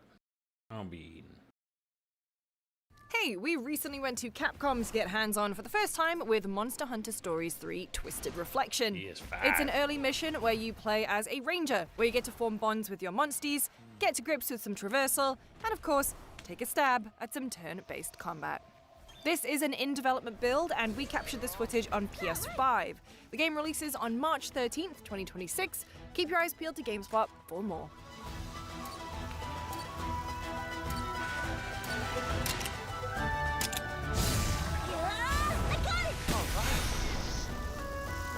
I hope this turns out really well. You did it!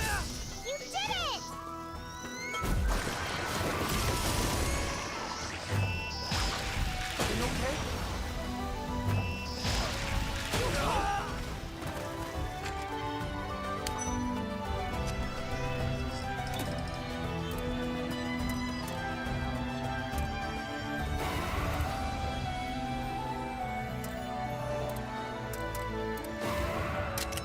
It does seem extremely Pokemon-ish. Counting on you. Good music, though. I'll take it! Oh, nice!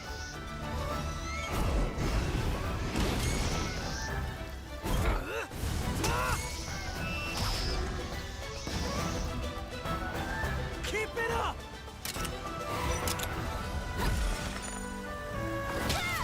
Looking good! You did it! Yeah. We did it!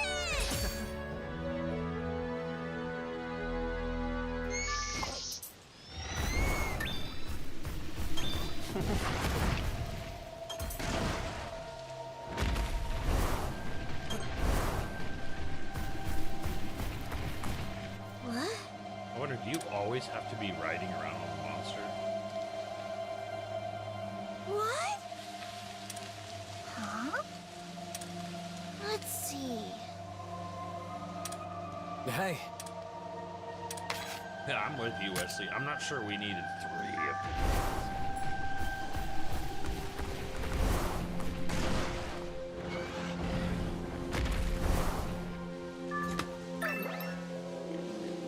What's this?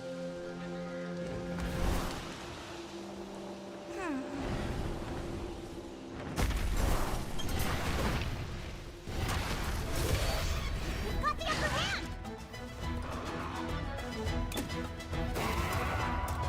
Let's go.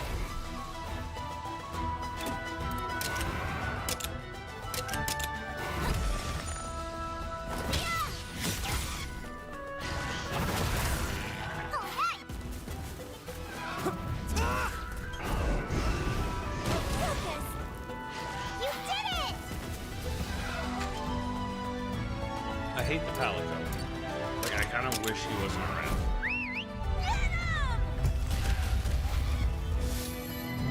Keep it up. Yeah! We did it!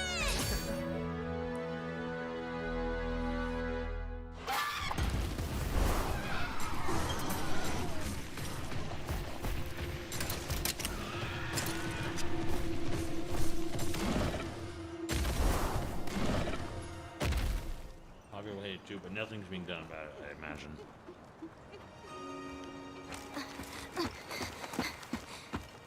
It'd be cool if they had like different voice. I'd heard the tracks for 'em. stories, Like you could but choose this what is kind something of. else. It really does look like a giant egg. Well, Oh my God, it's the they do penis call monster. it egg quartz for a reason. What's that inside? A Kesu. You hardly see any these days, but they were once pretty common. Is it, alright to touch? Of course. It's not like you're going to hurt it.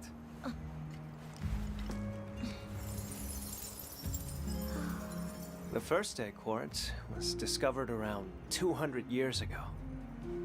After that, however, there were no other discoveries until 10 years ago, when people started finding egg quartz everywhere.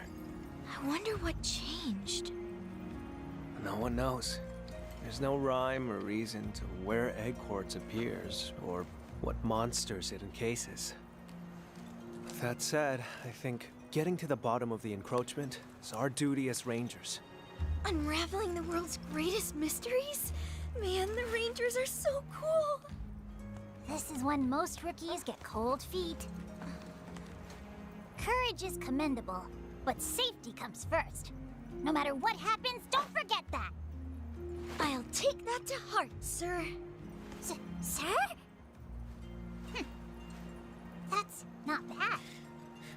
I hate both of them. Okay. Yes.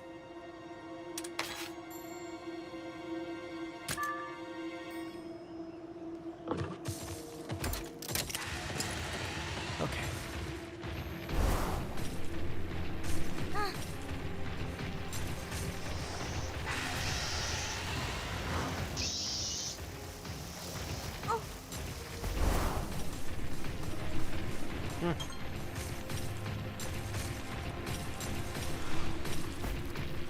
This one doesn't look nearly as cool as the like TGS shit they showed off.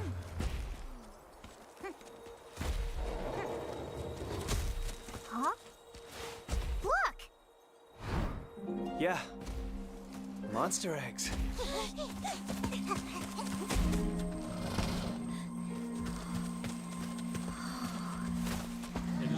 That's a rare pattern. Are they bird wyvern eggs?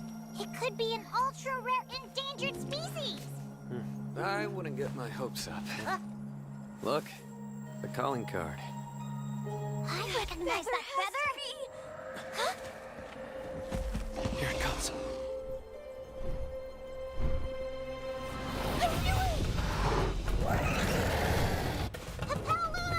Watch out for aerial attacks!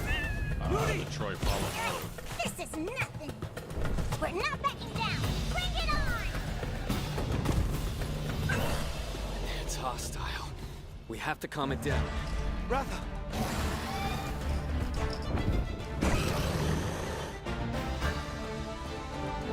Careful. Yes.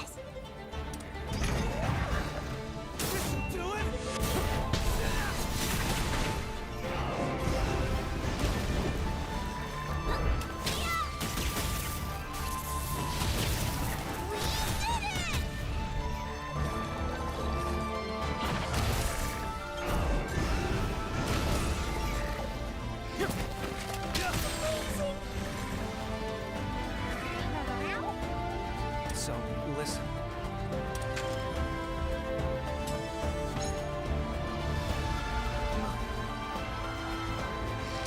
Activating eggs. Ready? Your Highness!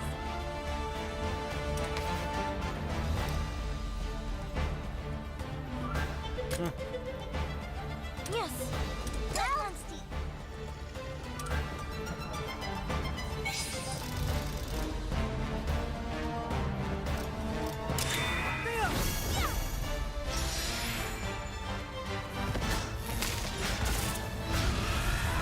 You ready, Captain? Yeah!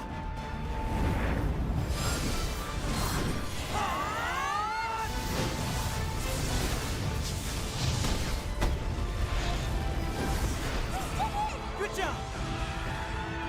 Full power! We did it! Good work.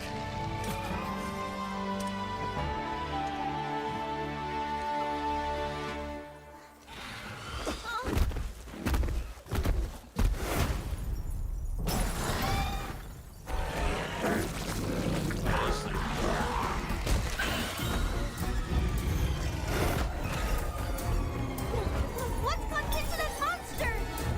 Look at that. It's gone feral.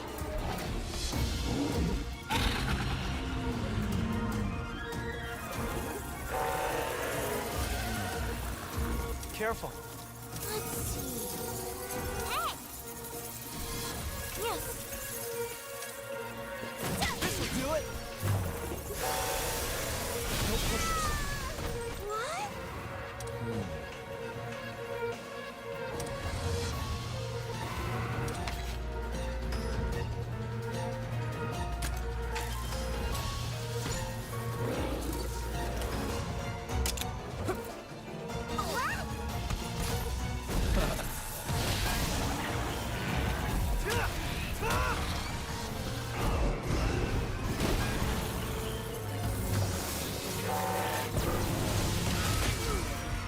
What?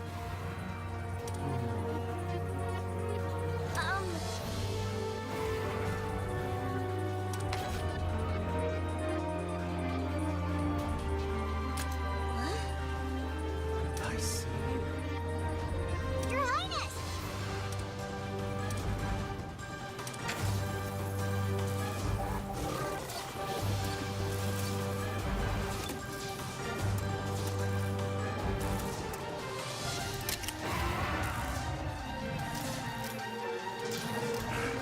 I really wish Flower was like something more than this. I won't let up! Let's go! Looking good! Probably real. Like it looks super boring. Like the combat system. Now's a chance.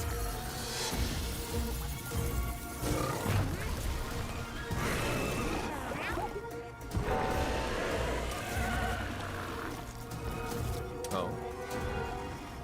It's possible. No. Leave it to me. Now!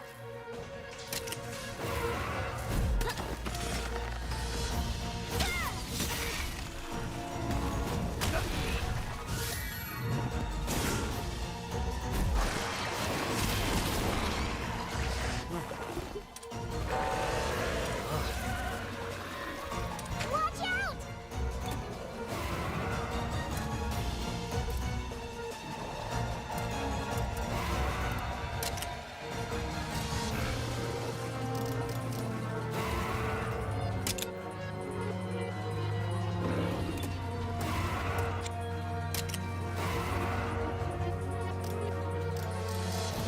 They're in this fight like all along.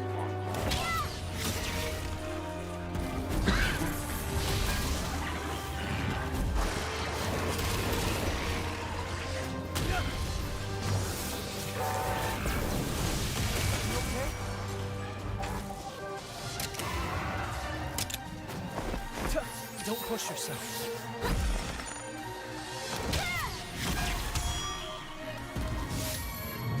Let's do this.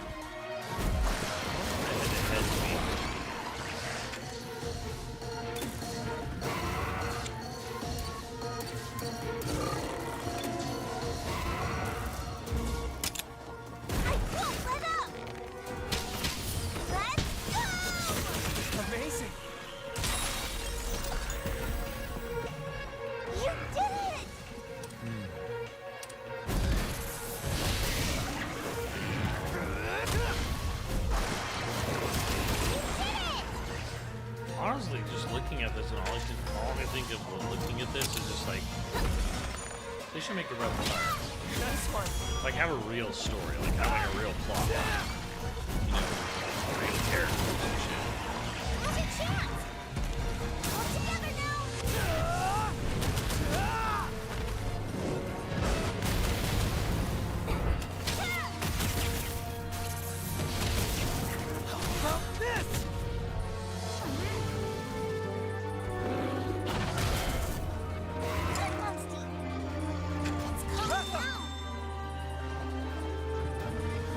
Isn't one of the Breath of Fires about like beastmen who can transform or some shit?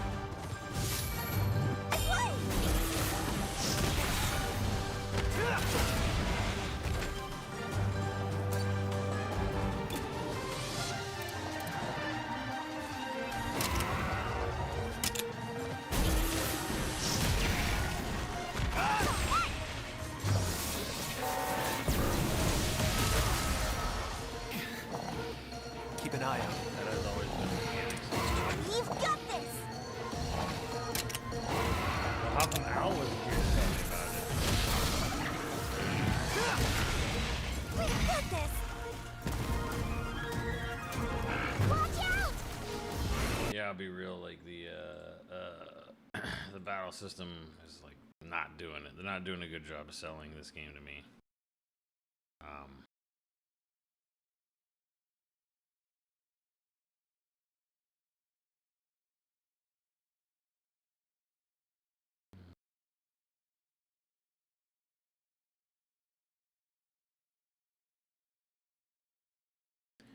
I think it was this one I saw. It's from Tokyo Game Show. I think this was the one where I was like, this is actually selling the game on me.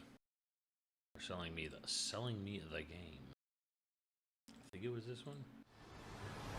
おー、綺麗なんかいい景色のとこですね、ここ。でしょ、とてもそんななんか戦争が起こってとかなんかじゃないでしょ。もうすごく綺麗で、はい、進めていきましょうか。ちょっとね、一応大幕府っていうそういうエリアになって、まあ物語のどこかは当然言えないんですけど、ここがアスレチックライドを一番紹介しやすいのでここで、はい、見せていこうと思います。いるんだ一緒に。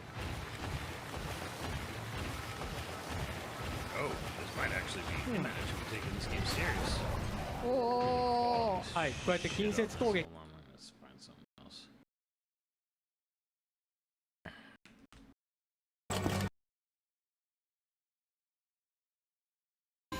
There's Eleanor, the Princess of Vermeil. Nah, I'll just put this shit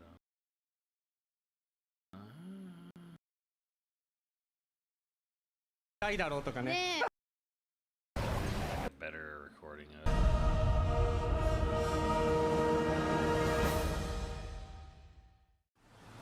はい、進めていきましょうか。ちょっとね、一応大幕府っていうそういうエリアになって、まあ物語のどこかは当然言えないんですけど、ここがアスレチックライドを一番紹介しやすいのでここで、はい、見せていこうと思います。いるんだ一緒に。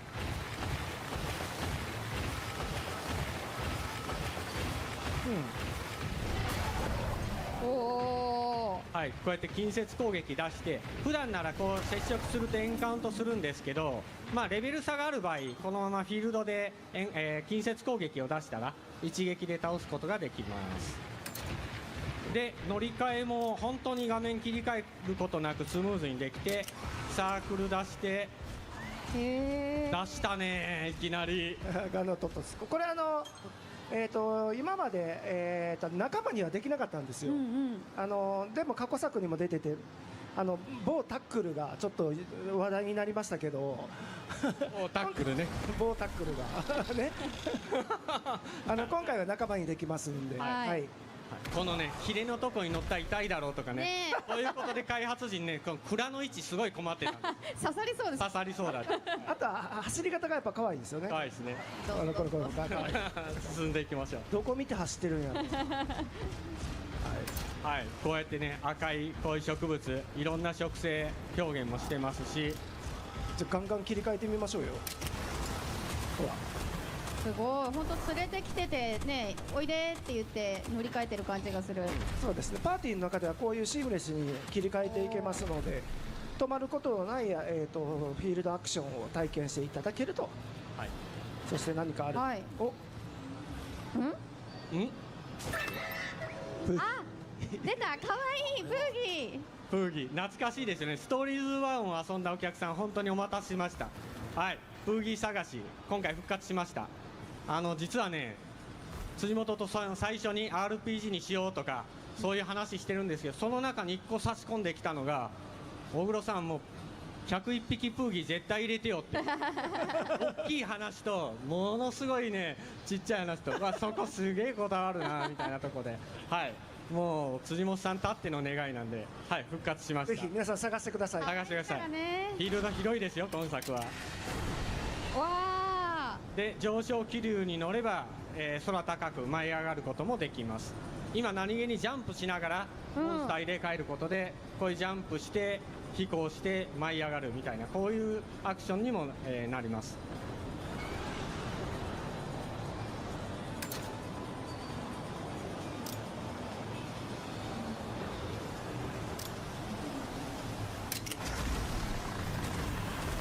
切り替えは本当にどこでもできます。はい、今だからちょうどジャンプで着地しようというタイミングで切り替えたんで、すごく綺麗にしてますけど、おー、すごい高い。高い、はい、でこういうところに宝箱があったりとか、本当にいろんな隠してるものとか寄り道とかいろいろ気になるな、あそこ行ってみたいな、そういうものが詰まってます。でこのアスレチックライドを利用してどこに何があるんだろうみたいな、あそこに行くためにはどういうルートを通っていこうみたいな、そういう遊びが詰まっています。なんか出てきましたよ。もうここで早速、これ赤いアイコンついてるのは警戒アイコンでものすごい強いです。今度逆です。自分よりもはるかに強いっていう。やばいやばいやばい。逃げろ逃げろ。でもやるかやるかやるんだ。ちょっかい出してみよう。逃げるかと思いましたが、これねどれぐらい強いかというと、今ちょっとこういう、モンスターの情報を出すような画面も今回用意してますけど、イビル城レベル68、ちなみにプレイヤー見えないですけど、30ぐらいです。30ですね。それは奇跡じゃないですか。いいビルだしレベルも高くて、ちょっかい出すか。やってみようか。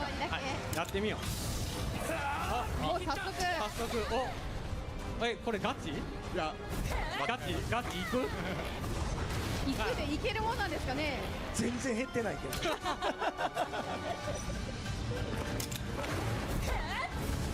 でも結構全力で挑んでる感じしますけど、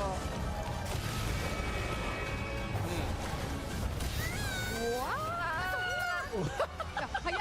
なんか800台っていう数字が見えましたよ。なんかこれ、いや関わったらあかん人です。あかんねこれやばいっすね。全滅しますね。はい、逃げるか。逃げよう逃げます。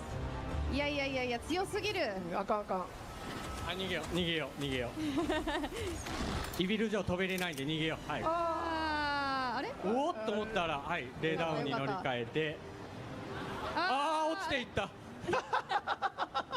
なんか不思議ですね今下で骨折してます確実にしてるね。はい、レダウンお供にできます。はい、かっこいいねこいつ。本当映えますね、こういう光景が。気持ちいいですよね、こう飛んでるだけでもね。レースに変えて、この乗り換えのとこもね、よく細かいとこ本当にね開発陣こだわってるんですよ。そこまでやるかっていうぐらいこだわって作ってます。へー。で何レウスなんでプレス打てます。うまい、さすが激強で、ああやってブレスも打てて当てると、これ落下させて、そこでエンカウントするとバトル有利な状況で、進められた相手を、そういったこともできます。おお、決めた。すごい素晴らしい。どっから来るんだろうと思ったら、これねめっちゃ練習したんですよ。ちょっと技術が必要なんですか。もう何回骨折してるかっていうぐらいよかった。素晴らしい。練習の賜物。赤ちゃん素晴らしい。よかったですはい、で滝の中に入った洞窟がある、これ探索チームのお約束です。はい、本当にこういうのもいっぱい用意してます。探してください。でちょっとこの辺で奥に、はい、青白いオーラをまとった、はい、ますよ四つ身がいますね。はい、これ今作のモンスター、 So, 得意のモンスター this was で、 like 脅威体、 the 脅威 kind モン of スターと the 呼びます。 thing で、この that 石 like, 化現象の影響を受けて、 This was my like Shaquille O'Neal moment of like, oh, I owe you an apology, Capcom. I was unfamiliar with your game. So I was like, oh, this looks legit.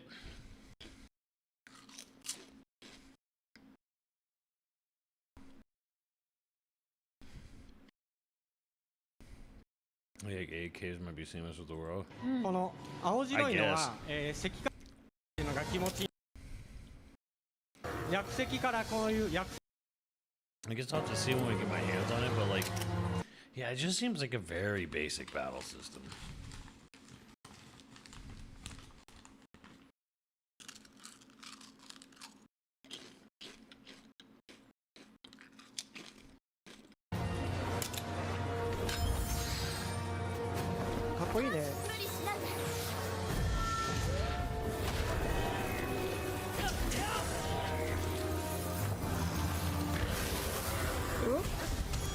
Oh. で、はい、プレイヤーの方はこの大技が来るっていうのを分かってたんで、 I mean, yeah, it's just turn-based, but I mean, within turn-based, there's definitely like always the possibility of making something really unique and cool in turn-based. Your Expedition 33s, your Mario RPGs, what have you. Grandia.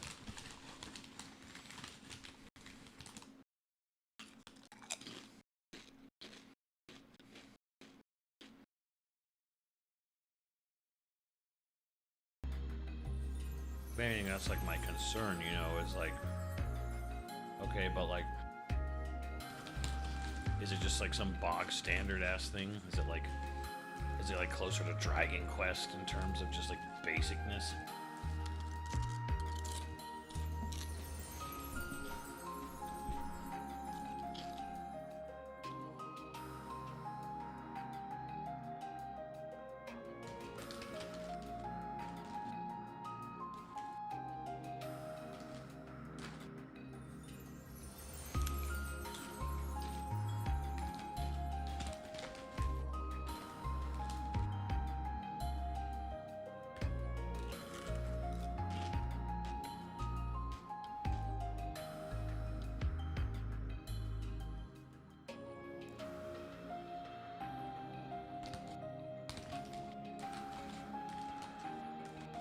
You'll switch weapons, hit parts with specific weaknesses.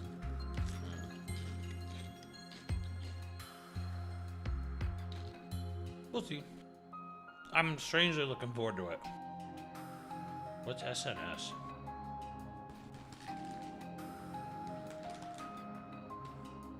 Sword and Shield?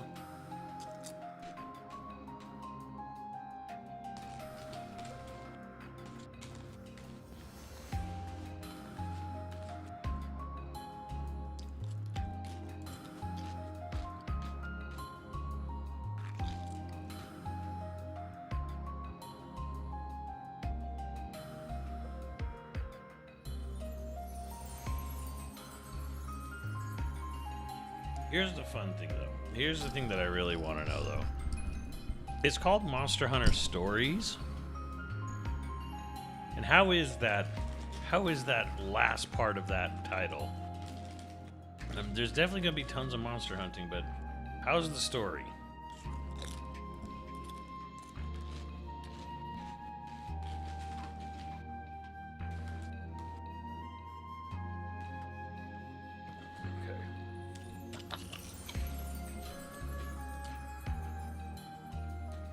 Man, what would we compare it to?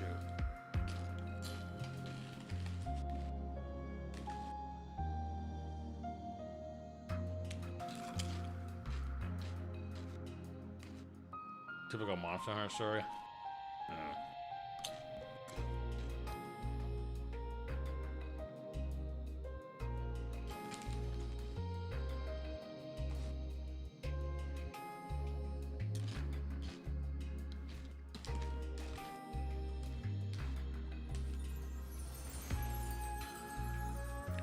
Something making the monsters get fucky. Let's investigate.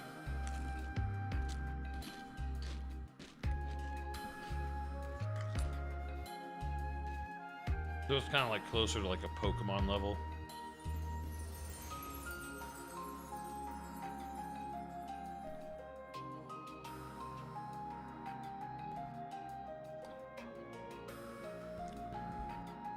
Yeah, basically. Bummer.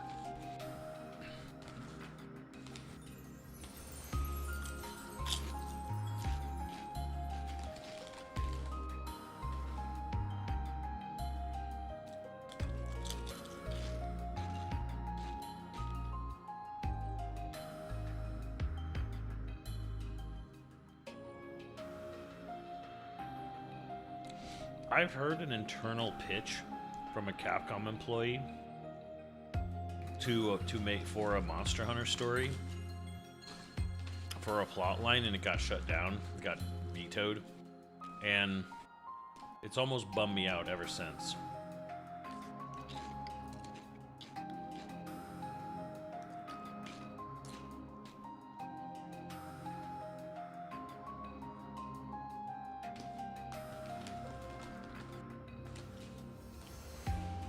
Was it that good? It wasn't that it was that good. It was just like, oh, that's actually a really cool, interesting idea. But yeah, it was shot down. Because it broke, like, there's like hard rules in Monster Hunter. There's like hyper rules.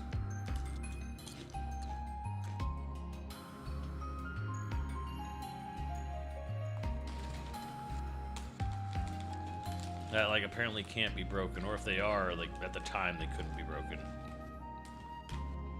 Yeah. No, it wasn't anything like, wasn't anything close to what Yoko Taro said.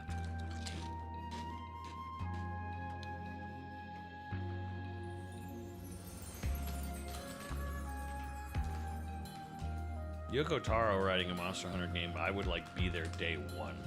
I would have pre-ordered it already. They let Yoko Taro write the Monster Hunter story.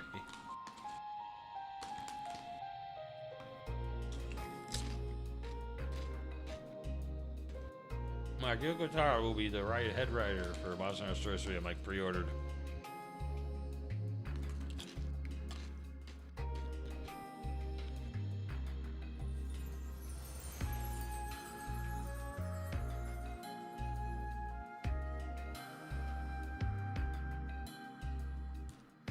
Aw, dude, Dragon Guard's never coming back.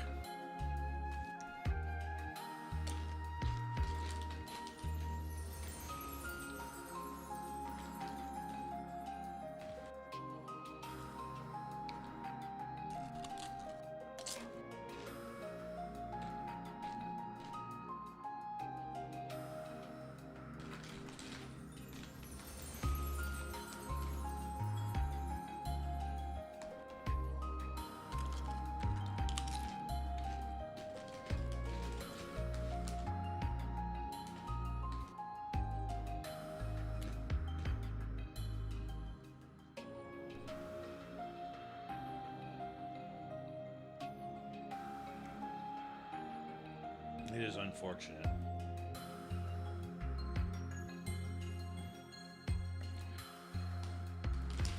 But man, I would be all over a fucking Monster Hunter Stories by Yoko Taro.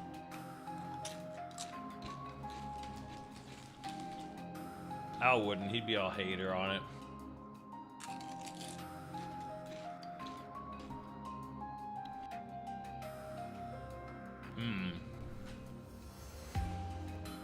That's kind of a cool mechanic. There's like an upgrade mechanic. Like, eventually your monsters can swim and fly.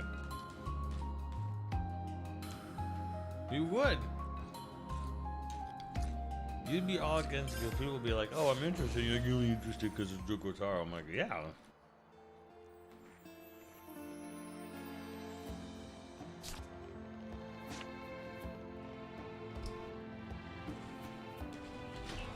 You would act like it's this big crime for people to be interested in Monster Hunter Stories if he was writing it. But you know it would be fucked up.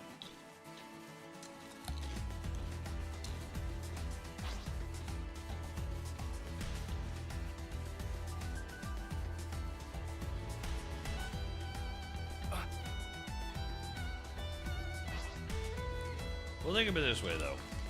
When has Monster Hunter ever had a story that's actually been sad? Never. It's something they could use.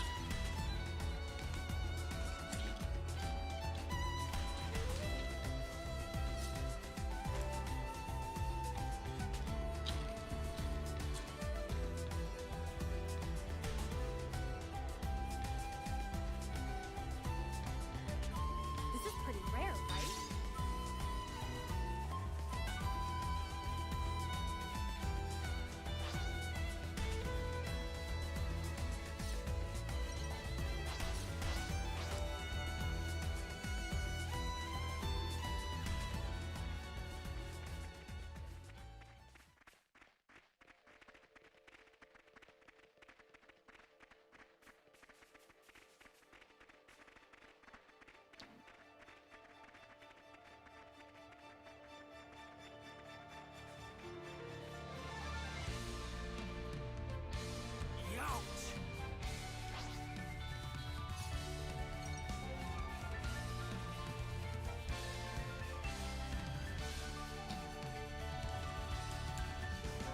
Yeah, Xenoblade has sad moments.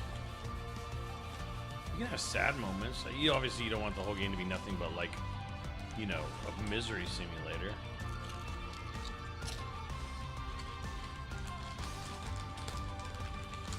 That would be a good reason.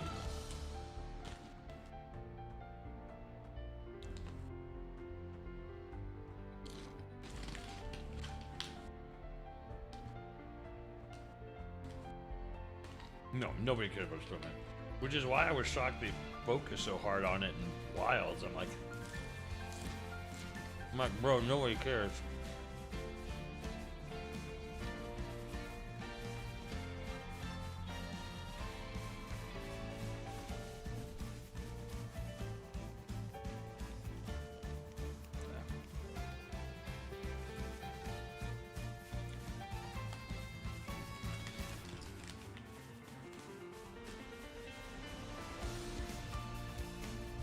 It's the lamest shit. Like, I was like, dude, nobody cares about this.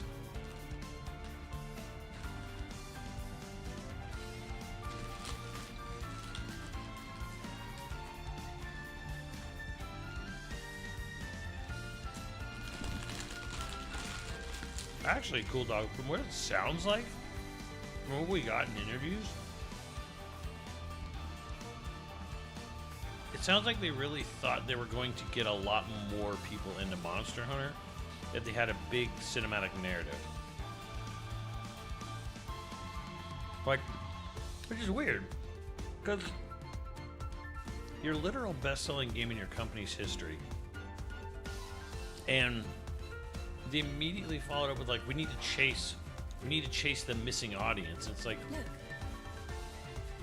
Do you? Perhaps we can place something here.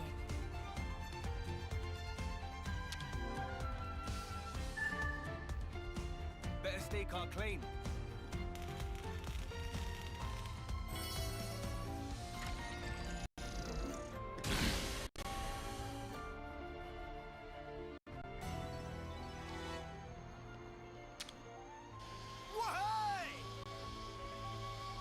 Why? Why?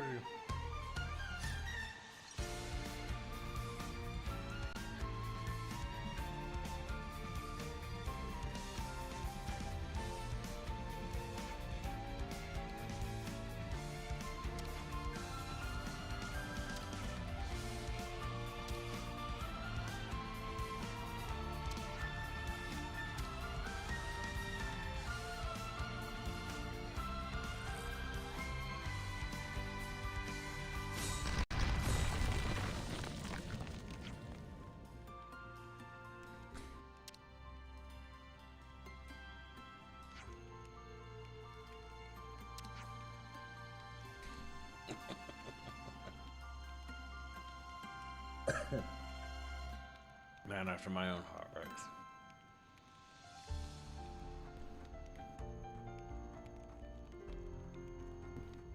Yeah, I don't know, Al. I'm kind of with you there. I'm like, I'm sure I'm gonna play it. I'm gonna enjoy it. I think I'll like it, but like, Everything they've shown so far is like, yeah, it's a Resident Evil game.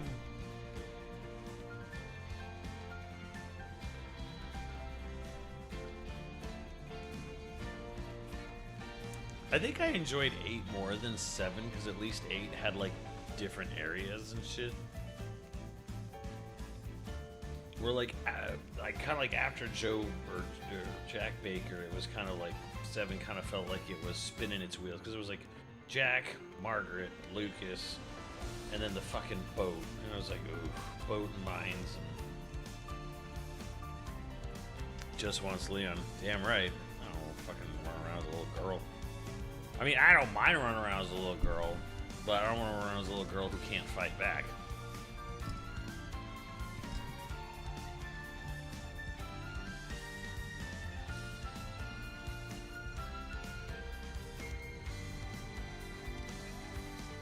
Yeah, well, it sounds like Code Veronica remake's actually happening, so...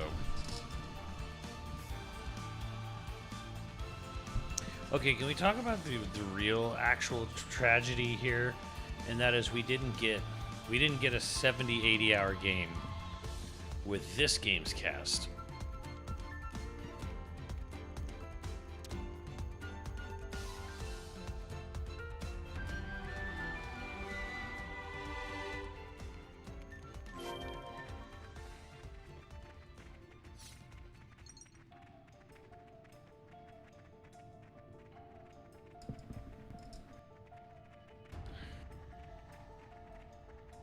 These goobers. Like, you can stretch it out if you pay attention to like all the side quests and shit, and it's kind of fun.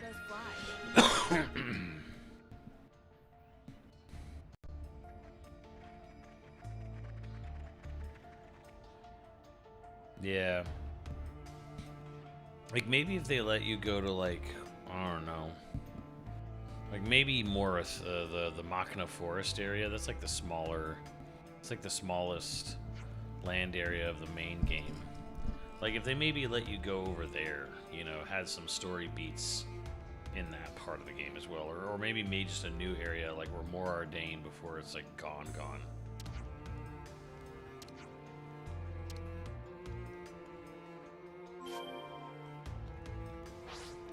No good. You are one to Whoa!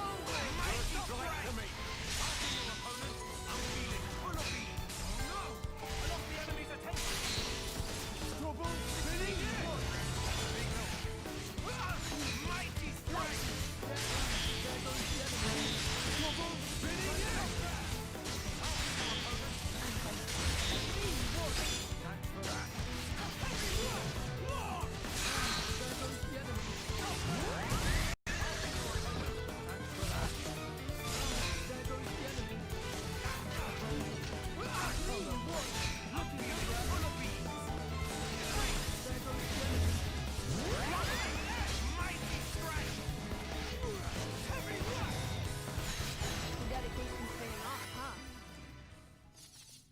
No good. We drew unwanted attention. It's me you want. That's a big help. Toby came back swinging, didn't it? Goddamn, Shinobi was good. I love Shinobi. That was a good ass fucking game.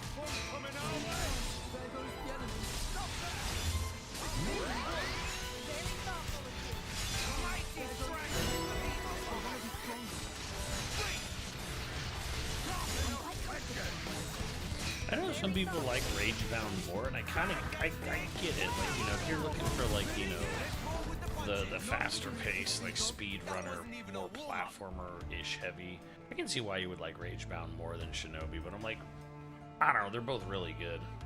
I like Shinobi more personally, but damn, can't really go wrong with either.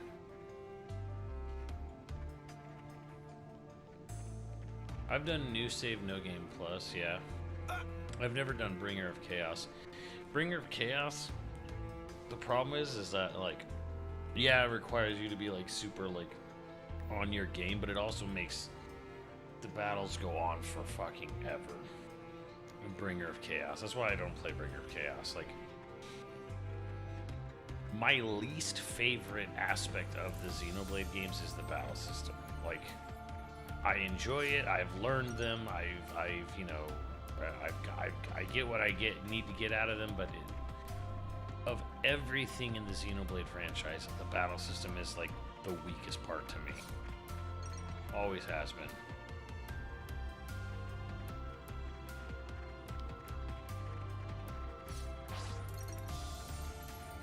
I'm going in.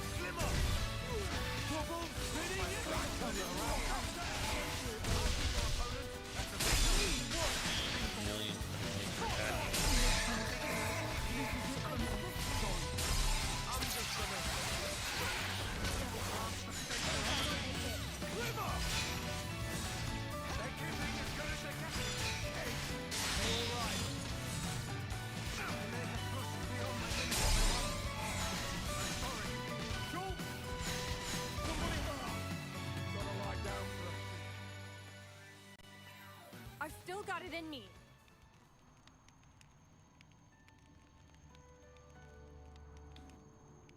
It's impossible to do without Corvin and Crossette. Oh, the 2 DLC blades, the light and the flame one.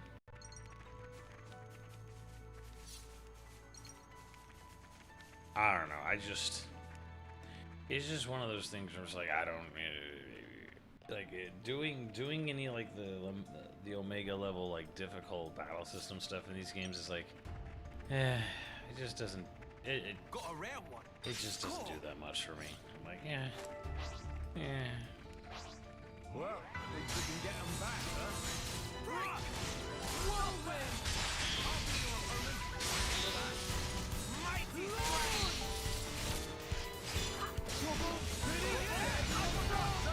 Eyes on me! Pick up! Very admirable! Ow, my face! They're really talking to me, what? Spinning it! Where are ya?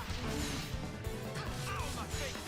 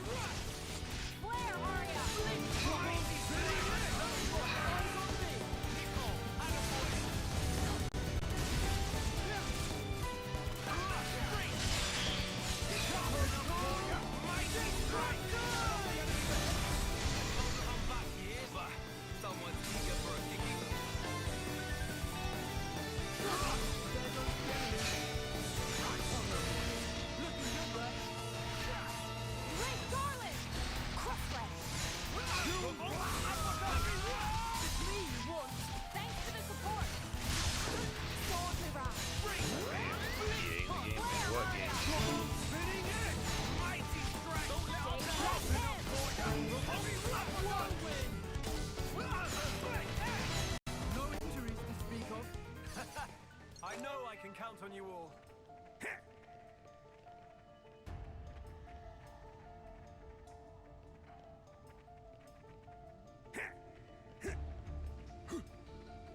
Nothing up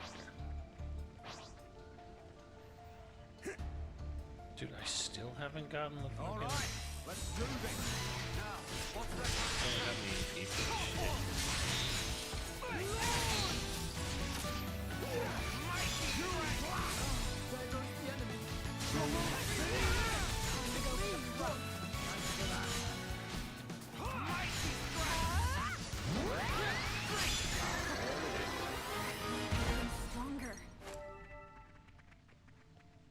There's Monolithsoft game.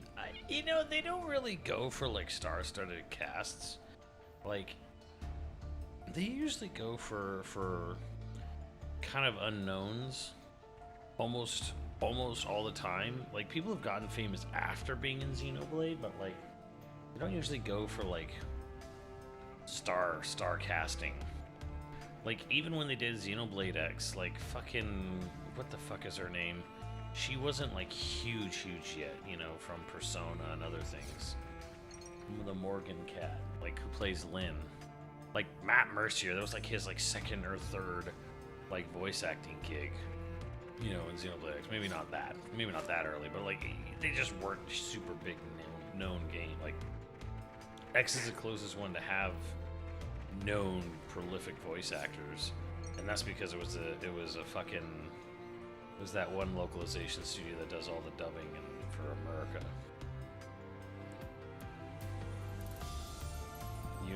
Dude, it was Lance's first voice acting role. Let's show them what we're made of. Understood. We'll leave it all on the field of battle.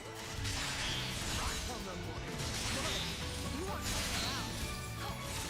Crossway. Defense aggressive pace. Nonsense, Daddy, eh? Me, you won. Very sorry. Me, you won.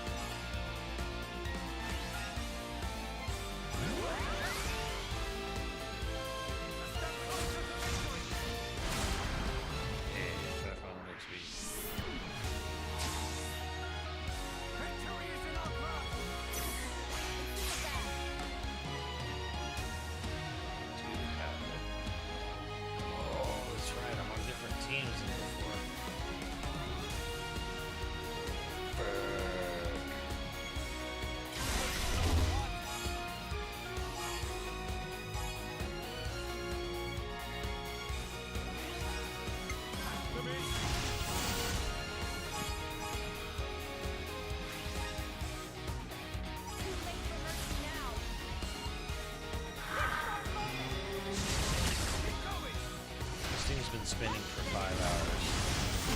And it's been dead for like 4.5.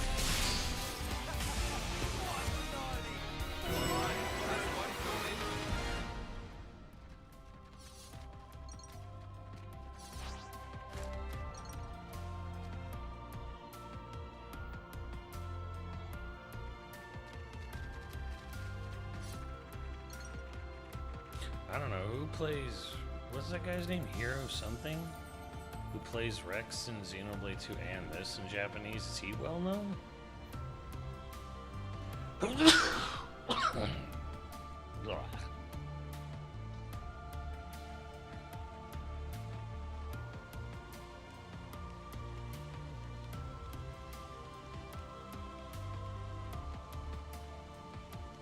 Shimono does a lot of stuff. What's he like most known for?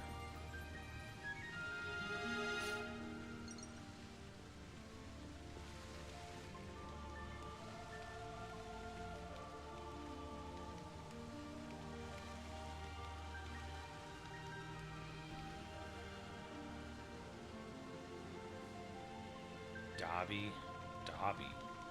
Who the fuck is Dobby in My Macadamia, man?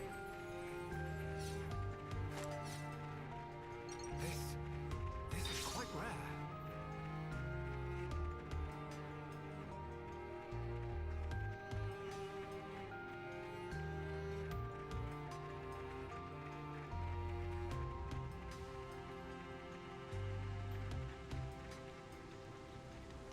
The cremation flame? Cremation flame.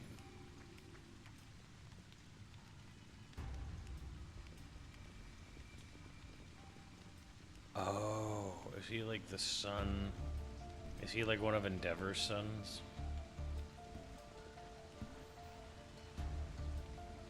Like the evil one?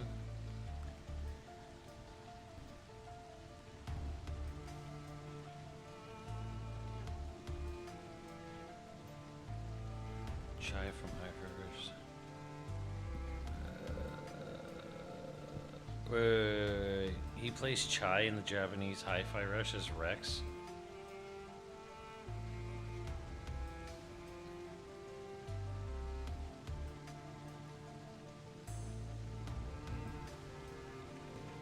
Hey, these are rare. Damn, they got the drop on us.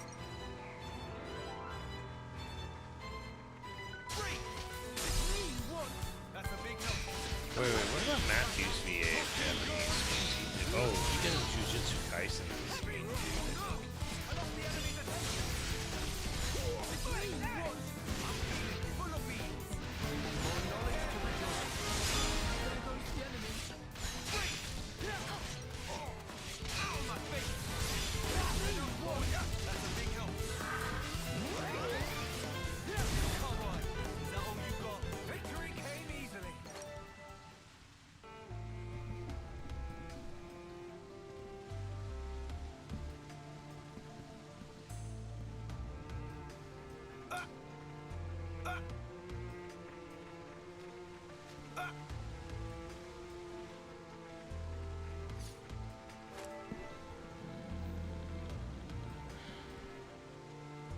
Yeah, and I want to say Zeke's VA in Japanese is Kaiba, Seto Kaiba, and Dunban is Vegeta or something.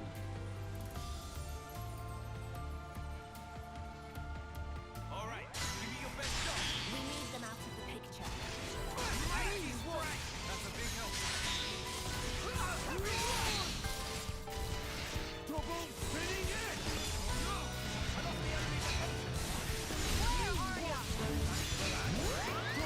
Alex V is huge. Man. It's crazy that he got upstaged by the English actor so hard.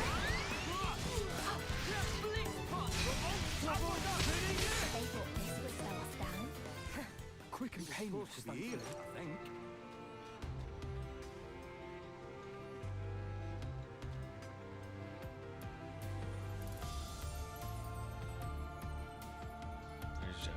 Interesting. Yeah, Norio Wakamoto does one card. Which almost seems too deep for such a slimy character, you know? Honestly, I think, I actually don't think Jin's Japanese voice actor,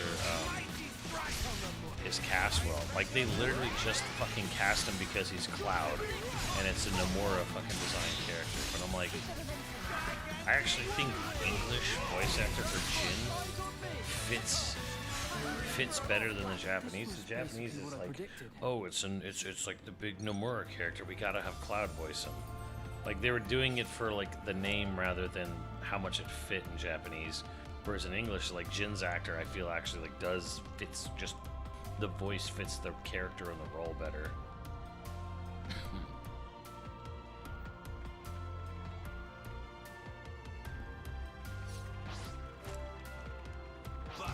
Someone's eager for a kicking.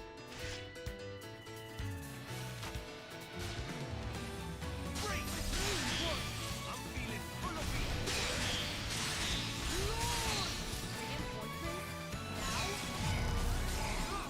I lost the enemy's attention. Me, you won. I'm feeling full of me. I lost the enemy's attention.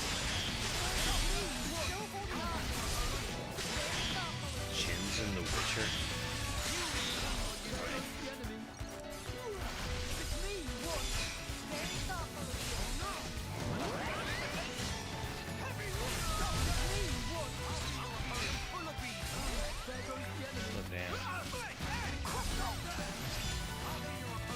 Dude, you missed it, Dan. Right as you left, the guy had to get banned. You missed the fun.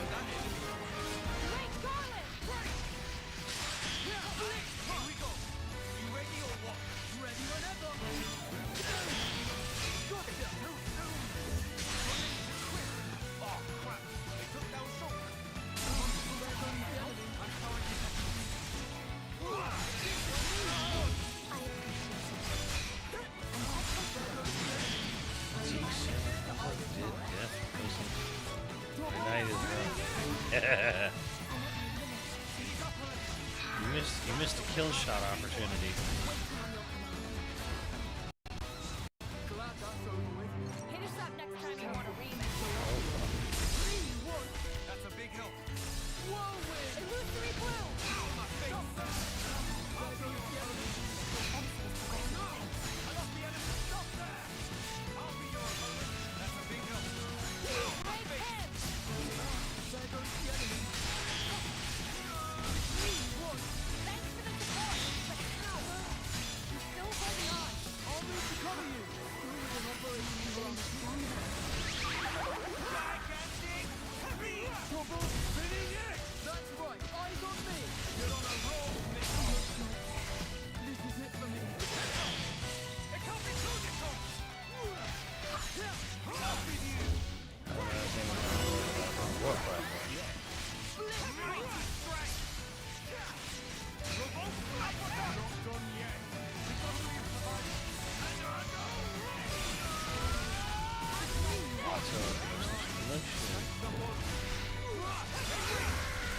Solid Snake, goddamn.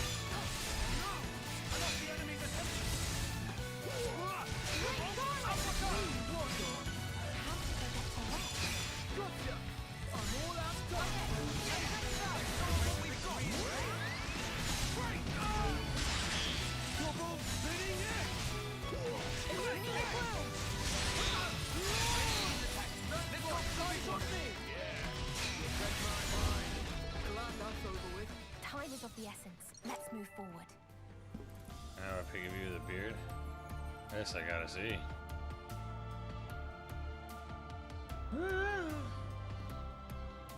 You know, it looks pretty good, Dan. I don't know. You may want to think about keeping it in the future, unless it just itches like crazy or something. In which case, yeah, I get that. That's the worst part about beards, is that eventually the itching just fucking drives you insane.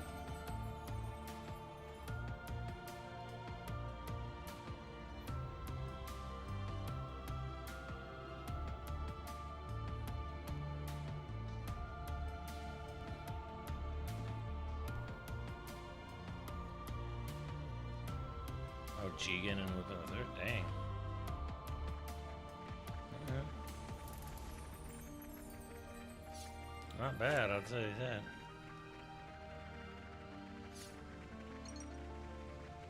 Where the fuck is this thing?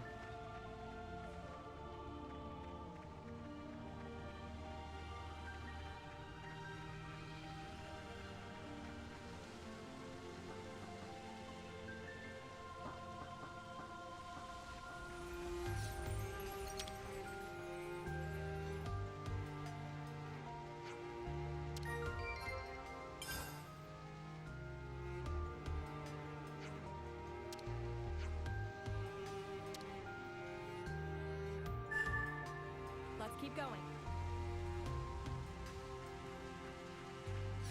Yeah, 'cause it's just fucking itchy and shit, yeah.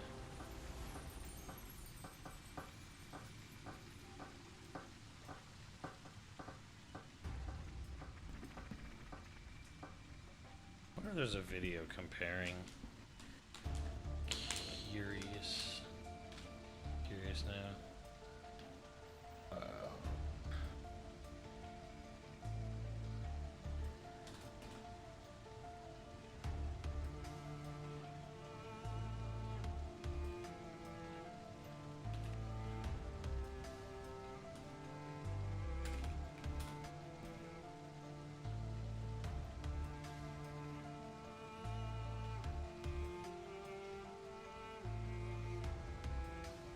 Ah, it's just one cutscene.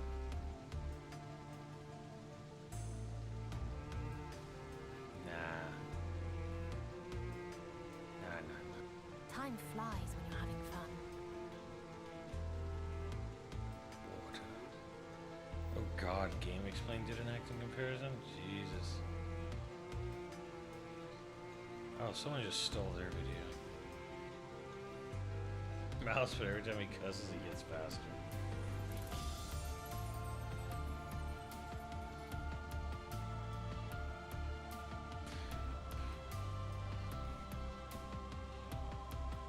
Oh yeah, can we also admit that Harry McIntyre did a fucking phenomenal job at fucking voice acting and going insane?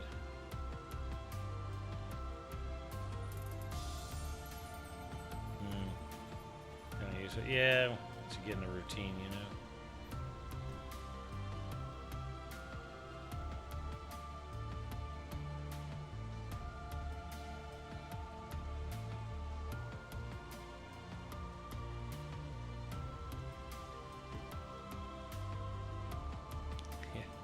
Yeah, hold on. But only when Malice is shouting. Oh, this is gotta be good. Hurry up and do it! Hey, Brat! Don't even think about touching that! Oh, for the love of... What the... Can't be! Made himself the Aegis and Driver! You little shit! Get out of the way, Nia! Have you gone mad? You're starting to piss me off! What's that? Stop them! Open fire! Turn her around! Ready to cannon! Damn it! A kid? An attack from the outside? Give it up! Little shit! So long, kid! Hey, idiot! Look out! Who cares how? Just get them! Mithra, welcome back! Ah! Come forth, Ophion! All it needs is a little reprogramming! Maggots! Nia, you? Ah! That's an annoying power! The maggots. Oh, shit.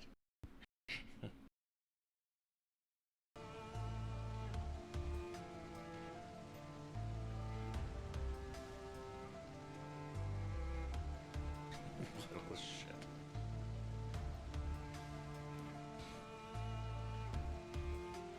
I had to find the tweet of Patrick Seitz' voice lines as Ragna. Oh, from Blaze Blue. Guinan and Albedo is Beerus. Huh. Beerus. I actually think the English Beerus is actually really good. I like how sort of like lackadaisical asshole he is. Like he really nails the whole fucking cat persona. Who's the English voice actor for Beerus? I don't know. He does a really good job. He like nails being a fucking cat. Monsters of the world, beware!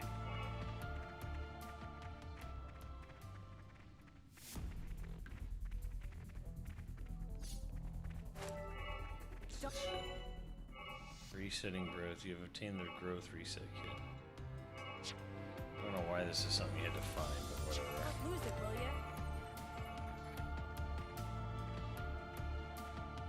Yeah, David Mencken does Raymond in the Far Cry Blood Dragon Monsters of the world, beware! movie.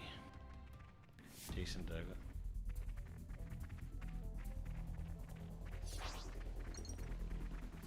My God, so many assholes. A little time. That's a big no. There goes the enemy.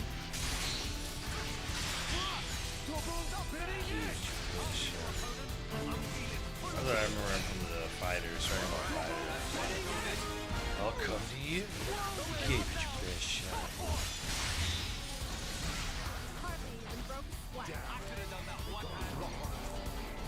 Alright, call everyone.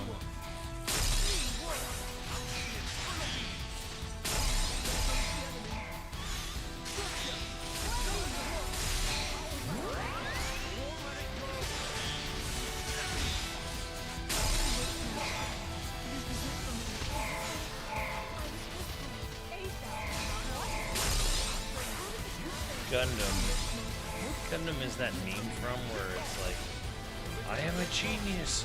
Oh shit. For me to quit. I still got it in me.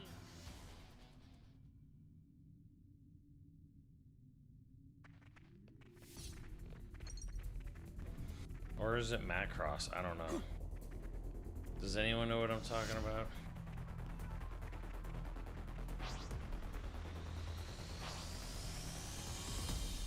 Let's show them what we're made of. I've got the reader. Strike! It's me you want. Nice. Nice to bunch. There goes the enemy. Mighty strike. Me you want. Nice. Nice to bunch. There goes the enemy. Gotcha. Mighty strike. Revolt uppercut. That's what I thought. It's Gundam? First one, Gundam G.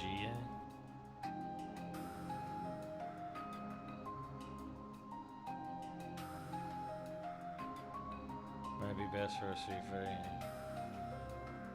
Bitch! Shit! Piece of shit! Damn, that's hot! You're shitting me! Bitch! You piece of shit! Bastard! I don't have time for this shit. I don't have time for this shit. Bastard! Mother! Damn it! Damn fire! You shit! Get off my shit! Bitch!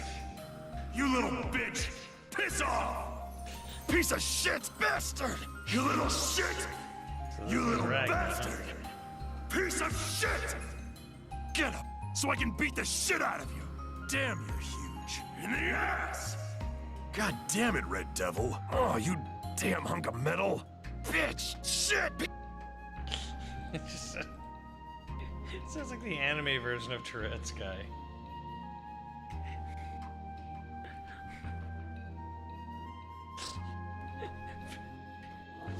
Bitch, I love you. Over here. I don't have a dick. Arlene. Thanks for that. Illusory world. There goes the enemy. You Very thoughtful. I knocked the enemy to head. There goes the enemy. I appreciate that. Nice. Thanks for bunch. Revolt up. Gotcha. Actually, one of the reasons I actually really like Invisible or Invincible versus I actually like how fucking like angry and pissed they get at each other in the game.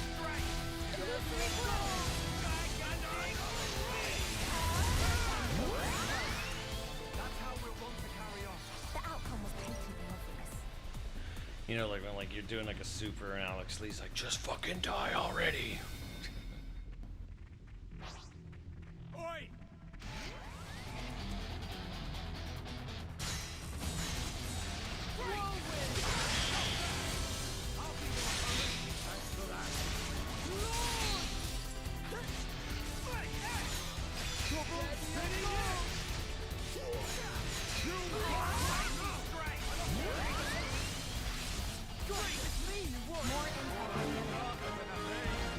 Topped up the training, I guess.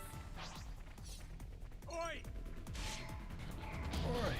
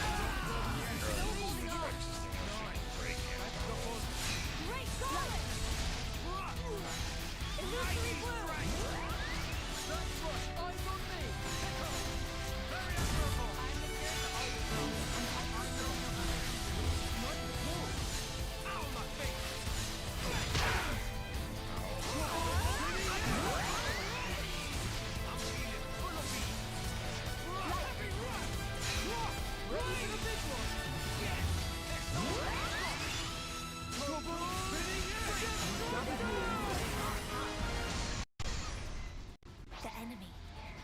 How do we proceed?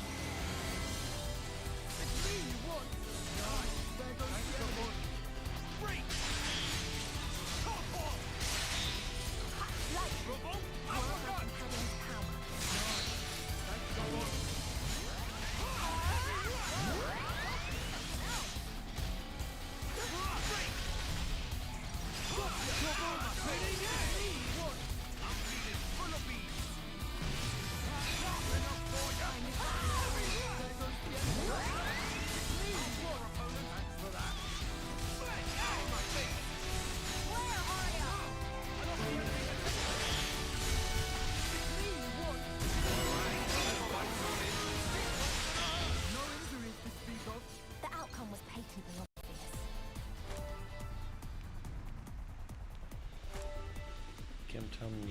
Kim Nick from Reconquista and G. I'm a genius. He has his personal blue.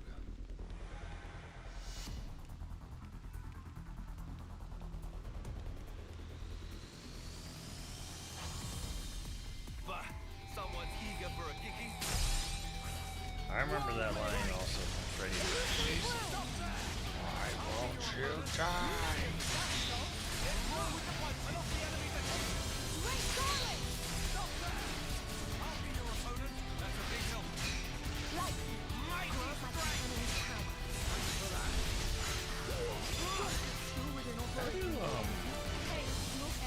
How do horror fans feel about Freddy vs. Jason? Is it considered a shit movie or is it considered like just fun?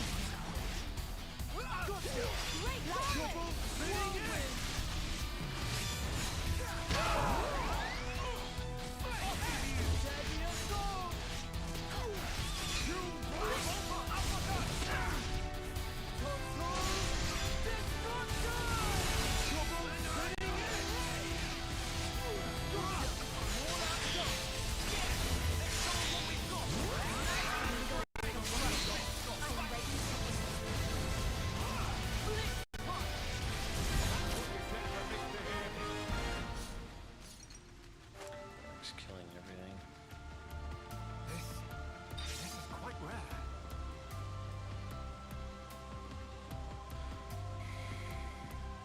Watashi wa Tensai. Yeah, but then he dies or something in G Gundam, right? Where he's just like, oh shit!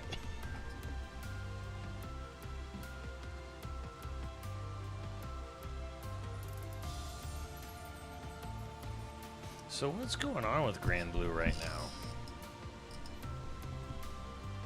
Yeah. He didn't die? Oh. Well, that's unfortunate. It's here.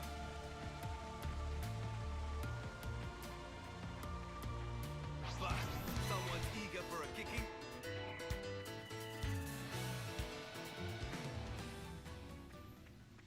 Respawn the aggro. It's got into morning. For Blaze Blue? Next character comes out in 30 weeks. What? Oh, no. I'm thinking, no. I'm sorry, not Grand Blue. I'm thinking Blaze Blue. What's going on with Blaze Blue? Blaz Blue. Blue Blaz.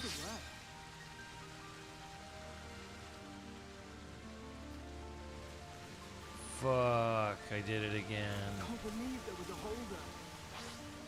Hey, there's unique dialogue. Who put that damn thing there? Alright, gotcha. Damn. They got the drop on us. I didn't really have unique dialogue. What's going on, Rex?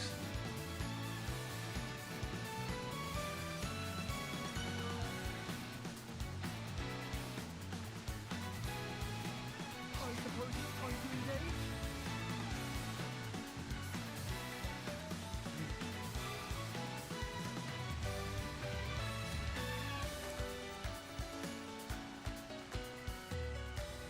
No, not Grand Blue. Blaze Blue.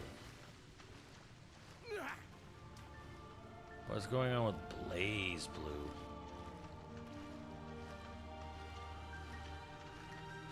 Got a rare one. Cool.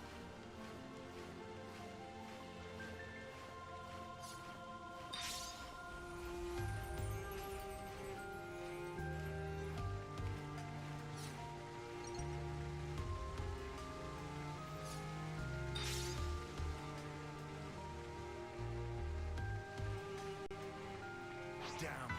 They got the drop on us. Rogue, like, right? Or that's right, like, yeah, wasn't there like some weird, like, non-fighting game coming up?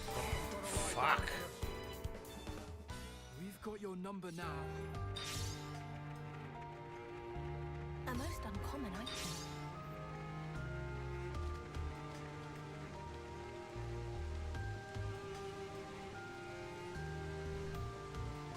Is this, like, I was gonna say, was the story finished for Blaze Blue? Where they left it at, or is it like cliffhanger now they're doing other genre games to finish it?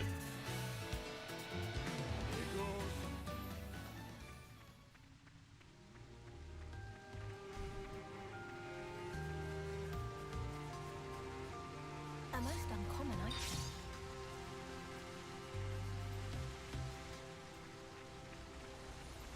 Wait, did I miss it? Fuck. Did.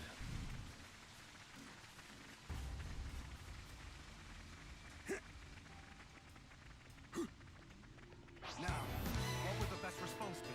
The battle must have drawn them. Well, like the guy who was like the lead for Blaze Blue left Arc System like a while ago. Time to engage?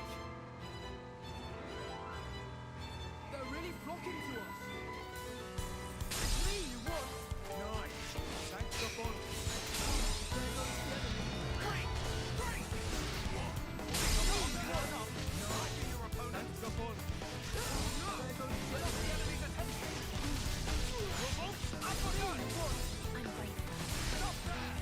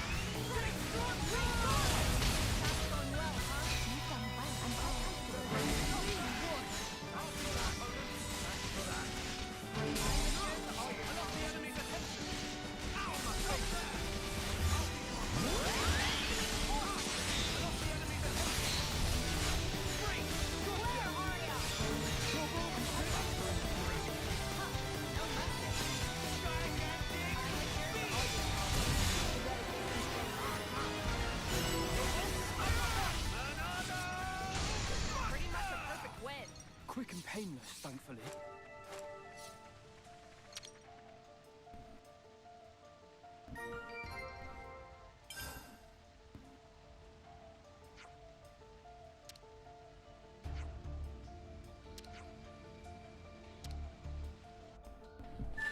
Why you gotta be so Let's mean, keep man? going.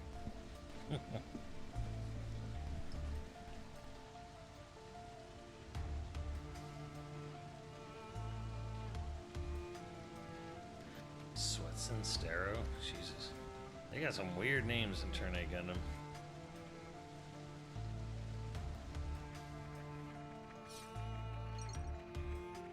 Ah. Yeah, I'm actually shocked it wasn't. Like, all the things that did crossover with Blaze Blue cross tag, and yet none of it was never Guilty Gear? Crazy.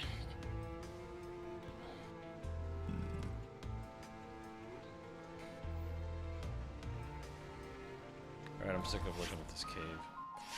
I'm gonna do something else.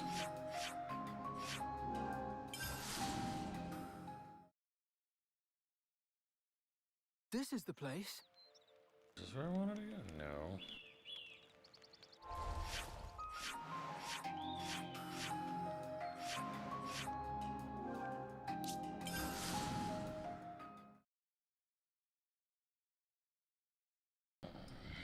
We're here.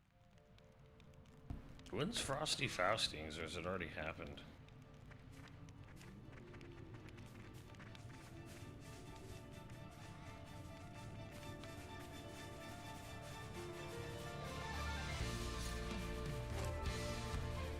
Would you look at that?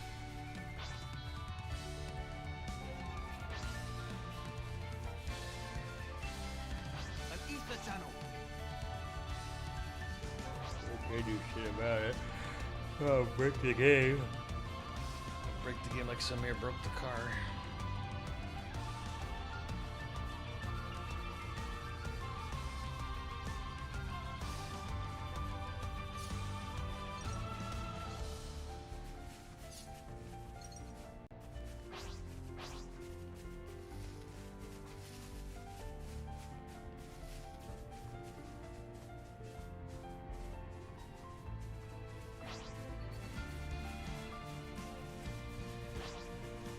Yeah, getting due for a warm up.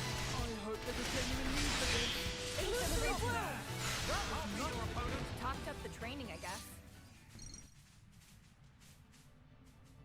Prostate antigen.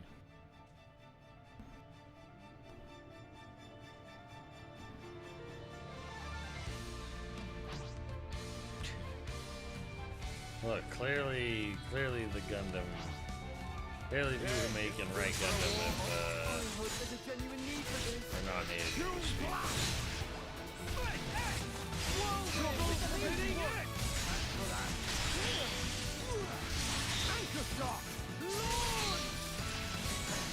That was nothing. Yeah, that's what I thought.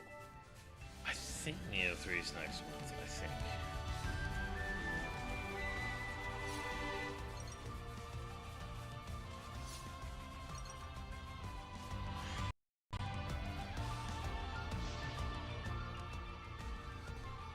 Check this out. Nice view of Cadencia's great sword from here too, huh? The way I hear it, it's hotly contested territory for Kevis and Agnes. I've heard so too. There was some large-scale battle there earlier. Sure. So it's like a key position that the two castles glare at each other over. Both Keves and Agnes must want what's there for some strategic reason, I guess.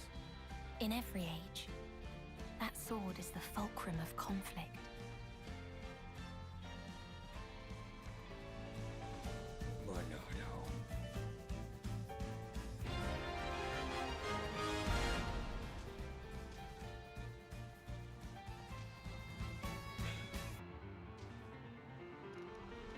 Neo not on the fifth? Yeah.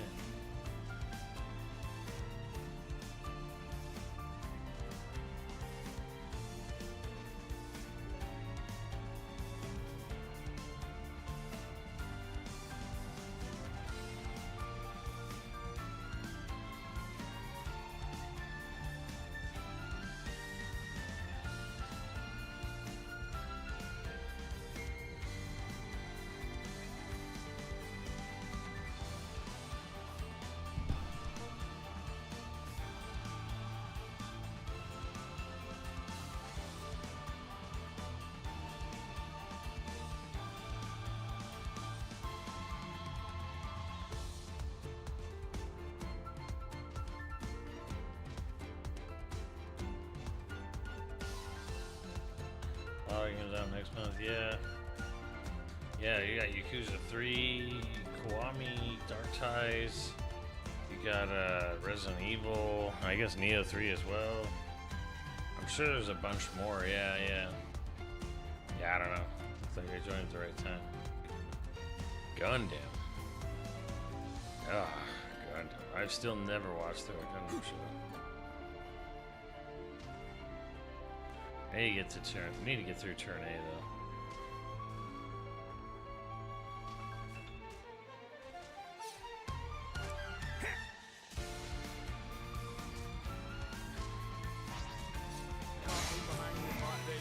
It's me you want! Thanks for that. Illusory bloom! Right on the mark. I expect no less from you, Rex. Steady as rock! I lost the enemy's attention. Mighty strike! Thanks for that. Great Garland! Break! Whirlwind! These fists got fight! Something else, eh? Forward pass on favors up! Double spinning mighty strike! Aria! Revolt uppercut! Double spinning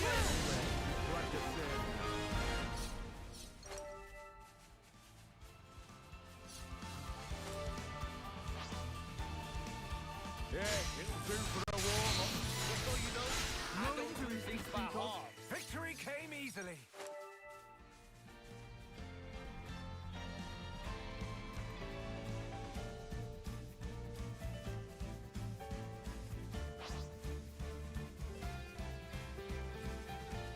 Wipe them off the face of Ionia.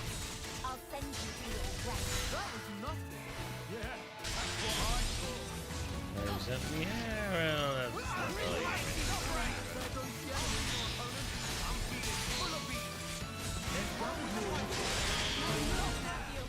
I'll be your opponent. Nice. Thanks a bunch. Oh no! I lost the enemy's attention. That's me you want. I appreciated that. Whirlwind! Double spinning it! Revolt! I won't come back here! The outcome was patently obvious. Smash them up! Smash them up. Early 26 is stacked. It is. It is. And all I care about is my next Monolithsoft game. Give me what I want.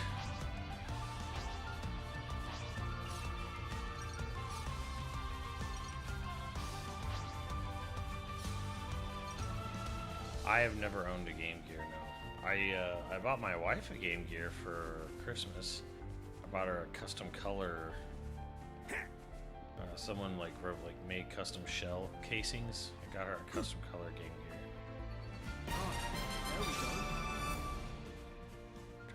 Gear.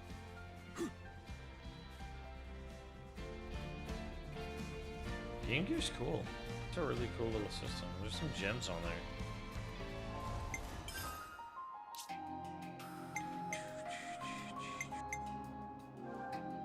You gotta keep track of things.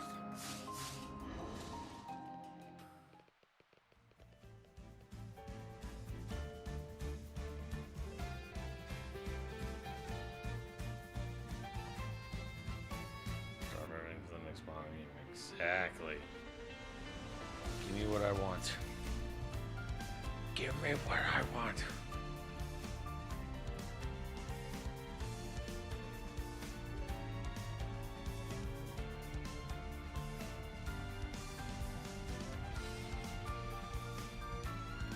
Alright, Chad.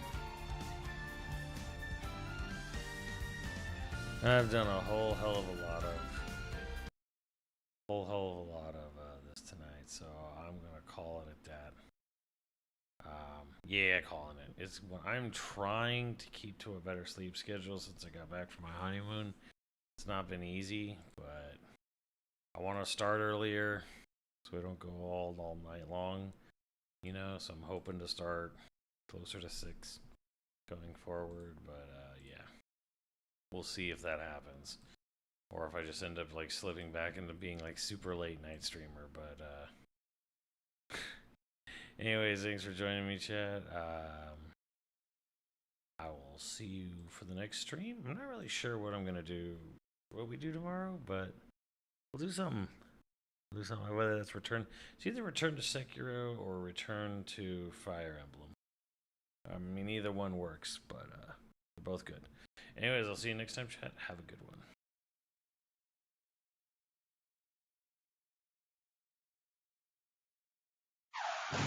Yo! Video games.